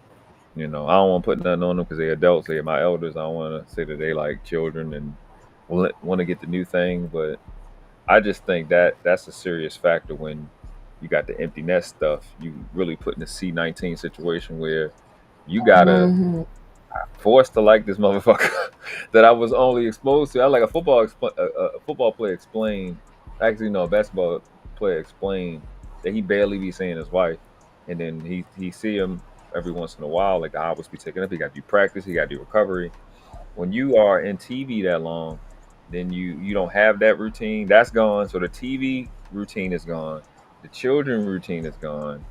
The grandbabies may be there, but now now it's just you too. That's it. Too. And then if you if you don't, if you were cheating, you can't find this supplementation person or the supplementation thing, and that's without letting the other person know that I'm just doing this to get away from you, and that can hurt in a situation like that. MJ, since you're the only woman up here, I want you to feel free to no captivity bounce back and forth between the guys as you know they're giving their opinions. Oh, okay, yeah, and to go back to what World Class said, like the empty nester situation, because I'm an empty nester now, and it's a different routine. Like, you know, I'm used to, like, when I get home from work early in the morning, me staying up, making breakfast, getting my son together, driving him to school, picking him up, things of that sort, going to his sports or putting him in band, pick him up for band. Like now I'm having to adjust my whole entire life now, having all this extra amount of time, having to fit in when I'm going to go to the gym. Am I going to go later or not? And if you don't actively create a new schedule for yourself to fill up those idle time that you're going to now have, and for the example with them, if y'all now are not going to actively create a new schedule as a as a marriage, as a partners, of how you're going to, how you're going to move now when you don't have all this other distractions, one person can be feeling like left out. They could be feeling left out. They could be feeling like we're no longer growing anymore. And then that's the whole point, is y'all supposed to grow old together, right? Grow old is a action statement. You're supposed to be continue to do that. So if one person in the relationship feels like the clock stopped and the other one's clock is still ticking, it's going to be problems. I think that money eventually just brought them to their demise. They're worth $25 million. Not really just the money. It was just the fame and all the attention that was required for their relationship, and for Judge Mathis and his rigorous schedule and his appearances where he had to be, and her feeling like she had to, she had to keep up as far as with her appearance and stuff, because it seems like she made sure she maintained her appearance over the years. She's not a bad looking woman for her age. Mm-hmm. And but this is okay. Go ahead. No, finish the thought process. I want to interrupt. Okay. So, but if I can, I did a little research on their story. Judge Mathis, I think when he turned like 17 or 18, he caught a charge and he went to jail. And he ended up, after that, he tried to go to school, and he was having a difficult time. I think he didn't really have a place to stay. And I think when he met this woman while he was in school, I think he was staying in like abandoned buildings and stuff while he was studying. And when he met this woman, her family, her mom took him in, I think. And he stayed with them for the duration until he graduated. They ended up getting married. He became a lawyer, and then he ended up becoming a judge, getting elected as a judge. Mm-hmm. And opportunity knocked, and he was able to secure a syndicated show, which became very successful. Judge Mathis is his court shows is one of the best shows that we used to watch. But so he amassed a considerable amount of wealth because of that. And I'm gonna just be honest with y'all. This is a situation where I feel like I don't think she should have. I don't know their situation, but for one, 40 years is a long time. But the reason why I feel like money kind of did it to him is because when you feel like you don't have a care in the world financially, if I do leave you, I'm able to fight for half of whatever the assets are. It makes it easier to go ahead and push that button. See, I go back to Tabitha Brown. They was trying to get a divorce when they was broke, but they couldn't do it because they were so broke. So it forced them to be together long enough to actually fall in love again. that's their story. Like they fell out of love. They was passing by each other in their house like they was roommates and total strangers. But being broke, it forced them to stay together long enough to actually love each other all over again, fall in love and get to know one another. They had to tough it out. But isn't that what marriage is supposed to be? I just feel like her filing for that divorce, I'm still confused. I'm so puzzled by it. Like, why would you fight? Like, this dude is a successful guy. He's a nice looking guy. Well, let me give you an example, Freezy. Like I said, this is all speculation. We don't know necessarily what happened, and I hope it was nothing that would be like traumatic or something. Like she find out that he was like, having an affair on her for numerous of years or things of that sort, right? I hope it's not anything like that. But let's just say, for example, when obviously they're of older age, right? They're in their like 60s, probably heading to their 70s. They're in an era where most of the time you didn't stay. She probably was raised by women who always stayed. They didn't leave their marriage. They, everybody stayed together till they, die, right? And it doesn't matter what was happening within that marriage. You could have been verbally abused, financially abused, physically abused, whatever. Not people didn't talk about it, and women used to stay all the time. Most of our grandmothers stayed in horrible situations and circumstances, and then what they would say, they do it for the children. They're saying, do it for the children. Don't break up the family. That you have to be selfless. Don't think about yourself. So what do most women like that do? They'll listen. They'll listen to what their mother said. They'll listen to what their father said. They'll listen to wherever family folk or friends say. They don't want the embarrassment of a marriage going bad. They don't want to split up the house. So now they'll stay. They'll stay. They'll do their whole time because you told her that she needed to stay for the kids and not to break up the family. Okay, cool. She'll stay, make sure that all her kids are safe, straight. We got them off to school. We got them married. We got them set up for life. And now it's her time to think about herself. The requirement when you say you need to stay and keep the family together and worry about the kids, you've been telling her to be selfless for 20, 30, 40 years. Now she's like, okay, my obligation is filled now. I want to worry about myself. And this is why I say it's very important to keep up with your relationship in your marriage. You still need to, figure things out, learn each other, learn the new things about each other every step of your, every step of the way of your milestones. And don't rely on all your obstacles and all your other responsibilities that you have in your life that to make it seem like they're always going to be there, and that's how you can have your relationship fall back on. Because when those things change, you don't have anything else to fall back on. So that's just an example. I have heard of a woman doing that. A woman saying, "Hey, I stayed in my marriage because it was told to me, it was instilled in me from a child, from my mother, from my grandmother, and everybody that you need the family to stay together." And that you need to raise your kids and they need to have a 2-parent household and stuff like that. So now when you put that obligation on them, you cannot complain when they feel that their obligation is done now. Now it's about them to worry about themselves. What do you guys say to that, World Class? I mean, I agree with that. I agree with what she's saying at that part. Yeah. So, what I was going to say before, Freezy, is I think the lifestyle you spoke about, the net worth being around 20 million. You Google it, you never know what the fuck it really is. Mm-hmm. But the lifestyle that she's probably used to living for that long, for what, 20 something of the last or 25 years. They've been living pretty good. Yep. I just think divorce for women in that situation, not just her, becomes another enticing experience to where you can.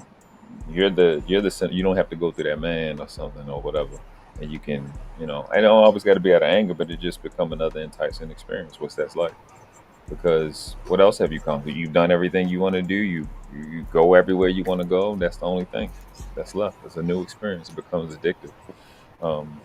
Outside of other things that we've mentioned, covered a lot of things that just fundamentally and structurally in that long-term relationship is, gives credence to why it fails. But I'm with you in terms of this situation. I just confusing as to you're in a relationship for 40 years. What the fuck happened? Did he hit you? Did he? Nigga like men of my age, 38, we gonna be like, okay, all right, y'all break up and all of a sudden the nigga abusive after 40 years. So you kind of want to know because it's like, are we gonna hear the same shit? And this is what be deterrent. See, for easy, this what the talking points be coming from. This what I got to look I forward mean, to at 40. A woman just walking away and all of a sudden abusive. Like this is some of the things men say. So no, go ahead, MJ. What would you say? no, I was just gonna say, like, I really don't see it that much of her just saying this is the new frontier, right? I don't think that that's what most women, especially in her age, is thinking about. I think that what it is that, like I said, when you had those conversations and speak, it's been literally frowned upon you if you think about yourself. Everybody's literally telling the woman that she is supposed to be selfless her whole entire life as soon as she aligned herself and assigned herself to a man. So now when all these quote unquote obligations that is being said that she needs to do, now she's like, okay, I fulfilled that. I raised your kids. I was your husband. I was your wife all these years. I cooked your food. I cleaned your clothes. I cleaned your house. I did all this.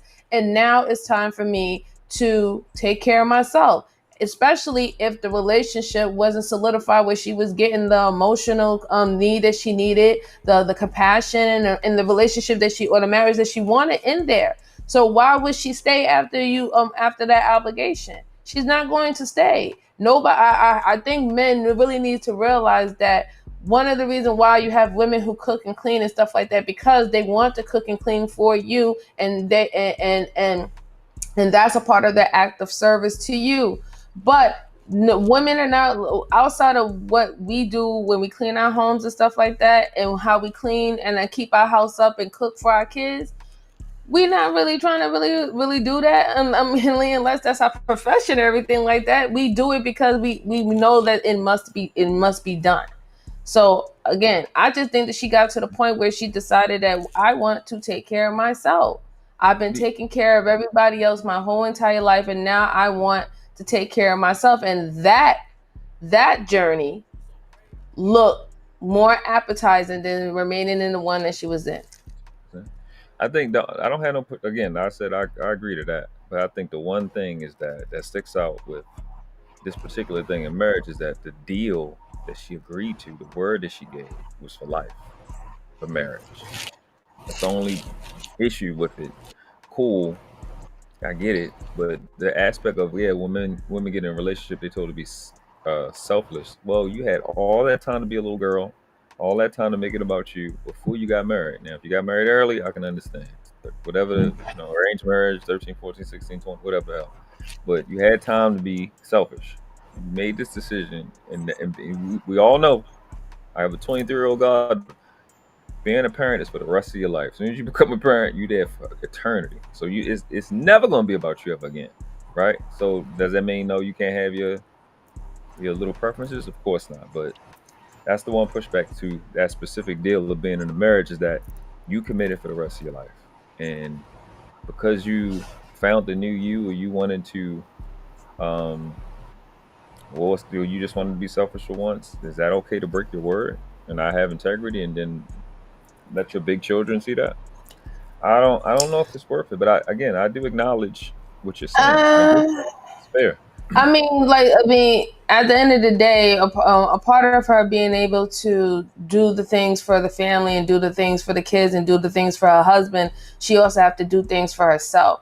And it's going to come to a time, like, I want to know if, okay, so she's staying in the marriage and you want her to stay in a marriage that now she doesn't feel like she probably couldn't even, I'll say for the age, right? Because they've been married for 39 years.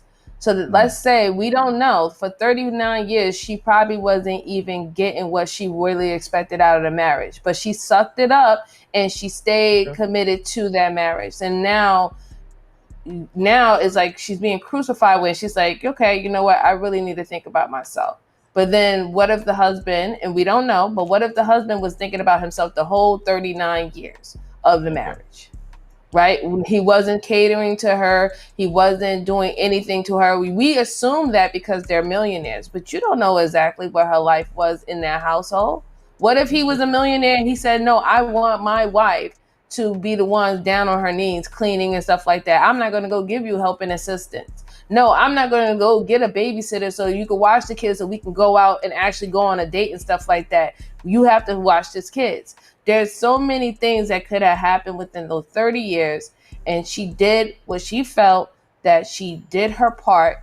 She held him down, which he approved that she did hold him down for how many years. And now she wants to focus on herself and show herself self-love. Well, I want to say that I do think that money and fame, it came to their detriment. And I think that she got to the point where she was so used to it. Like, look at the position that she was in with him. He garnered a lot of attention. So guess what? It was what's Steph Curry's wife's name? Aisha Curry. Yeah, Aisha Curry. It causes the Aisha Curry effect, where your husband is getting all this attention. It's a real thing, right? Your husband is getting all this attention, and you see all these women flocking to your husband and all that kind of stuff. Now you looking at yourself in the mirror and you're trying to glam yourself up, and you're looking for this attention too.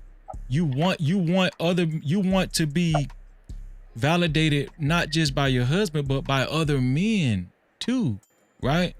And so that lifestyle, that's what it does to you, especially to women. Like it makes you feel like, you know, you need a certain amount of attention. She probably got used to a certain amount of attention outside of her marriage. And she probably was having talks with her homegirls and saying, yeah, these other men, they're saying I'm cute, and, you know, they know I'm Judge Mathis's wife, but I don't get this same attention from Judge Mathis. But in my humble opinion, I think she lost sight that she was with Judge Mathis. You understand what I'm saying? The reason why you felt obligated to get this type of attention and all that, because you was living a life with Judge Mathis. Now, I'm not going to discount what she did for Judge Mathis in the beginning, with her and her family, right? A lot of times women will do stuff like that in the beginning. They will take you in, especially if you are if your personality is very, how should I say, like, a lot of times strong women like to feel like, you know, they're with a weaker type of man, and they will take you in, they will do all of this, and it's all good when that dynamic is in place, right? Okay, I'll take you in, and you know, I, you know, do what I need to do for you, and I'll help you out, because, you know, I'll patronize you. And she patronized him for so long, to the point where this dude actually, he surprised her and her family. He became Judge Mathis. Now, guess what? He's not that weakling that you actually took in the beginning. You know, he has accumulated a considerable amount of net worth and network. He's become that high value man that Kevin Samuels would talk about. You understand what I'm saying? So now he's getting all this attention. He's not that guy that y'all took in your house and you could say, yeah, we helped him out. We helped this kid out. No, he's Judge Mathis now. And so that, to me, this is just my opinion. At the very end, I think all of that attention she got, and all, you know, the lifestyle she was living, I felt like it empowered her to think that he needed to he needed to I'm trying to think of the right word. I guess he needed to quench that amount of attention. He needed to quench it, right? and he just couldn't do it because he was in high demand. I think that she should have just stayed in the marriage, not filed for divorce, and understood my husband is an icon. He's an icon. This is like women. We just talked about it earlier. Lucky was just up here saying, no, dude, men need to have money. They need to have some type of ambition. Well, here it is. This is a guy, upstanding guy.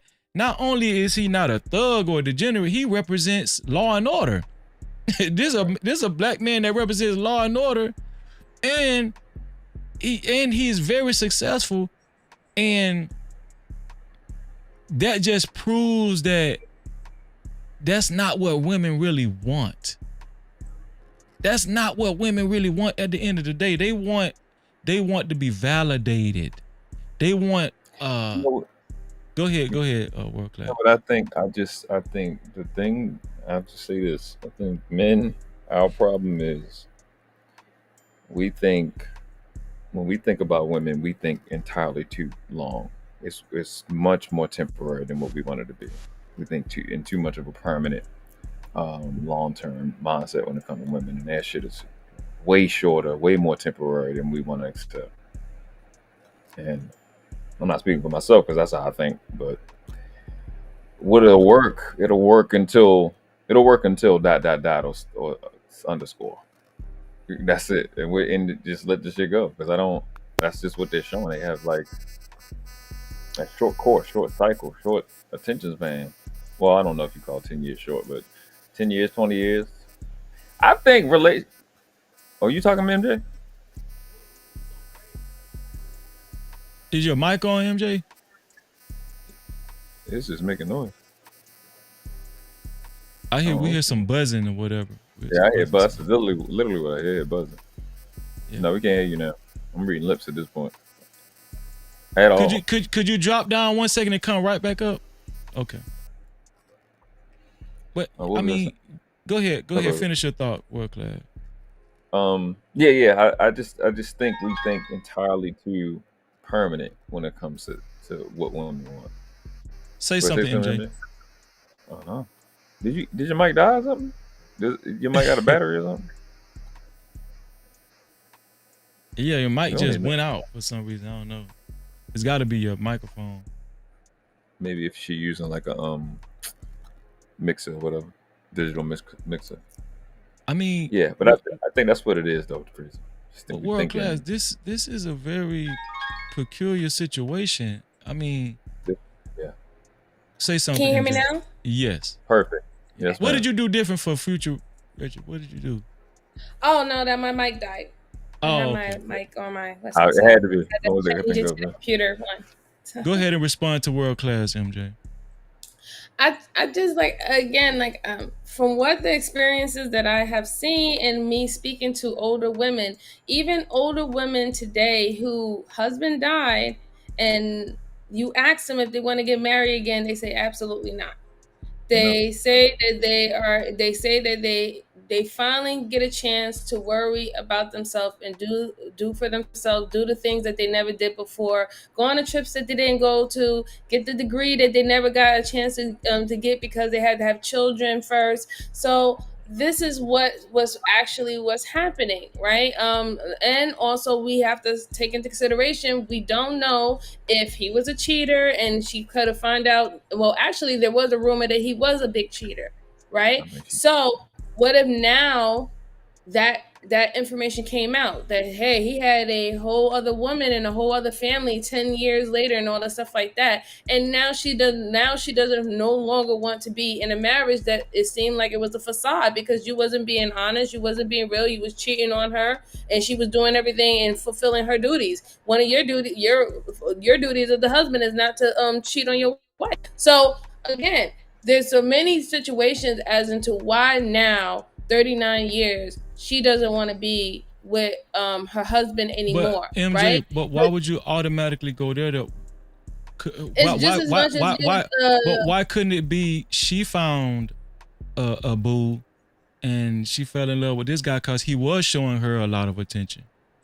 But Mr. Freezy, when you was Oh boy. discussing it, you went straight to that type of scenario. You said that you felt that she did it because of the money. She can't take the status that her husband has garnished over the years, and you felt that she needed to be validated the same way that he be validated. And now that she's getting other validation outside of her marriage, that she is more focused on. You went straight towards that reason. So I'm just bringing the opposite side of what could have happened, right? Right. And then just to show you another example. So because you have people and men in the chat talking about, oh, women just leave and everything is temporary and stuff like that. But here's an example. There's an Indian woman. I read an article about a year ago. Indian woman. She was 65 years old. Her husband passed away. Her husband didn't leave her any money. He left her whole entire money, all the money that he had. He left it to his two sons. She had to literally go to court to fight for her fight for her sons for her to live. She didn't have no place to live. She was kicked out the home, the family home that she raised his kids and everything for 50 something years, and then now when he died, he didn't even leave her any money. So it's like that is like the biggest screw you that you can give to a woman who was your wife for over 50 plus years, who bears your children. Right, but that wasn't Judge Mathis and his wife's case, though. You know. I know. I'm just showing you that there's example. The fear that a lot of men have when it comes down to marriage, women have those same type of fears. There's just as much examples that can show you that when both parties, men and women, get into a marriage, there is a risk. Right. There's a risk. What you just explained was on the Indian woman's part, there was a risk financially. She her husband died and he left her with nothing. What we're saying as far as Judge Mathis, he checked all the boxes financially. This dude was super successful. He's a judge. Okay, what I'm saying is, she said irreconcilable differences. I'm trying to take infidelity off the table because they never said it. That's why I never accused her of cheating on him. I never accused him of cheating on her. I'm just sticking with the facts. What they said, irreconcilable differences. You agree that a woman can grow out of a relationship for lack of attention, or you believe that you do agree that a husband and a wife can grow apart due to whether career status or just lack of effort, as far as like the romance and all that kind of stuff, right? Here's what I'm saying. This is why the title of the show was Till Death Do Us Part, or Whenever I Get Tired of You. It just seems like they just got tired of each other. Well, I'm gonna say she got tired of him because we really haven't heard from him yet as far as how he feels about going through this divorce. He's actually been kind of silent. She's been more vocal as far as why she actually filed for divorce. What I'm saying is that if it wasn't infidelity, in my right mind, I just can't see a valid reason why she would file for divorce from a hard-working guy, highly educated, and has amassed a large network. I just don't get it. Okay, they had kids. The kids are out of the house. But this is my last point. No problem. Yeah. People are always emphasizing, okay, we did what we needed to do for the kids. We handled our responsibility. The kids are out the house. Well, I'm one to believe if you marry someone, your spouse is a bigger responsibility than your child. Because if the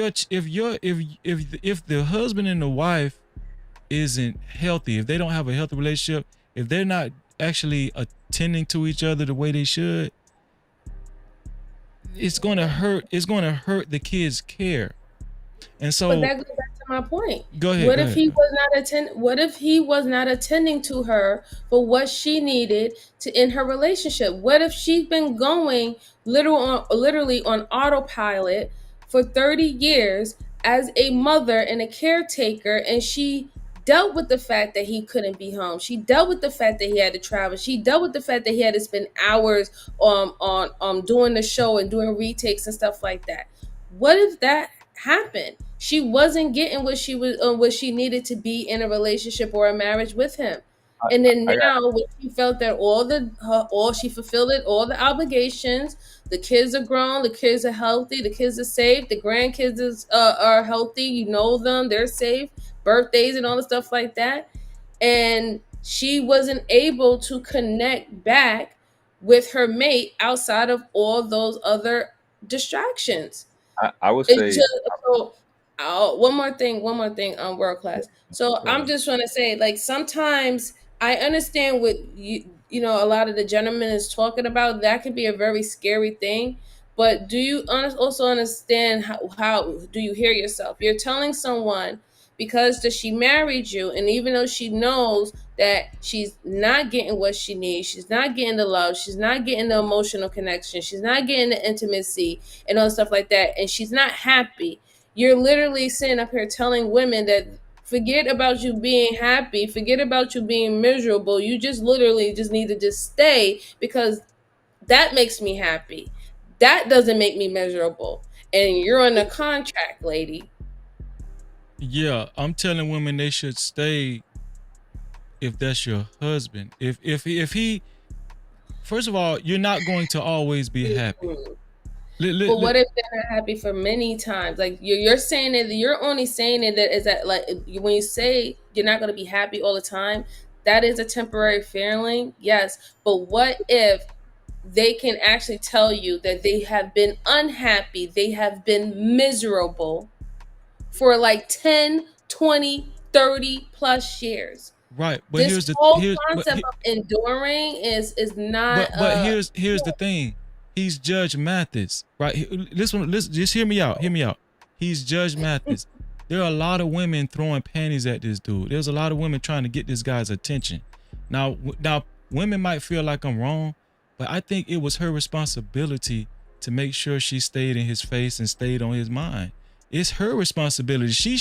It was her responsibility to remain the first lady and make sure, listen, and remind him, listen, I'm gonna please, if I have to fly out where you are, or if I have to FaceTime you, or it's her response. This guy is he has a demanding schedule. Like, this is what I'm saying. Women, to me it just proves that when women get with a man of that caliber on that level, a lot of women can't handle it. They can't handle it. This guy has a rigorous schedule. She knows a lot of women like this dude. It's your job as a woman to remind this guy, listen, I'm your wife and I'm going to satisfy you. I'm going to make sure the fire is lit in our relationship. That was her job. That's not only her responsibility, Mr. Freezy. Absolutely not. That's not only her responsibility, and that's not a good thing, good advice. That is only her responsibility to keep the fire going. It's both people's responsibility in the marriage to keep a fire going. And you can't say, oh, this is Judge Mathis, that I need to stay with him because a lot of women's going to be after him. Because then if that's the case, when you say that, everything that you said earlier about not trying to date the man who's have six figures and stuff goes none and void. Because you're also idolizing this man who makes way over six figures, and you're telling her that she has to bend over backward for this man. Again, this is a woman who's been with this man and been cleaning his dirty drawers for 39 plus years. I guarantee you the last thing on her mind is worrying about what other woman want to come and take her spot. Well, here's I'm gonna let World Class go. I wasn't saying she needs to bend over backwards for a man. I was saying she needs to bend over backwards for her husband. It's a difference. It hit different. Both people need to bend over backwards for each other, Mr. Freezy. But how? Listen. It's only so much. Judge Math. We talk. That's why I say some people just don't belong in a high profile relationship like with somebody like Judge Mathis. This guy's show is iconic. This guy's show is legendary. This is what I'm saying you're putting his career and you're putting his status and stuff over his marriage. That is backwards. You cannot tell women that they supposed to value their marriage as the highest thing, but then you're telling because he's at this level in his career and his title, that's supposed to take more importance than his own marriage. No. Both people need to give 180%, 150% in the marriage, in the relationship at all times. And once you drop the ball where your career or whatever not becomes more important than you doing what you need to do, investing in it and making sure that it grow, then that is that person's opportunity to say, you know what, this is not working for me and it's time to go. She is not obligated to stay there and take less. So MJ, let me ask you this: what's the hours for a marriage? What's the operating hours? What's the operating hours for a marriage? The operating hours should be every day, 24/7. 24/7, right? Okay, so that'll be the same for the pizza man that it would for Judge Mathis, right? Yes, absolutely. So that job is going to affect those hours. That career is going to affect those hours, right? Mm-hmm. Yeah, absolutely. Okay, that's what Freezy is speaking to. This is Judge Mathis. His work, the thing that, because like when you go and you explain she was miserable, she may have been miserable. If you're miserable because you're an adult that helped this man get here and you don't understand that he has to put in 16 to 20-hour days for 18 months or length of his career, that you're miserable because he's gone and he have to make these sacrifices that allow you to do stuff that only 20 or less than 20% of other women on earth is living. Like, for you to be miserable right there is ungrateful. That's how a man will hear it. How is that ungrateful? That's what I'm asking. Go ahead. That's what I want to know. I really want to know, because how is that ungrateful? Because she's supposed to be grateful because he's out there being Judd Mathis. That's something that he's literally doing for his own, what he needs for himself to make him feel that that's his, he's walking in his purpose and stuff like that. She's supposed to be grateful for that. So where's her grateful and gratitude for that? Just for her to sit there and watch him experience it? Like the mindset and the way how some men, like you don't understand when you're talking in this way, you don't, not you like per se personally world class. I'm just saying you're expressing this type of situation. But that type of mindset is very poor. And that is why a lot of women is like, why do it? Because the simple fact is, you think that a woman is supposed to be so happy and that's the only thing that's in her life to see you reach your goal. Great. Yes, she is proud of you. She's happy and everything for you. But she has her own goals. She has her own dreams. She has her own wishes. And she also had her own spirit. And for you to have to look at it in an undermining or undervalue way, that literally whatever you got going on as president, and then also to tell her that she needs to suck it up and endure it. Like, I don't know. That's just not the best. It's really just not the best type of thing you want to just put out here, because that and the way in that's kind of freaking scary too. Like, you get with someone and you literally connecting with someone and you thinking that this person is also investing. Y'all investing together. Y'all meshing. You're gonna mesh and build with each other. But technically, all they want you to do is just be their number one fan. So and you got to sit there and endure. And then if you have less and you're dealing with less, you got to be happy with that. And if you're not happy with that, you're an ungrateful son of a gun, because you're supposed to be happy that you're only just worrying about me, focusing about me, doing everything I want you to what I do for me. You're supposed to be grateful. That's supposed to be your, that's supposed to be the thing that make you tingle inside, that I only do something for you. And then the one time that you decide that you want to do something for yourself, you know what? You're ungrateful. Well, that's go ahead, world class. Go ahead, world class. That's not a good look, guys. So the lady earlier, she said, no, I like the back and forth. I like the back and forth. Go ahead. Yeah. The lady earlier said compartmentalization never works. And I 100% agree with her. When I said you're ungrateful, you heard all those things that I didn't say. I didn't say that. All I said is that's what men hear when you say you are upset and sad and depressed from whatever sacrifices you had to make, while I did obvious sacrifices on providing a life that less than 20% of the women is going to live. And the thing that stood out the most is when you said that I'm doing this for my career while I'm married to you, while you're participating with me in the career that you helped me get. And somehow it's just for me. For some reason, that's what y'all hear. at the same time telling us But it that we was sound for crazy. you. Go ahead. Wasn't it? What wasn't it for you? If you're literally saying if you're saying that you're the head of the household and she has to get on your program, and you're literally talking about his job and how that job literally takes more, is more important than his wife. You're literally saying that that job is more important than the marriage, but that's not her. That's supposed to be only her importance and not yours. Like, come on.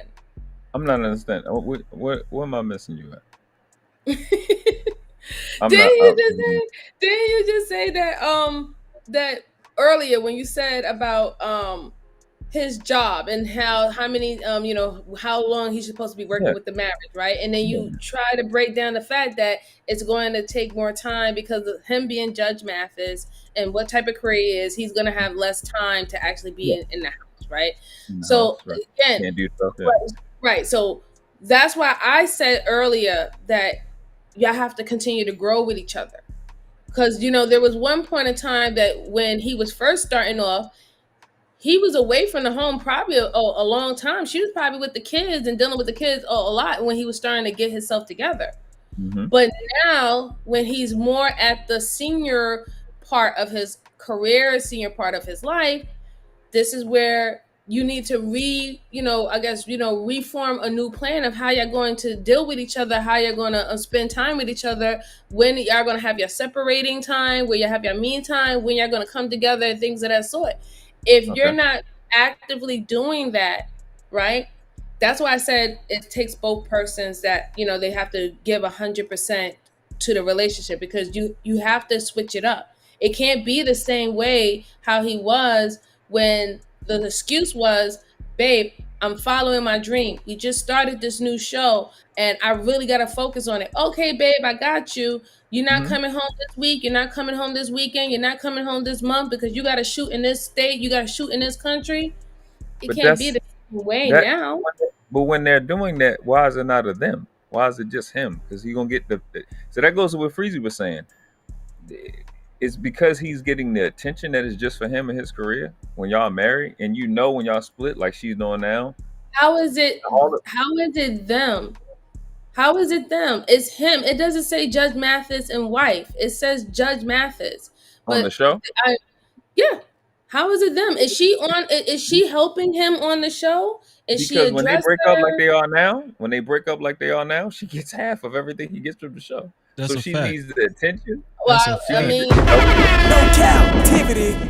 That was a bar.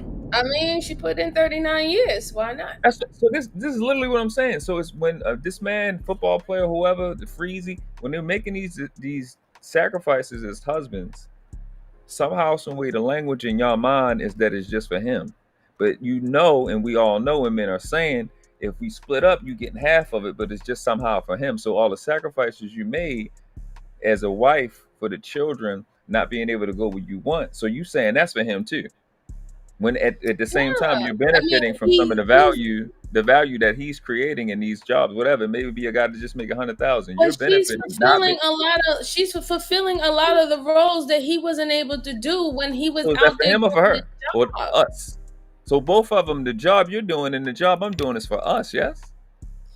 Yes and no. I would say yes and no. Okay. What's the no? I'll say yes and no. I will say yes and no. Like, I know that men think that a lot of times when they're pursuing their dreams and they're pursuing their goals and the things that they want to do, they really believe that they're actually really doing it for their family. I get that. Yes, but they're also doing it for what they need to do for themselves, for them to feel complete and whole, and that they're on their purpose. Why she doesn't have a purpose? Why is it the argument is that she doesn't have any other purpose but outside of being your wife or outside of being her mother, being your mother? And this is why y'all can't understand when I said earlier about the other options, about what she felt that she could have been obligated. She fulfilled her obligation, and now she needs her husband to grow with her. Grow with her in this. What we're going to do now? Are we going to go on trips now? Are we going, we have an empty house now. Are we going to go on trips? Are we going to go honeymoon? Are we going to sell the world? If you're not trying to grow with her in her new milestone, in the new milestone of your marriage, this is what's going to happen. It doesn't. It really has nothing to do with the money. I don't think personally. I really don't believe that she's literally breaking up with him because she wants the freedom that now she would get for having half of his money. You know what I'm saying? I really don't think that's all about that at all. I think it's more on a deeper level that she thought that she was going to grow old with Judge Mathis and they was going to grow together, and they not. Because I think the growing part, if they built this lifestyle with the work that he did and the sacrifices that she was making while he did that work, and now the new growth is, I guess, entertainment, traveling and stuff. You probably don't look at it like that. You probably been looking. I've been hopping on planes to do the work. Now hopping on a plane, even though we're going to go chill with you, is still work to him. Could that be considered? That can be considered, but then again, like I said, it's about growth for both parties. Both parties will have to learn how to grow with each other. You can't sit there and stay. I'm not pushing back on that. You know, Yeah, like you just, I know you're not pushing back on that. Yeah. I'm just saying, like, you just can't stay in a rut. You have to grow with each other. Just like how y'all love language and the way how you loved each other 10 years ago is completely different than the way how you love each other 20 years later. You even said it, Free, that at one point you didn't even like your wife.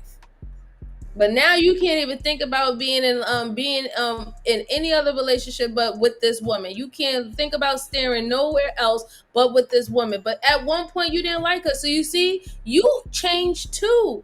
Your milestones also changed too. And this is what a lot of men, what I see when it comes down to relationships, a lot of men don't like to change. Y'all have an issue with going with the flow of the relationship. You don't want change, and this is why, going back to what Lucky said earlier, Lucky said it's always put on women to look at men as possibility, but men don't choose their women like that. Y'all choose women exactly what you are content with.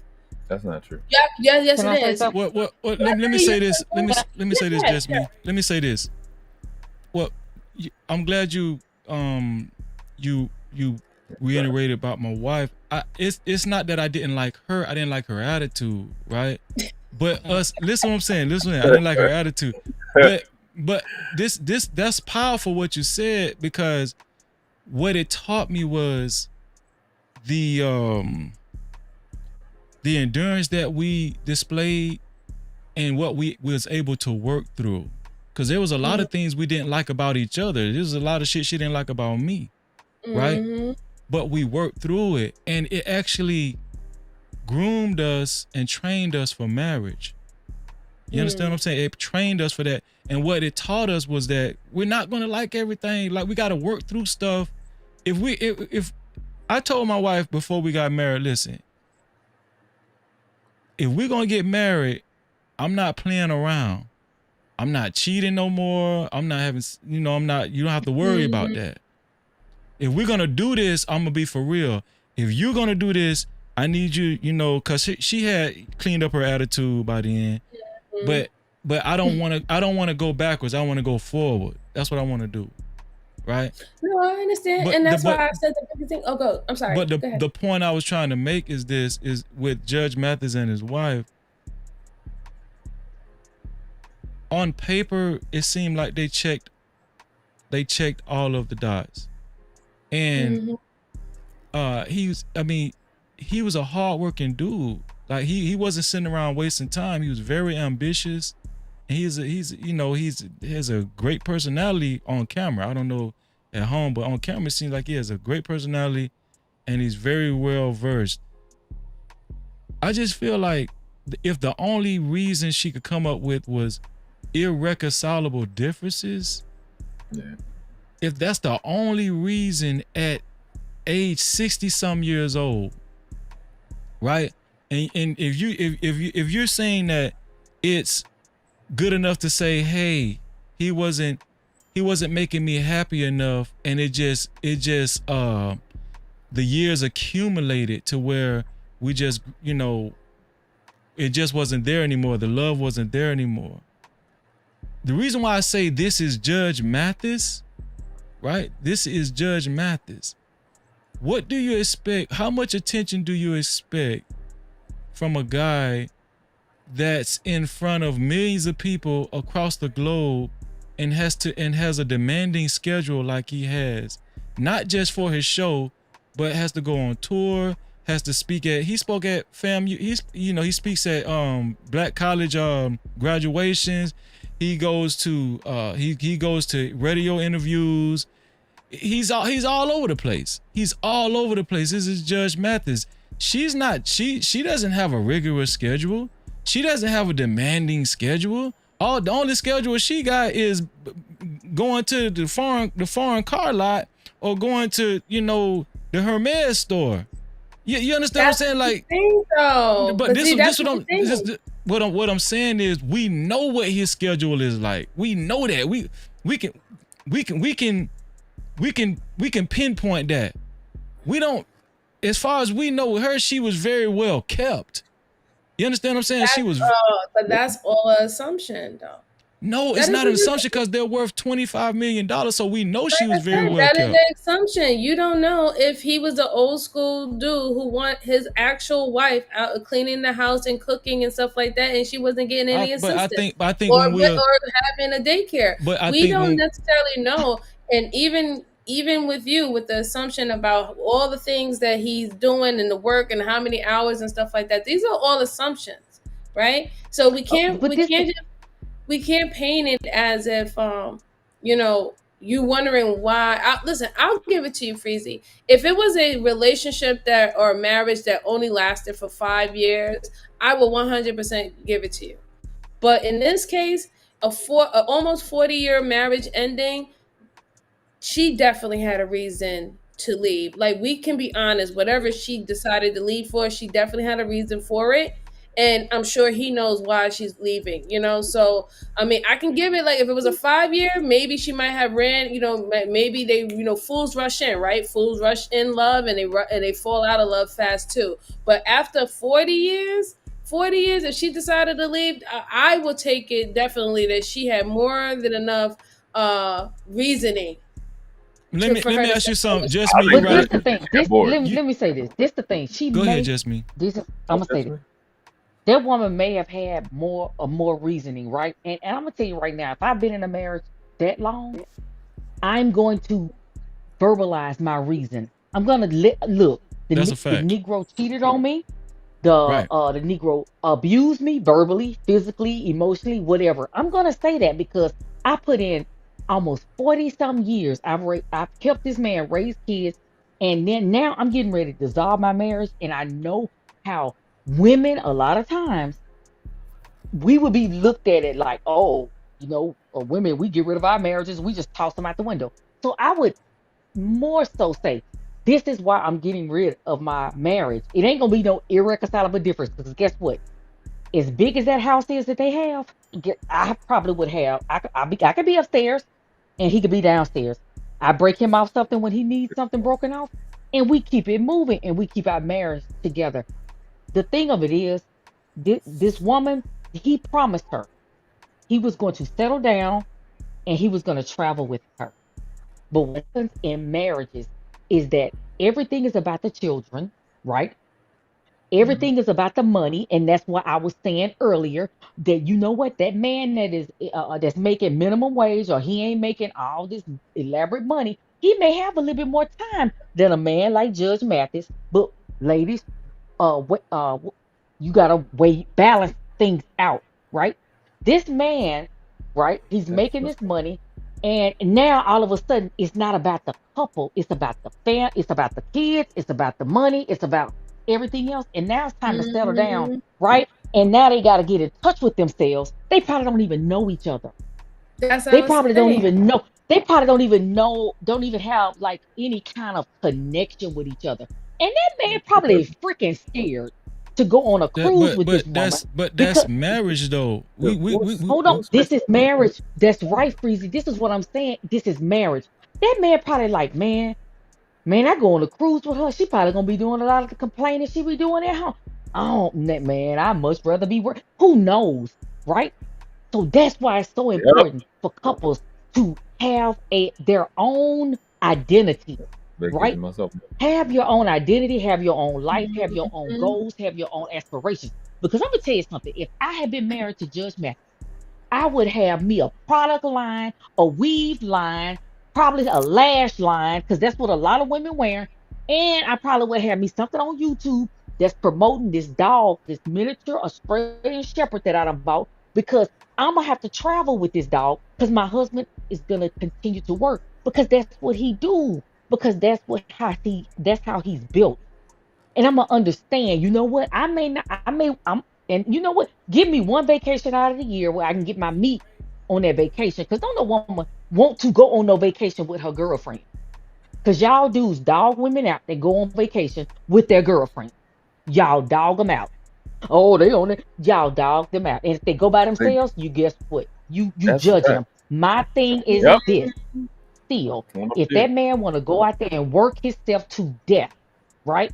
And he don't want to go and on no vacation and spend time, I'm still going to do me. But I'm not going to dissolve my marriage because of that. I'm not going to do that. I I'm not think going to do it, right? I think that because all of this is speculation, right? Everything, a lot, That's whether they true. cheated or not, that's speculation. MJ said it could have been a situation where he wanted a traditional wife and he wanted her to clean, and all of this speculation. Well, my speculation is, I think that a lot of times when men come into women's lives and they don't have a lot in the beginning, and the woman did play a significant role in supporting this man, helping him get to the status that he has now. A lot of times when that person, whether it be man or woman, right? Like, cause I can do a role reverse on this scenario that I'm giving. It's not just a man thing. It could be either or. Whoever helped the other, it could get to a certain point where the person that was helped and they reach a successful status, the person that helped him could throw it in the other person's face so many times. You wouldn't be where you are if it wasn't for me. You wouldn't be where you are. You acting like you're this important and you can't give me this, you can't do this for me or you can't do that for me. You acting like you're so important. You wouldn't even be where you are if it wasn't for me and my family. You remember when we took you in? And I think that this is what I mean by some people aren't just ready to handle a marriage like that, a high profile marriage like that. Because people could hurt each other and say words that will kind of build up over time, and it'll just draw two people apart. I think that's what happened. I think she know that, he had a rough time in the beginning, and they helped patch him up, and they did play a part in, giving him a springboard in the beginning so he could get his studies done and concentrate on his studies and become a lawyer and everything. They eventually got married, and when he came upon this newfound fame and success and money, a lot of times women, when they see other women in their husband's face and they're getting all this attention, and the woman is not getting the attention that she feels like she rightfully deserves as a wife, a lot of times women will get vindictive and throw what they've done for their husband in the past in his face and say, you wouldn't be where you are if it wasn't for me. And he, it probably caused a lot of arguments, to the point where that to me, that's the only sensible thing, logical thing that that could actually create these irreconcilable differences and draw a wedge between them. That's the only thing I could think of outside of infidelity. One of her friends, someone interviewed one of her friends, right? And her friend, probably not gonna give all the information. That friend probably have more information, but that friend said that Judge Mathis had promised this woman that he was going to retire, settle down, in a sense, retire, and they were going to travel. And when he did not fulfill that is kind of like, I guess, this sports person, what is God dog? I can't think his name. He's No. a white guy. Tom Brady, right? Mm-hmm. It's like he had promised that he was going to, okay. And so this woman is like, dude, our kids are grown. That came from a friend of the family, right? That this is what happened. Who knows? We don't know. But after it's almost 40 some years, right? If that woman, think about this, had that woman been throwing that up in that man's face, think it probably would have been something more before this, right? And I'm not saying she did or she didn't. She probably did. Who knows? Because people do that. But my thing is, what do you do? You're in a marriage. It's literally Thank you, if you MJ. if you're a Christian person, it's to death do you part, right? Mm-hmm. It's to death do you part. Um, you hang in there in that marriage, and it's either till you die or till someone commits adultery. If you're a Christian or whatever. Mm-hmm. But so you got to understand it's on both sides of this. It's on both sides. I'm not giving nobody any kind of leeway in saying that any one of them are the victim. But what I'm saying is there is evidence. There's this friend said that man said he was gonna settle down. Now he may have been like I say, he may look at it like I don't want to cruise. I don't want to go here. I don't want to go there. I would much rather work. And so what do you do at that point? Do you dissolve your marriage or do you? Now, in this space, if she said, "Okay, I want my husband to be happy and I want him to work and I want him to if he want to work 7 days a week, that's on him. I'm going to go and I'm going to travel by myself with my friends." Guess what? That woman going to be condemned because I've heard men say women shouldn't be traveling with their girlfriend, right? Or you get what I'm saying? I've heard men say on Saturday, I was on a panel, that man said that woman need to sit on the couch and shut up. Okay. Go ahead, world class. You So, was about to. like I say, Oh, go ahead, what Jess. do you I do? thought you was done. Just my I'm bad. sorry. What do you do? I'm not saying give up your marriage. I'm saying just do you.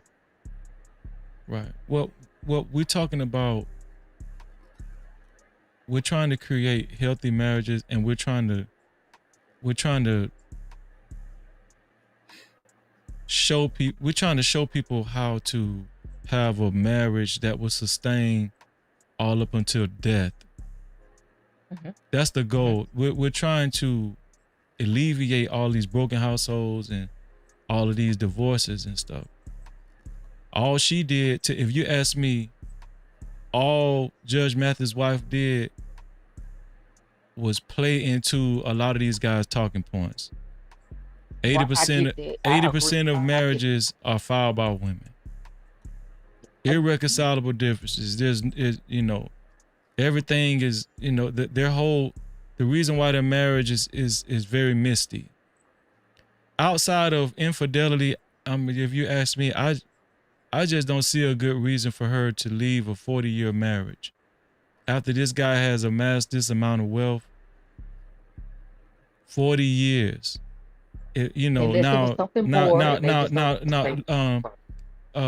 Luxury Bucket List said that he was a cheat. Now, if he was a serial cheater, okay, that adds some new context to it. But if he wasn't a cheater, I'm pretty sure he got him. I'm pretty sure he played around a couple times. He's famous, right? But the point I'm trying to make is that if he was a cheater, I didn't know it. He did a good job of keeping it out of the public's eye. It's not like he was Stevie J or P Diddy around here. He wasn't having no freak offs and then he was very responsible. He kept a clean image for him and his family, and it just sends a bad message to men, because it takes a lot for a man to actually propose to a woman and say, hey, I want to live the rest of my life with you. I want to get married. Let's go to the justice of the peace. When a man makes a decision to do that, he's entrusting you with his life. And now if we look at this on a macro level and take us and zoom out and look at the fallout between Judge Mathis and his wife, being that she filed for divorce, and there's no clear indication that this guy was actually cheating on her. No paperwork. She's not even saying it. She's not even saying it. I just don't think is a valid reason for her to file for divorce. The biggest message that this is sending to women is, at any given time, if a man is not, if you get to the point where a man isn't fulfilling your whatever needs you feel like need to be met emotionally, just go ahead and get the hell up out of there. It does give Breezy, this alone is why. It's just that simple, man. Yeah. That shit It you does. just said now alone is why this space exists, and the shit that we be saying, that alone. What's the point? You can't really convince a young dude that marriage is the direction to go if you gotta be responsible for some female's random feelings that she don't even know she gonna have. That's a How fact. can I commit to Freezy, you? right. You don't even know what you're gonna feel in 2 years from now. I'm just playing Russian roulette with my life because you feel like it, and I'm bad because I don't accept everything that you say because you feel. Right. What It's if weird. but let me say this. What if let's just say this. This is hypothetical because me and my wife don't have these problems, but I'm just saying. What if my wife, for some reason, biologically, she loses her sex drive? And it's just a chemical thing going on in her body. Biologically. Now we're married. We've committed to each other a lifelong commitment to death do us part. Because she didn't know that she was going to experience this type of difficulty with her body biologically. She didn't know she was going to lose her sex drive. She didn't know that. How could we tell the future? But if we use a lot of women's logic, Freezy, Right. if she's not fulfilling your needs, and this has become a long-standing issue with you, you should leave her and go get you a woman that can have sex. And that's not right. But it's not that simple, though. Not that simple. But I don't even think it's that, Freezy. I don't think it's for men. It's just for them. That's what I think, to be honest, from what I hear them saying. Because their pleasure is Well, more if you important than know, everybody the else's thing of it is till death do you part. That's right. It's till death do you part. So Well, they that's die what I'm when they not happy. They act like they're not. but that's the reason why the whole everything is in the way it is something my husband told me before we even got married. He said, I can't make you happy, right? I can't make you happy. And I was like thinking to myself, like, why would a man say something like that? He said, I can't make you happy because you know what?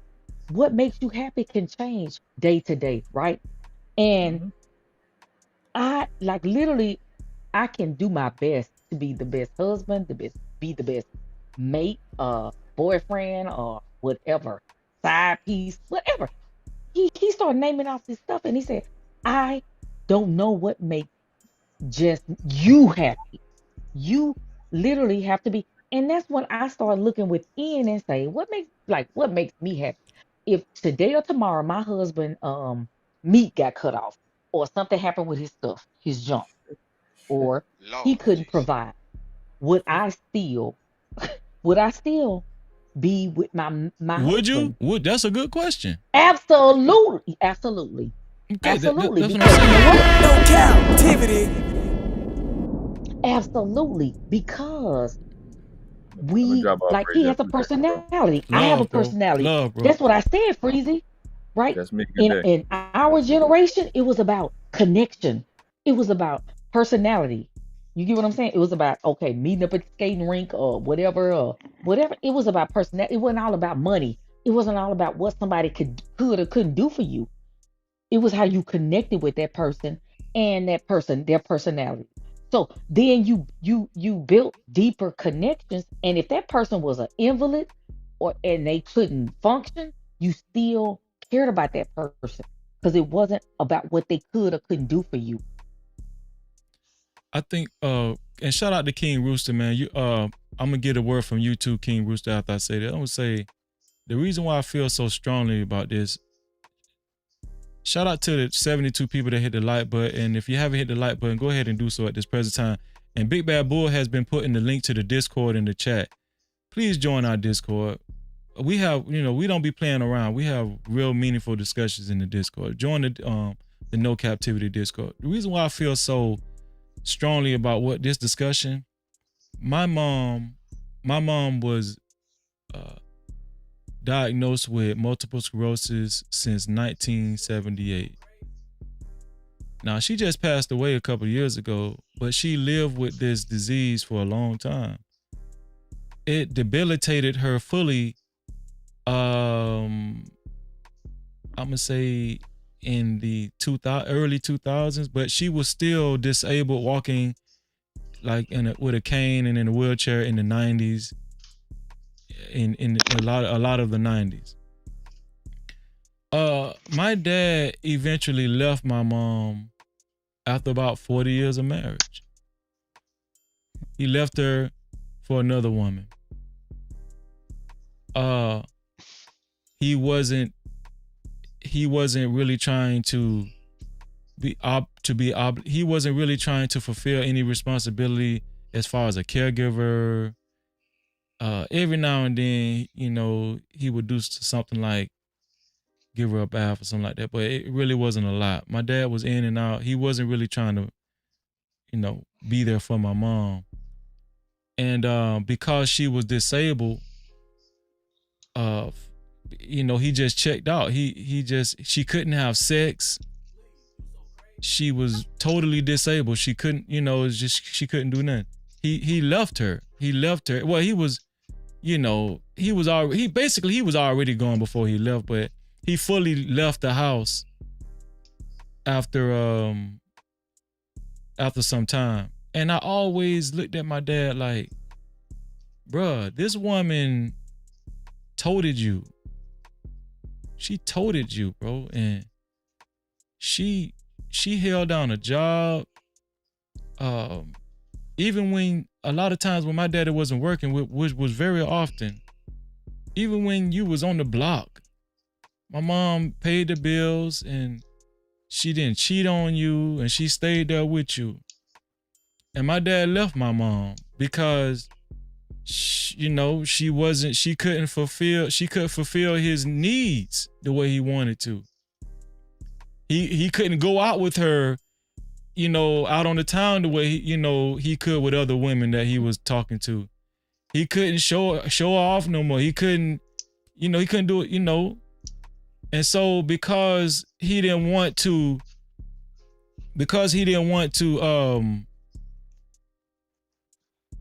be faced with the obligation that was in front of him because of a disease that was uncontrollable, he left. He checked out. And this is what I mean by marriage. It might get to a point in your marriage where you're gonna have to get on your knees and pray. You're gonna have to develop a prayer closet. It's not just as simple as, oh, I don't feel special by you no more. No, you're married. This ain't no play bullshit. No, it's not, it's not no play. And then on top of that, Judge Mathis he's not disabled. His problem was he was just too famous and he made too much money. And he required a lot of attention. That was his problem. But if you ask me, a lot of women would love those damn problems. A lot of women would love those type of problems. Which way do you sway? I can see how we could, let's just say a young man that's coming up in the world, that's aspiring to be like Judge Mathis and be married. That could be a deterrent.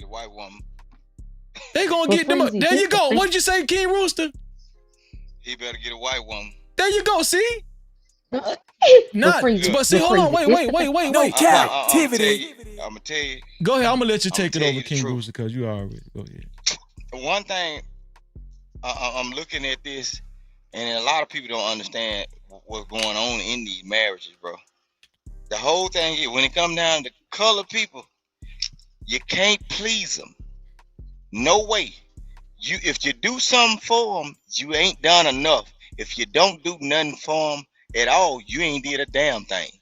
See, the whole thing is, like you said, a lot of women will love them problems until they get to the point to where ain't nothing exciting no more.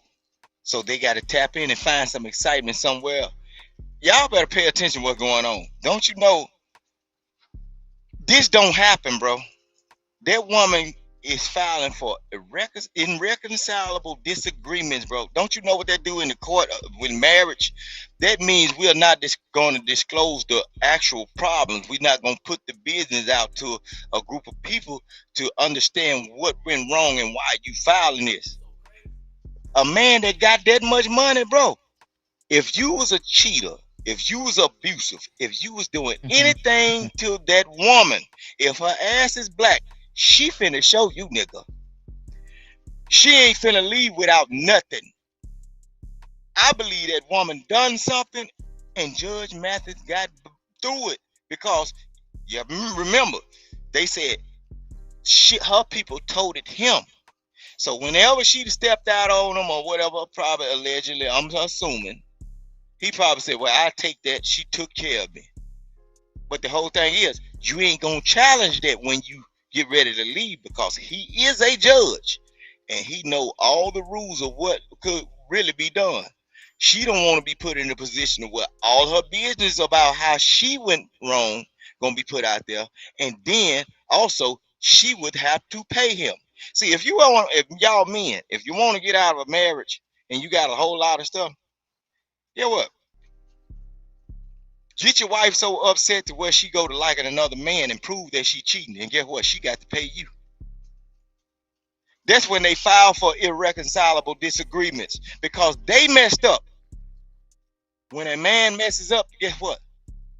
The houses crash down on the stars, the moon, and the sun too. Don't you think now a woman finna walk away without punishing you if you did wrong? But when they do wrong, they want to go scot-free. The average man ain't finna crucify that woman. They'll say, what's going on? Shit, I got $25 million. Going on about your business then. I ain't gonna abuse you. You see what I'm saying? So, the average man is not gonna run that woman through the wire. But well, she messed it up ain't so somewhere. much. But King Roos, it's not about him saving grace for her. It's about him not wanting to be embarrassed. Okay, if that's the case, I really don't feel like this is the case, right? But what I want younger generations and people to see is that it's not always about the money, right? Because there's a trade-off. If you want this lavish lifestyle and you want all this money, you want this man to pay however much you want him to pay. You don't want him working no basic average job. You gonna trade off time, right? Because he got to put in time on that job, or he got to put in time in order to feel ambitious or to measure up to other people's standards or whatever. Just me. So, please, ma'am, you ain't finna be embarrassed with no $25 million. Shit, you ain't working at no McDonald's. No. But listen, what I'm Ruth, saying. I'm not. You saying Ruth, it's not all about the thing. money. Come on, you hearing a woman talk? Ruth, she's saying it's not all about the money because Victor, we don't have $20 million. I'm talking about us people, us regular people. Sometimes there's a trade-off, right? If I look at a man and say, I expect you to take care of me and I want this type of lifestyle, that man gonna feel like, okay, if he that type of man, he gonna feel like I gotta work this amount of hours. And guess what? I can't still in the same frame say, I want you to do this, But I also want you to spend time with me and help me raise the kids and help me clean up and help me. It's going to be a trade off. You get what I'm saying? And that happens even when people start building themselves up and become and get into the $1 million, right? There's a trade off. There's not going to be a perfect situation. My thing is find a happy medium, right? You don't raise your kids. You get what I'm saying? Find a happy medium. If that man is happy working himself to death, let that man work himself to death and you go and you do you. This the thing. Many of y'all demonize people because they go and they do them. They say, hey, I'm gonna go travel by myself. Or I'm gonna go travel with a dog. Or I'm gonna go travel with my girlfriends. Or I'm gonna go travel. So it's almost like sometimes women feel like they doing if they do and they doing if they don't. And I'm telling you, I had a man tell me Saturday. Women need to sit on the couch and shut up, right? I'm not saying this woman is right for ending her marriage for that. That's not something I would do. That's not something I would do, right? But I'm not saying that. But it's almost as if, what does she do? What does she do, right? I would not leave my husband because he's sick. I'm not gonna do that. I would hope he wouldn't leave me if I was. But you know what? People do it. Because you know what? They hear people on these spaces say, otherwise. You get what I mean? And like Freezy is talking reality, what he just said. We're talking reality. Like Victor, we're talking reality. You know reality, right? We ain't got millions of dollars. But reality is, ma'am, there's no woman, especially no black woman, that when you done treated them wrong, they finna leave with nothing. They ain't doing it. They are not doing it. So it's something that she don't want to be exposed about her. Ain't no woman leaving like that. You got women that's leaving broke men and they want to take the pots and pans. And the dog. Man can't even keep the dog. The chihuahua gotta go. So this a rich man with $25 million, bro. And you mean to tell me this woman want to walk away and with nothing? And you gonna have to change your life extremely. Well, come on now. I want to say this. Like, we're talking about marriage. A lot of times we toss around marriage as if it's an experiment. We'll be together until it ain't good no more. And if you don't fulfill my needs after a while, and you just, I just want out. Now, luxury bucket list, and shout out to Sin7. Thank you, Sin7. Thank you for being here. DB, I seen DB. Thank you for being here, DB. The Liquidated, thank you. I appreciate all y'all being here. What I was going to say is that if he was cheating, if he was a serial cheater, I do think that is grounds for divorce, because, I mean, you could give your spouse a disease. You can give your spouse an uncurable disease. That's on both parts, men and women, right? Like if your spouse is a serial cheater, yes, I could see why you would want to leave. And if I don't know if it was Sin7. I think Sin7 said, or I think it was both Sin7 and the Luxury Bucket List said maybe she's just protecting his name and doesn't really want to say exactly why she's divorcing him. If that is the case, if he was a serial cheater, or if he was very physically abusive towards her and she just doesn't want to say it just to protect his name, hey, you know what? I salute her. And if that was the true context of why she's leaving him and why she's filing for divorce, I will give her a lot of credit. But if it's simply just irreconcilable differences, and if it's what she said, what she actually said on the interview, I'm just going off of what she said on the interview. If it's only what she was saying on the interview, where after the kids left the house, they tried to come together after so long, but there wasn't no connection. It wasn't there, and she just felt like it was time for her to leave. I don't think that's good enough. Now, everybody's different. I don't think that's good enough. Let me tell you something. Sound like when a woman says something like that, right? When a woman says something like that, there's a big red flag. Because let me tell you something. She's not a bad looking woman.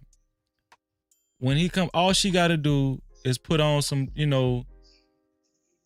it's men aren't complicated. That's the thing what I'm saying. Like all she had to do is put on some lingerie, some half naked lingerie, revealing lingerie. Go, serve him up, put some oil on. You think he gonna turn? Do you think he gonna turn that down? But I just think that money can become almost like a curse to relationships. If you got too much money, it can become a curse because you feel like you feel like, hey, I got enough money to maintain myself and to live a certain lifestyle, especially if I take you to court and get half of what you possess, obviously she feels like what we possess. If she can just get half, if she can get 12.5 million, a lot of women feel like, well, I don't need him. We already ain't happy. I don't need him. And it just makes sense to her. But that's not a marriage. That's not a marriage. Listen. What's the guy's name? The blind guy? Ray Charles. Do y'all remember Ray? Do y'all remember the movie Ray and what that lady endured? She really wanted to be married. His last wife, she really wanted to be married. I just feel like, if it was only irreconcilable differences, it just wasn't good enough to me. And Freezy, you might be right because you might be right, but this the thing. If that woman said that, right, they don't have any, and it goes back to what I said. You get with this person, he starts trying to provide, right, for his family. And she's raising those kids, she's helping him, they're working together, they're making money and their children the center point of their marriage, but not themselves. And really, they should be literally forming a bond like there's no connection, right? A lot of times they don't even know each other. And when those kids get up and they grow up and they leave the house and that empty nest syndrome, there's a reason they call it empty nest syndrome. Because what happens is those kids leave and those two people realize, dang, our whole life was about provide money and raising kids. We have nothing in common. And a lot of marriages, they crumble after that. Some of them don't even try to work to say, okay, well, let's get to know each other, right? Let's start dating again. Let's kind of let's put a spark into this, right? But just me, let me ask you something. You watch reality TV? Or I'm gonna just, yes, I do. Okay, yep. And this is to the women in the chat too. There's a woman named Jackie. She was on basketball, the Basketball Wives. Basketball Wives. Jackie Christie. She's married to Doug Christie. She said that when she got married to Doug Christie and he was in the NBA, she traveled with him everywhere he went. She said she made sure she traveled with him everywhere he went because she knew it was a competitive sport and he was in the limelight and he was playing especially when he was playing for the Lakers. I think he played for the Sacramento Kings too. But either or, the man was in the NBA. She said she made it her business. She did her due diligence to follow him and she followed their tour bus everywhere the team went, the team bus, everywhere they went. If he flew, she would drive to where he was or fly to where he was. And she said she never let him out of her sight. She didn't, but you know what, Freezy? It was at the detriment Keeping her of her eyes on the kids. bag, bro. She So keeping her eyes on the if you bag, follow that Freezy. reality show, if you follow that reality show, it was at the detriment of her children. Now her kids have issues, right? Because she was so hyper focused on that dude and him cheating on her. That's what the reason why she was following him. It's because she wanted to make sure he wasn't cheating. Okay, let's keep it real. And Right. she's even said that. So the thing of it is so it's almost like, you know what, she for her role as a mother to run out. I ain't gonna say run after this man, but to like follow after him in his pursuits. But let's just say now these kids are older. You know what they do? Every year they renew their marriage vows. Every year they have a wedding to renew their marriage vows, and so they try to keep their marriage together. But that's like me. That's an extreme case, right? Because if I have children, dude, I need to like you. You running after this dude, but you got kids. What you doing with your children? Okay, it's I don't know. But Jesus take the wheel. all I'm saying is, what 'Cause is marriage nowadays? Till death? Is it till death do us part? it's to death do you part. It is. Or is it It whenever I Nah, get tired? Whenever I get tired. no, it's to death do you it's part. whenever they get It's to tired. death do you part. No, it's to Man, death you do you believe that if part. you want to. Shoot, all right. No, You no, better not Victor, miss a we're check. talking about how it's Victor, If we're the, talking about how it's supposed to be as opposed to he how didn't it say is. he didn't say what it's supposed to be. He said how it is today. How it is today, you better make sure the lights don't cut off.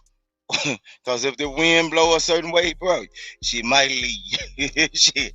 If the wind blow a certain way, she think you ain't paid that bill. She might leave these days, bro. It is not y'all looking at that past stuff, the old ways. People don't need each other no more. So the best thing is to do is try hard and pray, because one day somebody might wake up and say, "Hey, this ain't what I want." Why? It just ain't what I want, and they will have no explanation. This is the way these people working right now. It's just like looking at phones and watching these reels. People up to date, they get so bored so fast. Then a lot of them ladies, they don't want to work on nothing. They want a ready-made marriage, ready-made relationship. You got to already have this in order. Don't nobody want to work with each other. So guess what? Go down, expect the complaint from the woman, and you might have to just get you another. You know what I'm saying? All And right, I'm going to I'm finna bed. I'm drop good down. night. I say this. It's too Look, much. the way these people set up, I'm finna drop down. Look, the way these people set up right, and you can see all over the internet, some of this stuff that y'all talking about on the internet, it's influencing some of these people, right? I tell men, shoot, the way these women treating some of these dudes, y'all might as well invest your money in ladies of the night. You see what I'm saying? You might as well, because you losing a lot of things, time and everything, and a lot of times these women that say they love you and everything, they're loving you for a moment, and they your worst enemy because they envy you. They don't hate you. Envy is right up under your armpits at night, breathing in your face. See, the hate can come from a long way across the street, right? This envy. Don't let him get too far out because in front of me, because he'll have options. That's why I'm telling you, man, be careful with these people. They don't want you to advance, and that's what's going on with these people. They want to be number one. Whether you broke, they'll rather you be broke, busted, and disgusted before you get out in front of them, to where you had options to do certain things, live a certain way. Complaint. You can't do too much for, because you ain't gonna be doing enough. And if you don't do nothing at all, it's still a problem, bro. Y'all see women of the day because they different. All the days of old, that's over with. Y'all need to be focused on the future and see how y'all can catch up with this what's going on right now. You know what I'm saying? That's all I can say. Because it just don't sound right. A woman leaving a man with that amount of money and don't want nothing. That don't happen. Only way that will happen, and some of the married people that not in these spaces will tell you, most of the times when a person get it filed for irreconcilable disagreements, it's on the woman. That's only help the women. Ain't no man filing for that. What filing for that and won? That woman wants something before she leave. Even if it's your soul, she won't see you hurt, bruh. This ain't normal. But go ahead. Well, I just want to say that I'm not taking cheating off the table. I'm not taking physical abuse off the table. But all I'm commenting on is what she said in that interview that I played. She said they just, after the kids left the house and they raised the kids and they came back together again and they tried to rekindle their love, and she felt like it just wasn't working, she gave that reason on why she felt like she just couldn't do it anymore. I'm just shout out to MJ, shout out to Lucky Marie, shout out to Just Me, all of the ladies that came up on the panel. Shout out to all the men too, but I would give a special shout out to the ladies because, you know, the ladies, I be trying to get the ladies to come, but tonight it was a special night and God blessed me. And hopefully y'all won't be a stranger, you know. Well, Lucky, she's came up before. But I think this might have been Lucky first time actually coming up, but thank you. It's been a special night. But yeah, I just feel like I do take marriage serious. I take marriage serious. And I'm not saying that Judge Mathis's wife, and I'm gonna stop calling her his wife. What is her name? What is Judge Mathis's wife's name? Let me see. Judge Mathis' wife. What is her name? Because we keep calling her Judge Mathis' wife. Linda Mathis, that's her name. I'm sorry, Linda Mathis. Because she got a name too. Who said Judge Mathis' wife? Linda Mathis, right? Linda Mathis felt like, you know, the only reason she gave was on why she filed for divorce is because they just wasn't clicking. All I'm saying is if that was the only reason, because they just wasn't in love anymore, they wasn't clicking, they didn't have a connection. And listen, I'm not saying I'm right about it. This is just my opinion. I don't think that was good enough reason, because marriage is so much bigger than that.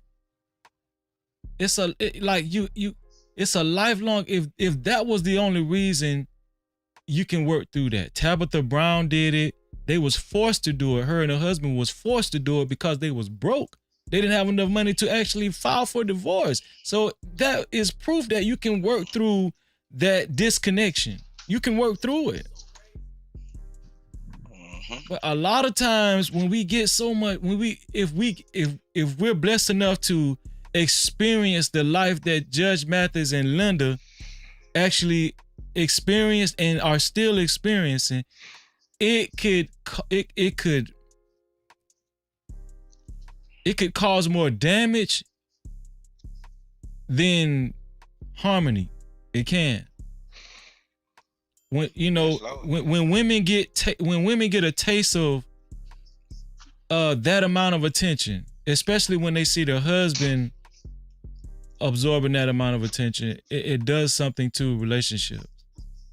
It does something to you. You know, it could cause envy, jealousy. I'm not saying that Linda was jealous of her own husband, but I'm just saying it could cause division. And it takes a mature person to say, hey, we decided to get married and we're going to stay in this marriage. You know what I'm saying? Like, if it's something we can work through, you ain't gave me no disease, you ain't beating on me.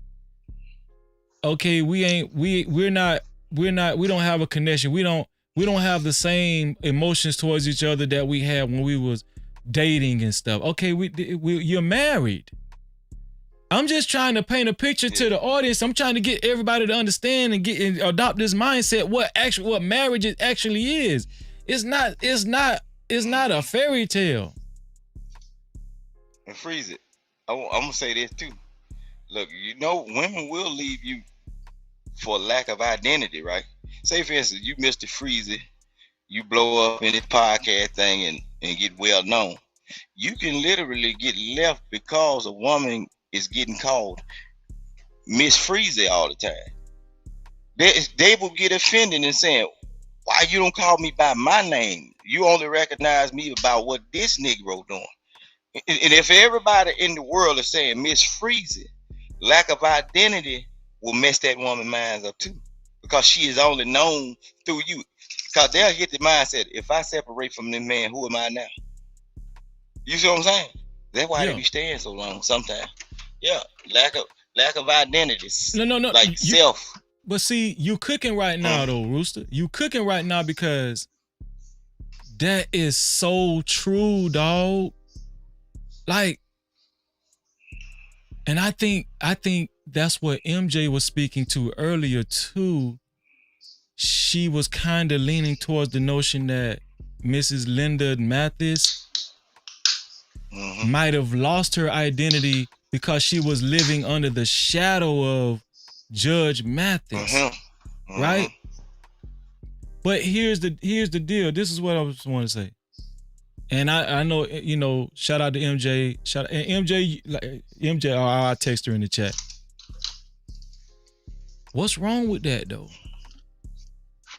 Like if I'm the rich husband, what's wrong with living under my shadow? What's wrong with that? You rich. You rich. You getting Birkin bags. You driving Maybachs and Porsches and what's wrong with that? Shout out to Jet Cora in the building. Jet Cora. No Cap-tivity. What's wrong? Okay, you don't have your identity. Let me tell you something. Aisha Curry almost slipped into that vortex and she snapped right back out that bitch quick, fast, in a hurry. When she went on when she went on Red Table Talk and was talking to Jada Pinkett Smith, crazy ass.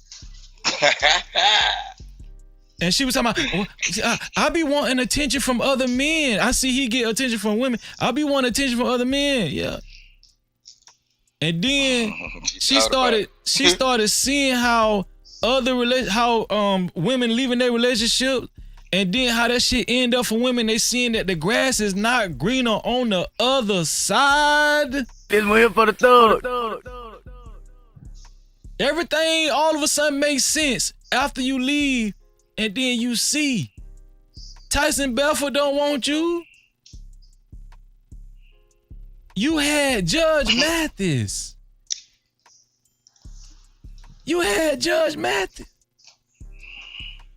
But it just, to me, and listen, Linda Mathis, she's grown. She has full jurisdiction to do whatever she want to do. She's a grown woman. She's not a child. All I'm saying is it in 2024, is it still till death do us part, or is it whenever you get tired? Rooster say it's whenever you get tired. Now, if I don't get tired till I die, good for you, good for me. That's how it's operating.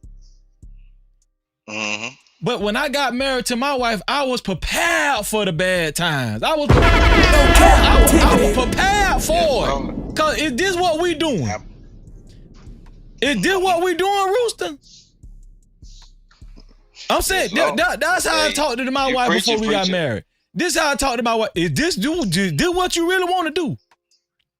Is this what we doing? You want to get married? Cause I need to know your view of marriage is. I need to know that your view of marriage is the same as mine. Right. If this what you want to do, because if we gonna get in here and we ain't gonna go all the way, we ain't got to do this now. Because this ain't nothing I got to do. You see what I'm saying? Yeah. I want you to want this before we get in it now. Don't get up in there and renege on me. Yeah, don't. You know what I'm saying? Especially just because you ain't been getting enough attention. Listen, let me tell you something. And this, and shout out, I love all my sisters out there. I said shout out to Jet Core, shout out to Black Beauty. Shout out Couples Light. I see you. I'm trying to get everybody CMC technique. Shout out to everybody in the chat. But I want to say this to the sisters out there. This is your brother Freezy. I love all y'all, believe it or not. Even the ones that was trolling me earlier. This is to my sisters. I'm giving y'all, just look at me as your big brother. If y'all get married and your husband becomes very successful and it requires a lot of his attention,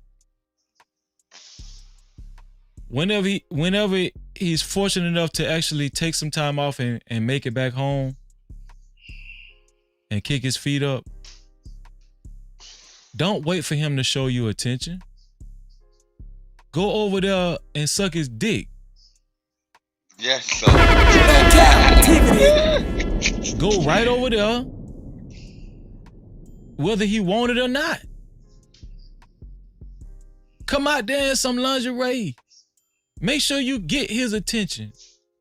Some women say, Freezy, why I got to fight for my husband's attention? Sometimes it be like that. No captivity. Sometimes your husband might be off his equilibrium. So he might have had too many women in his goddamn face. It don't even be that, man. No, listen what I'm saying. Listen what I'm saying, Rooster. Yeah. It could be like that. Listen, Judge Mathis is a famous guy. He's had young women throw ass at him. Young women, I'm talking about 20, 23-year-old women that's in shape throwing ass at him. So, you know, a lot of times it could get overwhelming when a woman of her age feel like she got to compete with all these other women. But I'm going to tell you my indication where I know Judge Mathis still wanted to be with her and still wanted to stay married to her. He wasn't the one that filed for divorce.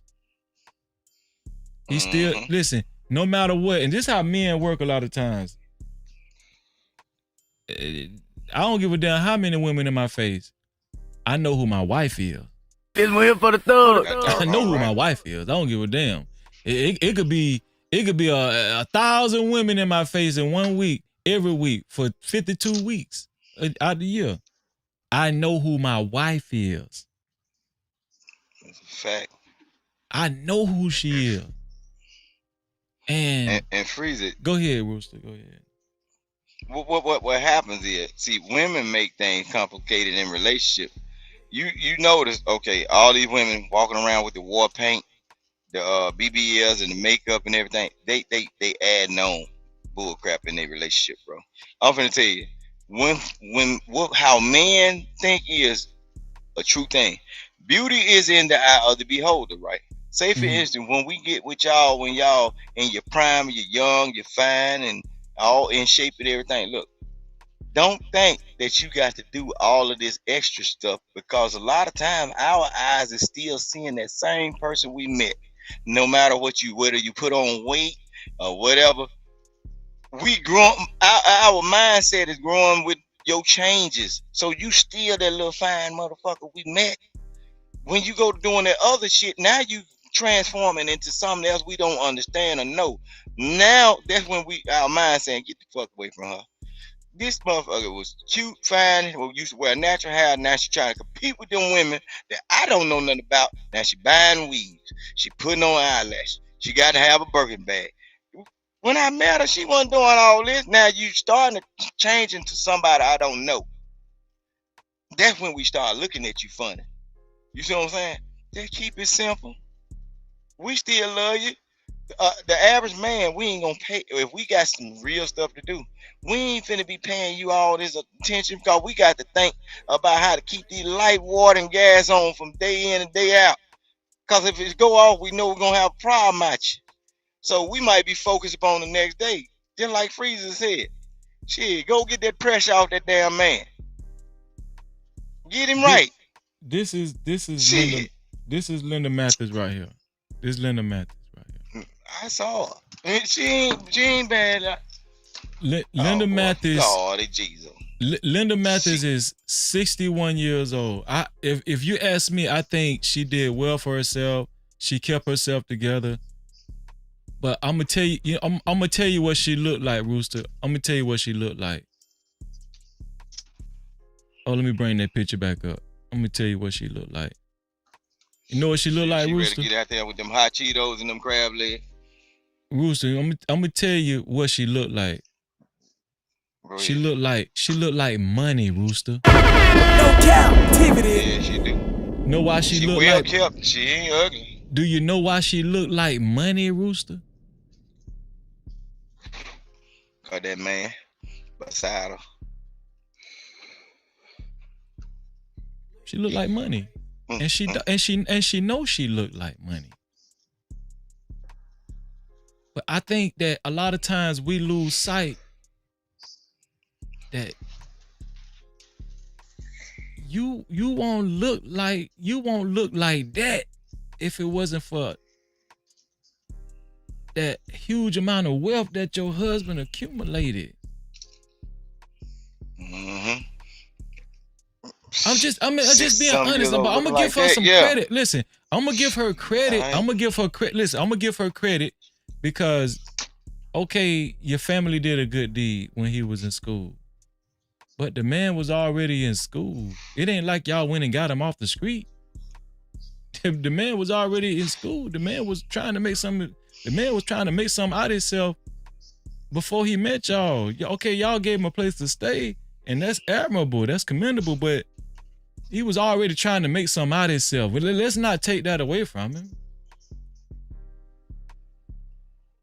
It's showing you, boy, you can't please black folk, boy. You can't please them. I don't, but the only thing I'm happy about is that they stayed together for this, they at least stayed together until the last kid graduated and left the house. No, that's a bad thing, Freeze, bro. You supposed to be friends to the end, like Chucky, bro. No, I agree with you, but I'm saying at least it wasn't. Years.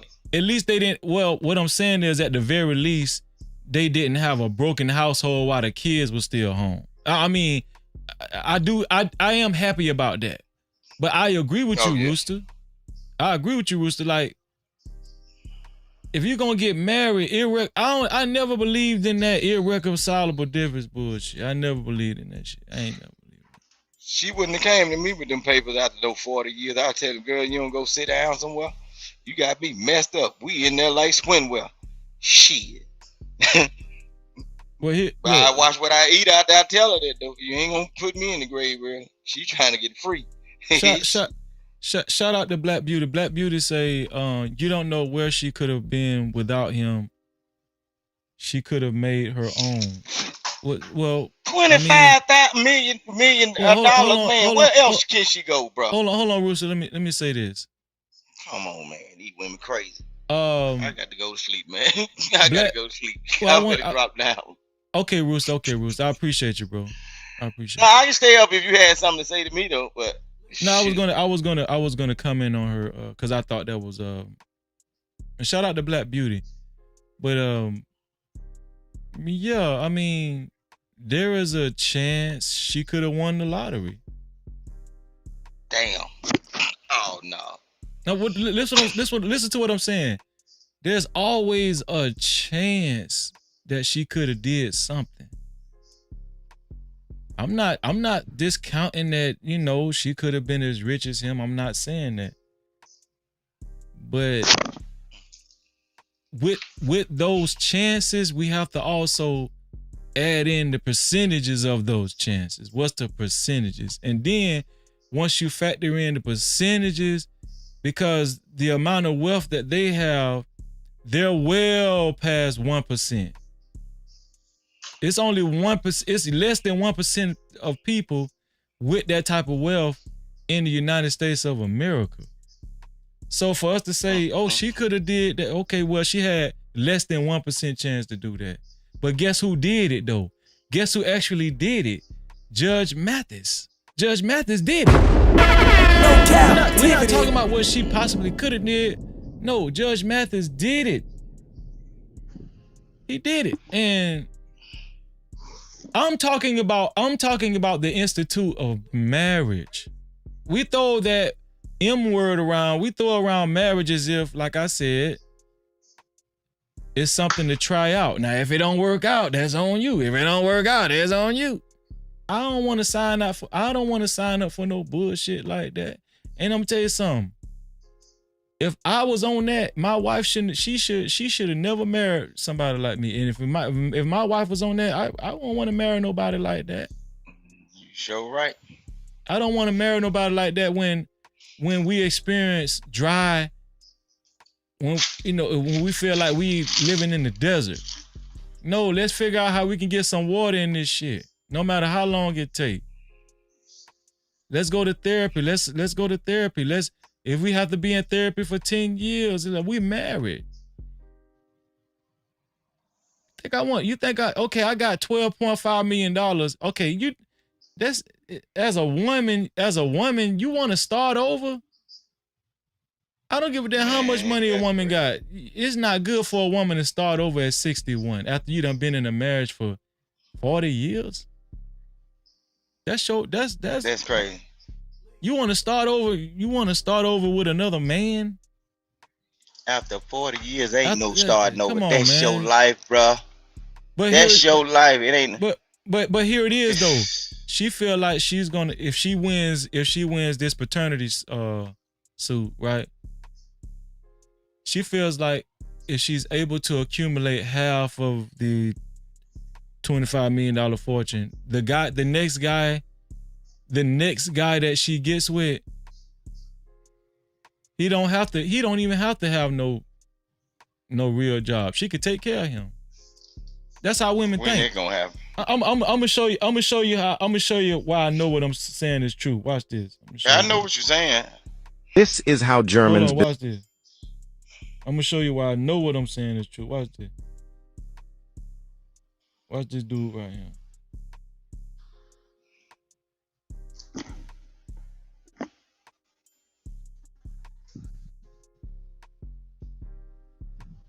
Where is she at? Okay, here we go.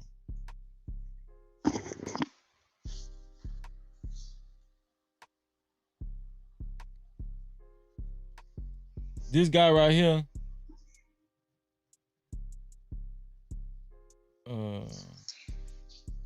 Okay. It gotta be with a youngster to marry an old woman or something. No. Got to be.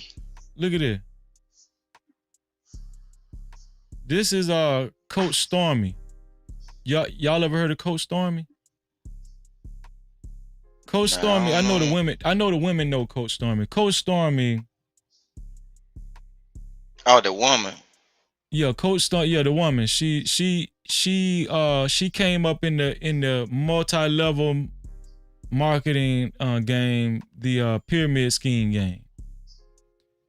Coach Stormy, I think she's worth about between $30 to $50 million now. This is the last guy she's with. Now, you can't see it in the picture, Rooster, but that man got a trach tube on him. No, the guy got one arm. He got one arm. I knew something was wrong with him. It looked like he got a trach tube in his neck, man. Listen, he got one arm, and guess what he do for a living? What that? He live off of her. Lord Jesus. See, come on, man. See, listen, she was a preacher's wife. She left him. Then she got with another guy that owned a business in Atlanta. She left him. She got into the multi-level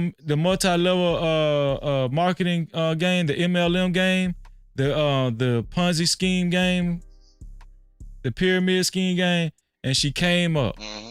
She amassed millions of dollars. And the next man she got was a scammer. She left him. Been knew that old dude, right? Now she with him. This guy got one arm. That shit, bro, I'm gonna tell you something, bro. That shit be, dog, it don't matter how much money you got, especially as a woman. It don't matter how much money you got. If you got, this what I'm saying. You can't rationalize leaving Judge Mathis, right? for Pookie with one arm. How you rationalize that? Oh, because Pookie, he made me feel happy and he fulfilled my needs. I don't care if he got one arm freezing. You don't care until you do. Man. The only thing I can say, y'all, look, because I'm finna sign out and I'm finna go get some rest. Look, freeze.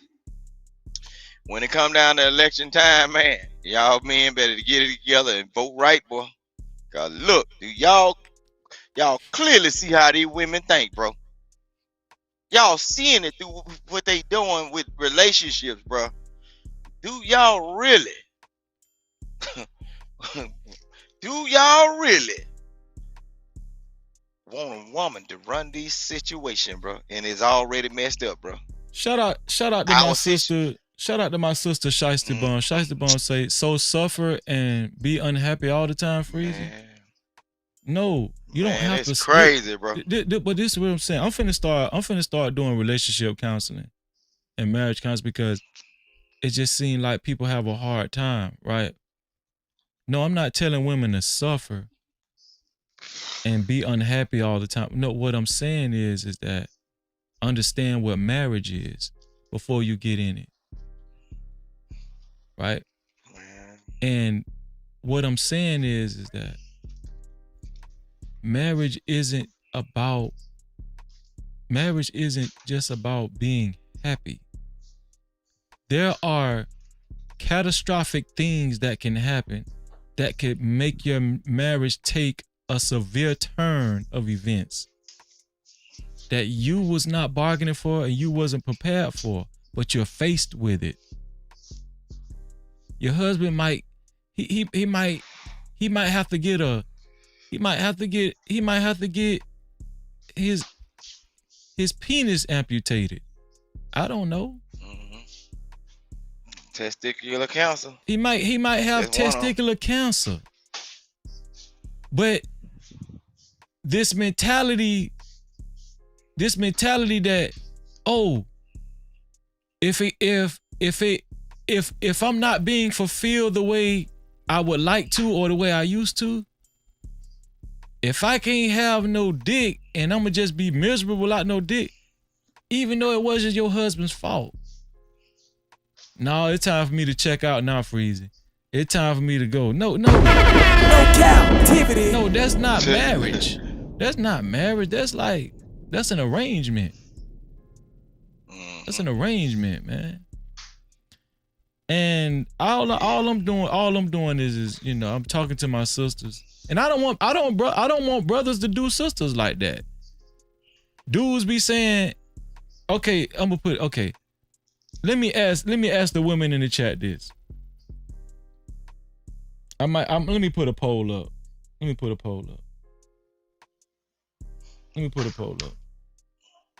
I'm finna hop off, Freeze. Appreciate you for bringing me up. I gotta. Much love, bro. Much love, Rooster. You was cooking tonight, bro. Thank you, Rooster. I appreciate you. Appreciate it. Let me put a poll up.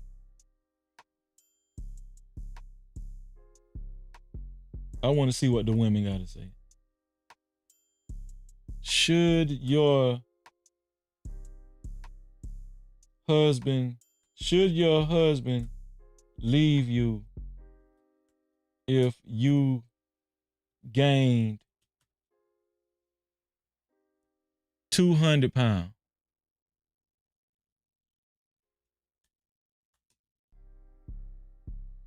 If you got depressed, if you got depressed and gained 200 pounds, I'm gonna put the poll in the chat. This for the ladies. I want the ladies to vote on this poll. Let me see what wins. Should your husband leave you if you got depressed, if you was diagnosed with clinical depression and you ended up gaining 200 pounds and you just not the same mentally and you having a hard time working through this and your only vice is to eat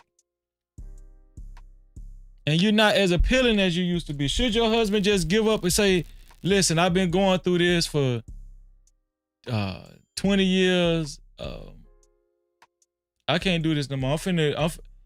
I'm about to leave you for this young chick that play volleyball. I'm about to leave you for this young chick that like JT from the City Girl.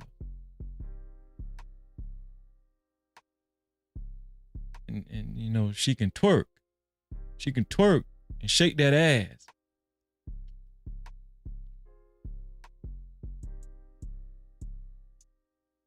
Do y'all see what I'm saying? Like, marriage is serious.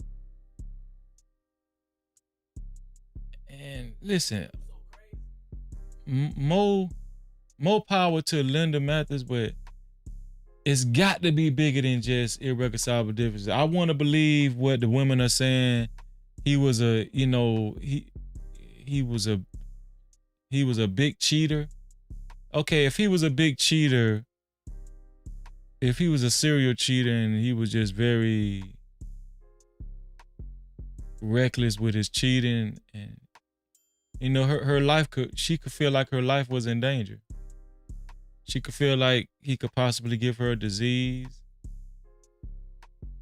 But she didn't say that during the interview. Let me play it one more time. Let me play it one more time so y'all can see it. So y'all won't think that I'm just. Let me play it one more time so y'all can see this shit. So cause maybe I'm just hearing things.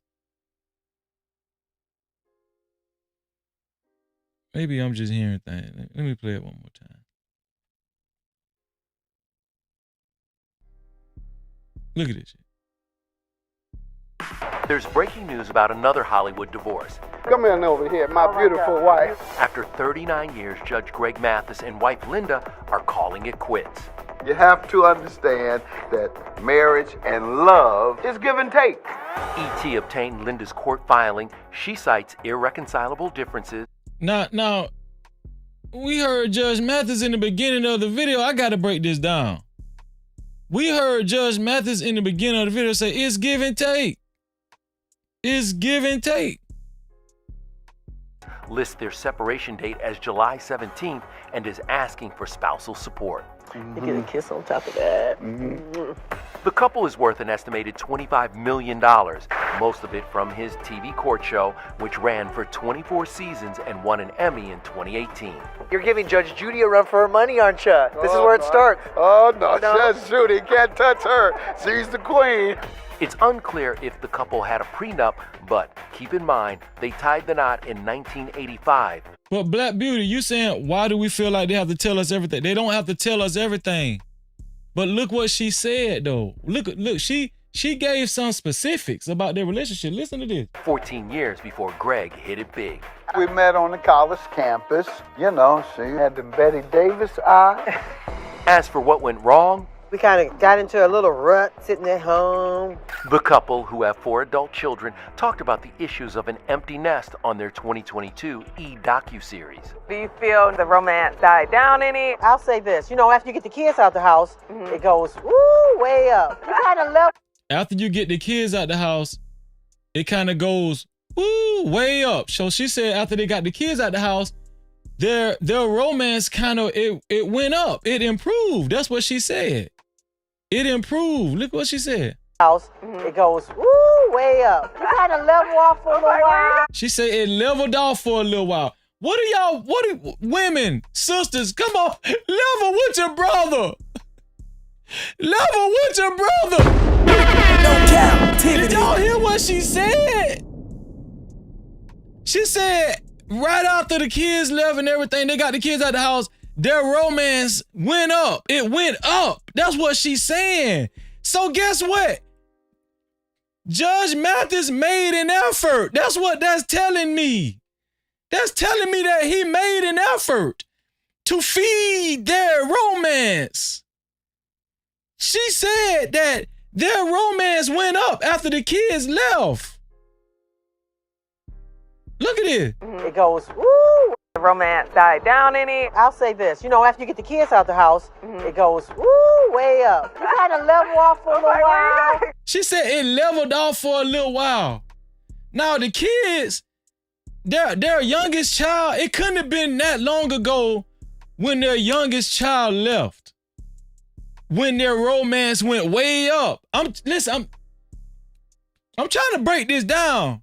And then she say it leveled off. Yeah, it leveled off. You know what? You know why it leveled off again? Because the man busy. No Cap-tivity. It's because he judged Mathis. That's why he judged Mathis. That's why it leveled off. What do you expect?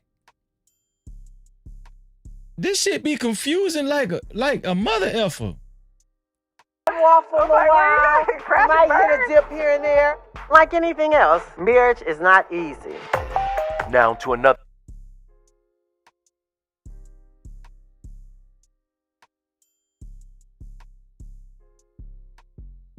Whether, okay, couples like say, no, she's talking about her own sex drive, not his. Okay, whatever shit. Whatever the case. I'm just saying.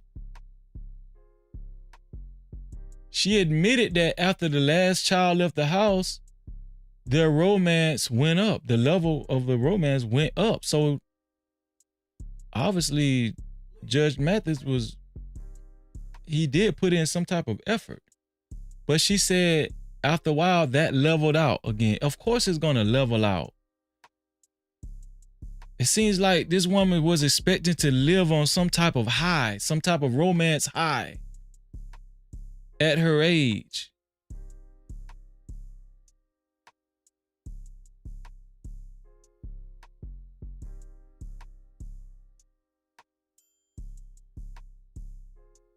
But it's not a real risk to get a divorce because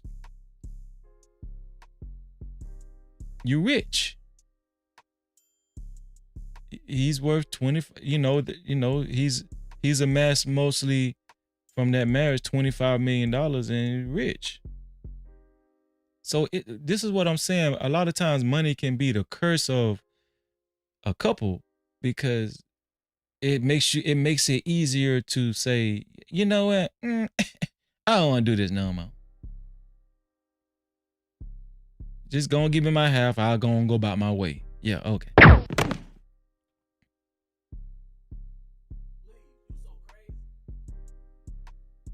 Just gonna give me my half and I'll go about my way. But look at this. Look at this. Look at Tabitha Brown though. Watch what Tabitha Brown said though. Watch this. Tabitha Brown and her husband. For me would have been, I'm more tempted to leave because I know I can survive on my own. Yeah. Right? There were times that we stayed together because we couldn't survive without each other. This is the truth. It won't love, it won't, it was like, dang, I can't afford to leave. Tabitha Brown and her husband Tabitha Brown was forced to stay because they was broke. No Cap-tivity. Do y'all see the difference? She say they didn't have a connection no more and she wanted to leave the relationship, but they was forced together because they was broke and they couldn't afford a divorce. Listen to this shit. We gonna have to work it out. We stuck. And throughout that time, we just fell back in love. Yeah. But there were times when we absolutely were not in love with each other. We loved each other, but being in love is completely different. It's the same shit that Linda Mathis and Linda Mathis, it's the same shit that Linda Mathis was describing that happened with her husband. They fell out of love with one another, the romance wasn't there, but guess what? Tabitha Brown and her husband was forced to stay together, and because they was broke, it was a blessing in disguise, wasn't it? And they worked through it, and now guess what? They're more in love than ever. And she was able to retire her husband. It got greater later. Yeah. There were times we did not like each other. There was times that you wouldn't even know we was married. Yep. Walking by each other. But we could not afford to leave each other. Mm-hmm. Listen, you couldn't even afford to be tempted.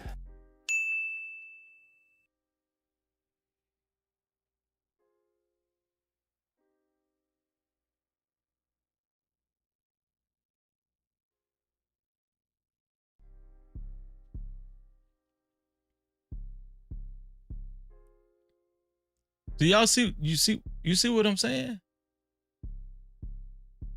Tabitha Brown wanted to leave too, but yeah, they were broke. They couldn't afford a divorce, so they had to stick it out and work that shit out. And eventually, guess what? It worked out. It wasn't easy, but they fell back in love eventually. They was married. That's what marriage is. You know, sometimes you might fall in love and fall out of love. Fall in. It's a roller coaster, man.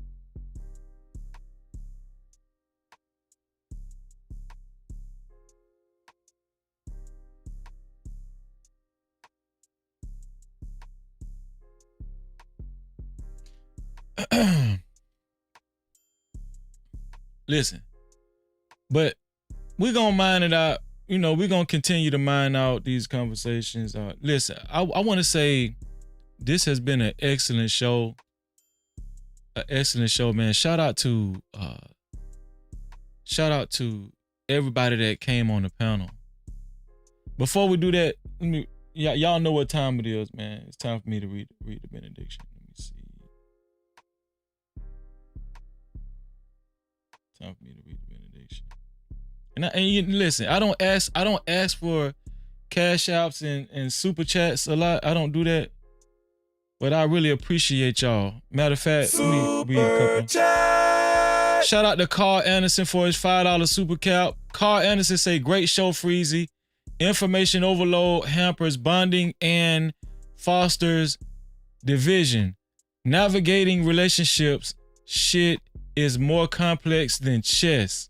Bravo. No cap. Shout out to Carl Anderson, man. Thank you, bro, for helping us keep the lights on. I appreciate you, bro. And that's a fact what you just said, man. Super chat. Couples Light, thank you for your $5 super cap. Couples Light say, excellent topic. We can all learn from this. And that's a fact. Thank you, Couples Light. No Cap-tivity. And thank you for helping us keep the lights on, Couples Light. Thank you so much, man. Let me see.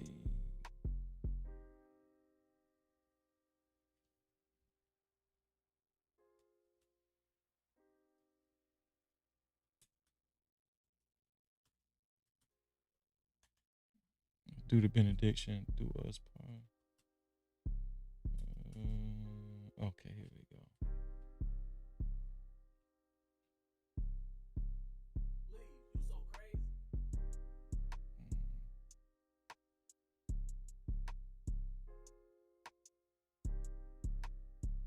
First Corinthians 7:39. It should be over here.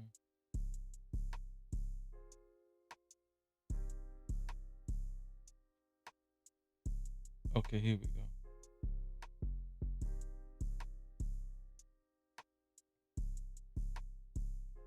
This how God look at marriage.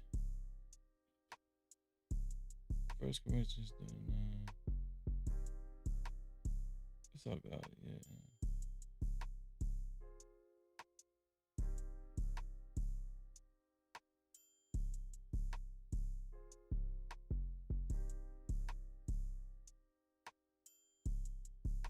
Here we go.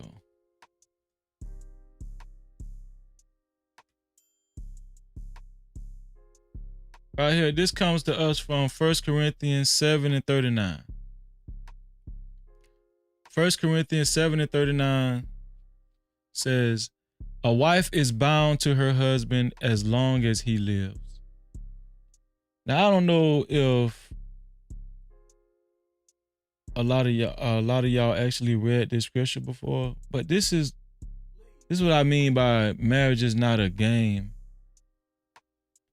This is what I mean by marriage is not a game, especially in God's eyes. Now, I don't know some of y'all beliefs. Okay, I don't know. But y'all know mine, and I'm not ashamed of it. If you're gonna marry someone, if you feel like, hey, if the romance died later on down the line, I could see myself leaving. I'm going to encourage you guys, don't get married.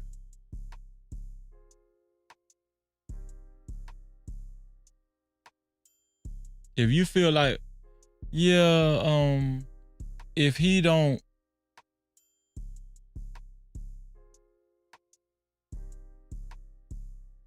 if he doesn't keep up a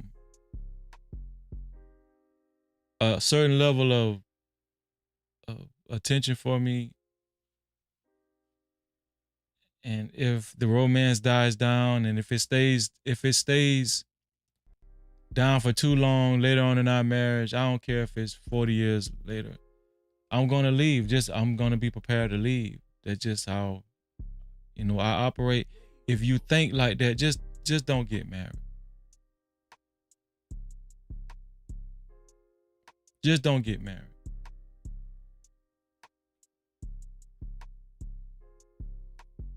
It said, but if her husband dies, she is free to be married to whom she wishes, only in the Lord.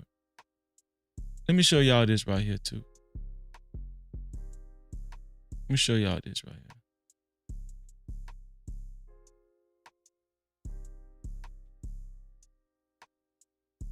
What y'all think about what this lady had to say right here?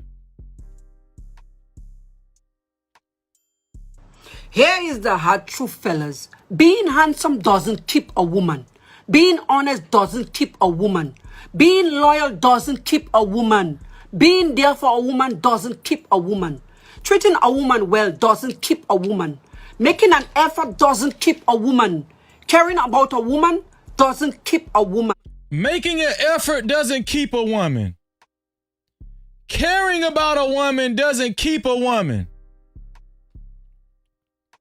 What do the women think about this right here? Effort doesn't keep a woman. A woman well doesn't keep a woman. Making an effort doesn't keep a woman. Caring about a woman doesn't keep a woman. Spending time with a woman doesn't keep a woman. You could have the best intentions. You could have the most sincere feelings. And you could be a good man and still wouldn't be able to keep a woman.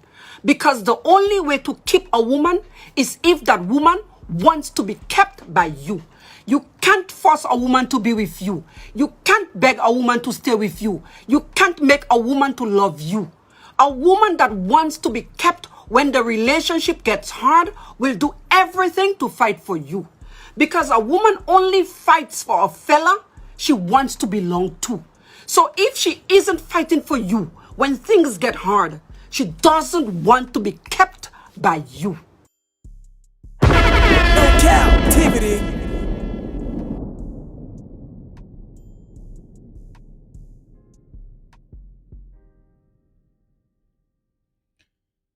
Shout out to everybody who has left a cash cap. Thank you, Jet. Thank you, Jet, for leaving the cash cap in the chat. If you guys want to contribute to the show, this is the end of the show. If you want to fit it in right now, I'll read your cash caps. Yeah, okay. Somebody send a cash cap. Check the cash out, bitch. I appreciate that. Let me see. You guys want to contribute right now? I'll read them off right now. If you want to send a super cap, if you want to send your opinions on the show through a super cap or cash cap, I'll read them off as soon as you send them. Let me see. And this one here is from my sister, right? Luxury Bucket List, a $5 cash cap. She says, great show, brother. Great show. Thank you, Luxury Bucket List. It's always a pleasure to see my sister. No captivity. It's always a pleasure to see my sister. All my sisters. Sin7 was in the chat. Thank you, Sin7, for being here. I seen DB. Thank you, DB. Black Beauty is just not your first time over here. Thank you, Black Beauty. I really appreciate y'all. And all of y'all are welcome. You're welcome. Shout out to my sister, Caramel Drip. Caramel say, Freezy was sniping me in his mind. He also wanted to tell me, shut up a few times. No, I did not, sister. I mean, I ain't mean that snipe for you, Caramel, but I did not. Thank you, Jet. I appreciate that, Jet. I appreciate that.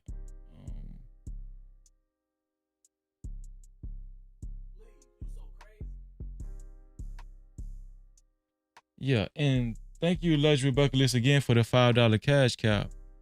Thank you to everybody that sent cash caps and super caps. Shout out to Jay Santana for both of his $1 cash caps. Shout out to Luxury Bucket List again for her $5 cash cap. Also, shout out to Victor Hart for his $5 super sticker. Shout out to Carl Anderson for his $5 super cap. Shout out to Couples Light for his $5 super cap. Shout out to Big Bad Bull for being the first for being the first and only sponsor of tonight's show. But before I say Big Bad Bull, shout out to Blaze, man. Shout out to Blaze for his $30 contribution. I appreciate you. Blaze is usually a sponsor of tonight's show. Big Bad Bull, he beat him today by $5. But shout out to Blaze. Thank you, Blaze, for your $30 contribution. Blaze is always. I'm always gracious to have Blaze, man. Thank you, Blaze. Y'all, he's always supporting. I appreciate you, Blaze. And last but not least, shout out to Big Bad Bull. Big Bad Bull is scrolling on the bottom. I only got to bring him up. He's scrolling on the bottom. Big Bad Bull is the official sponsor of tonight's show with a total of $35. Thank you, Big Bad Bull. This has been a great show. Man, thank you to World Class. Thank you to Hot Sauce. Thank you to Trey. Thank you to Smitty. Right? Thank you to let's see, King Rooster, right? Thank you to Ron Mack. Also, thank you to all the ladies once again. I can't thank y'all enough. Thank you to Lucky Marie. That's my day one. Lucky Marie is one of my day ones. And thank you to MJ. Thank you to MJ. MJ got a lot. MJ got a lot of class, man. A lot the way you handled yourself on the pad. Well, it's kind of easy over here because we maintain a certain level of respect, right? It's not red pill rage over here. You know, we handle it with a lot of we make sure we maintain a certain level of respect. But no, I don't want to take away from MJ's her contribution and the way she delivered her opinions on the panel. Thank you, MJ. This is MJ's first time. Lucky always does an excellent job. She's a professional. Lucky is a professional. And shout out to Just Me. Just Me, thank you. Just Me always has great insights, especially when it comes to the mental health aspect of relationships and emotion aspect, right? Shout out to Just Me. No, shout out to Just J too. One of these days, Just J gonna come back. Shout out, But and shout out to my wife. Shout out to my wife. Okay, she don't mind me speaking candidly. We was young. We was young. She was young. She was in her early 20s. I was in my 20s.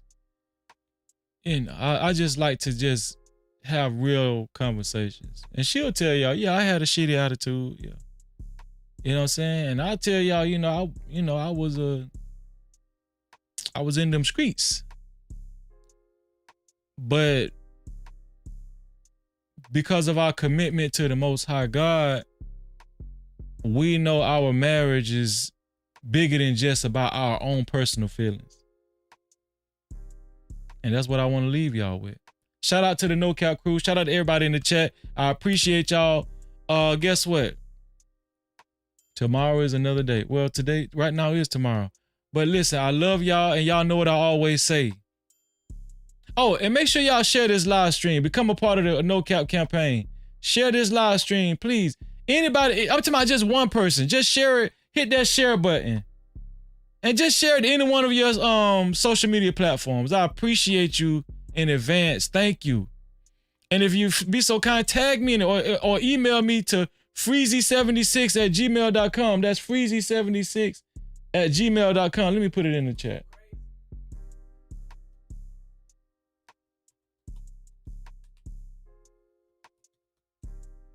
And I want to say, I hope the ladies or men, whatever, I'm just happy sometimes we can agree on certain issues, sometimes we disagree.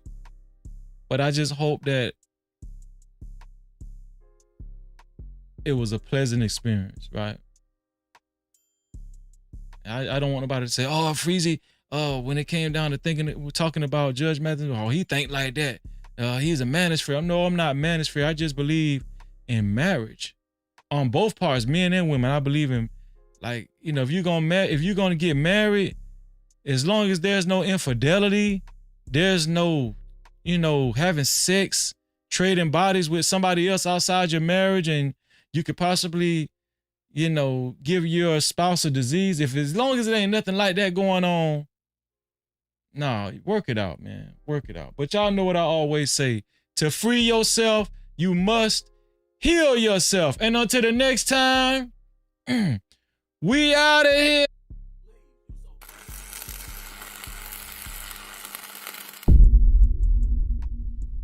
No Cap-tivity. Freezy.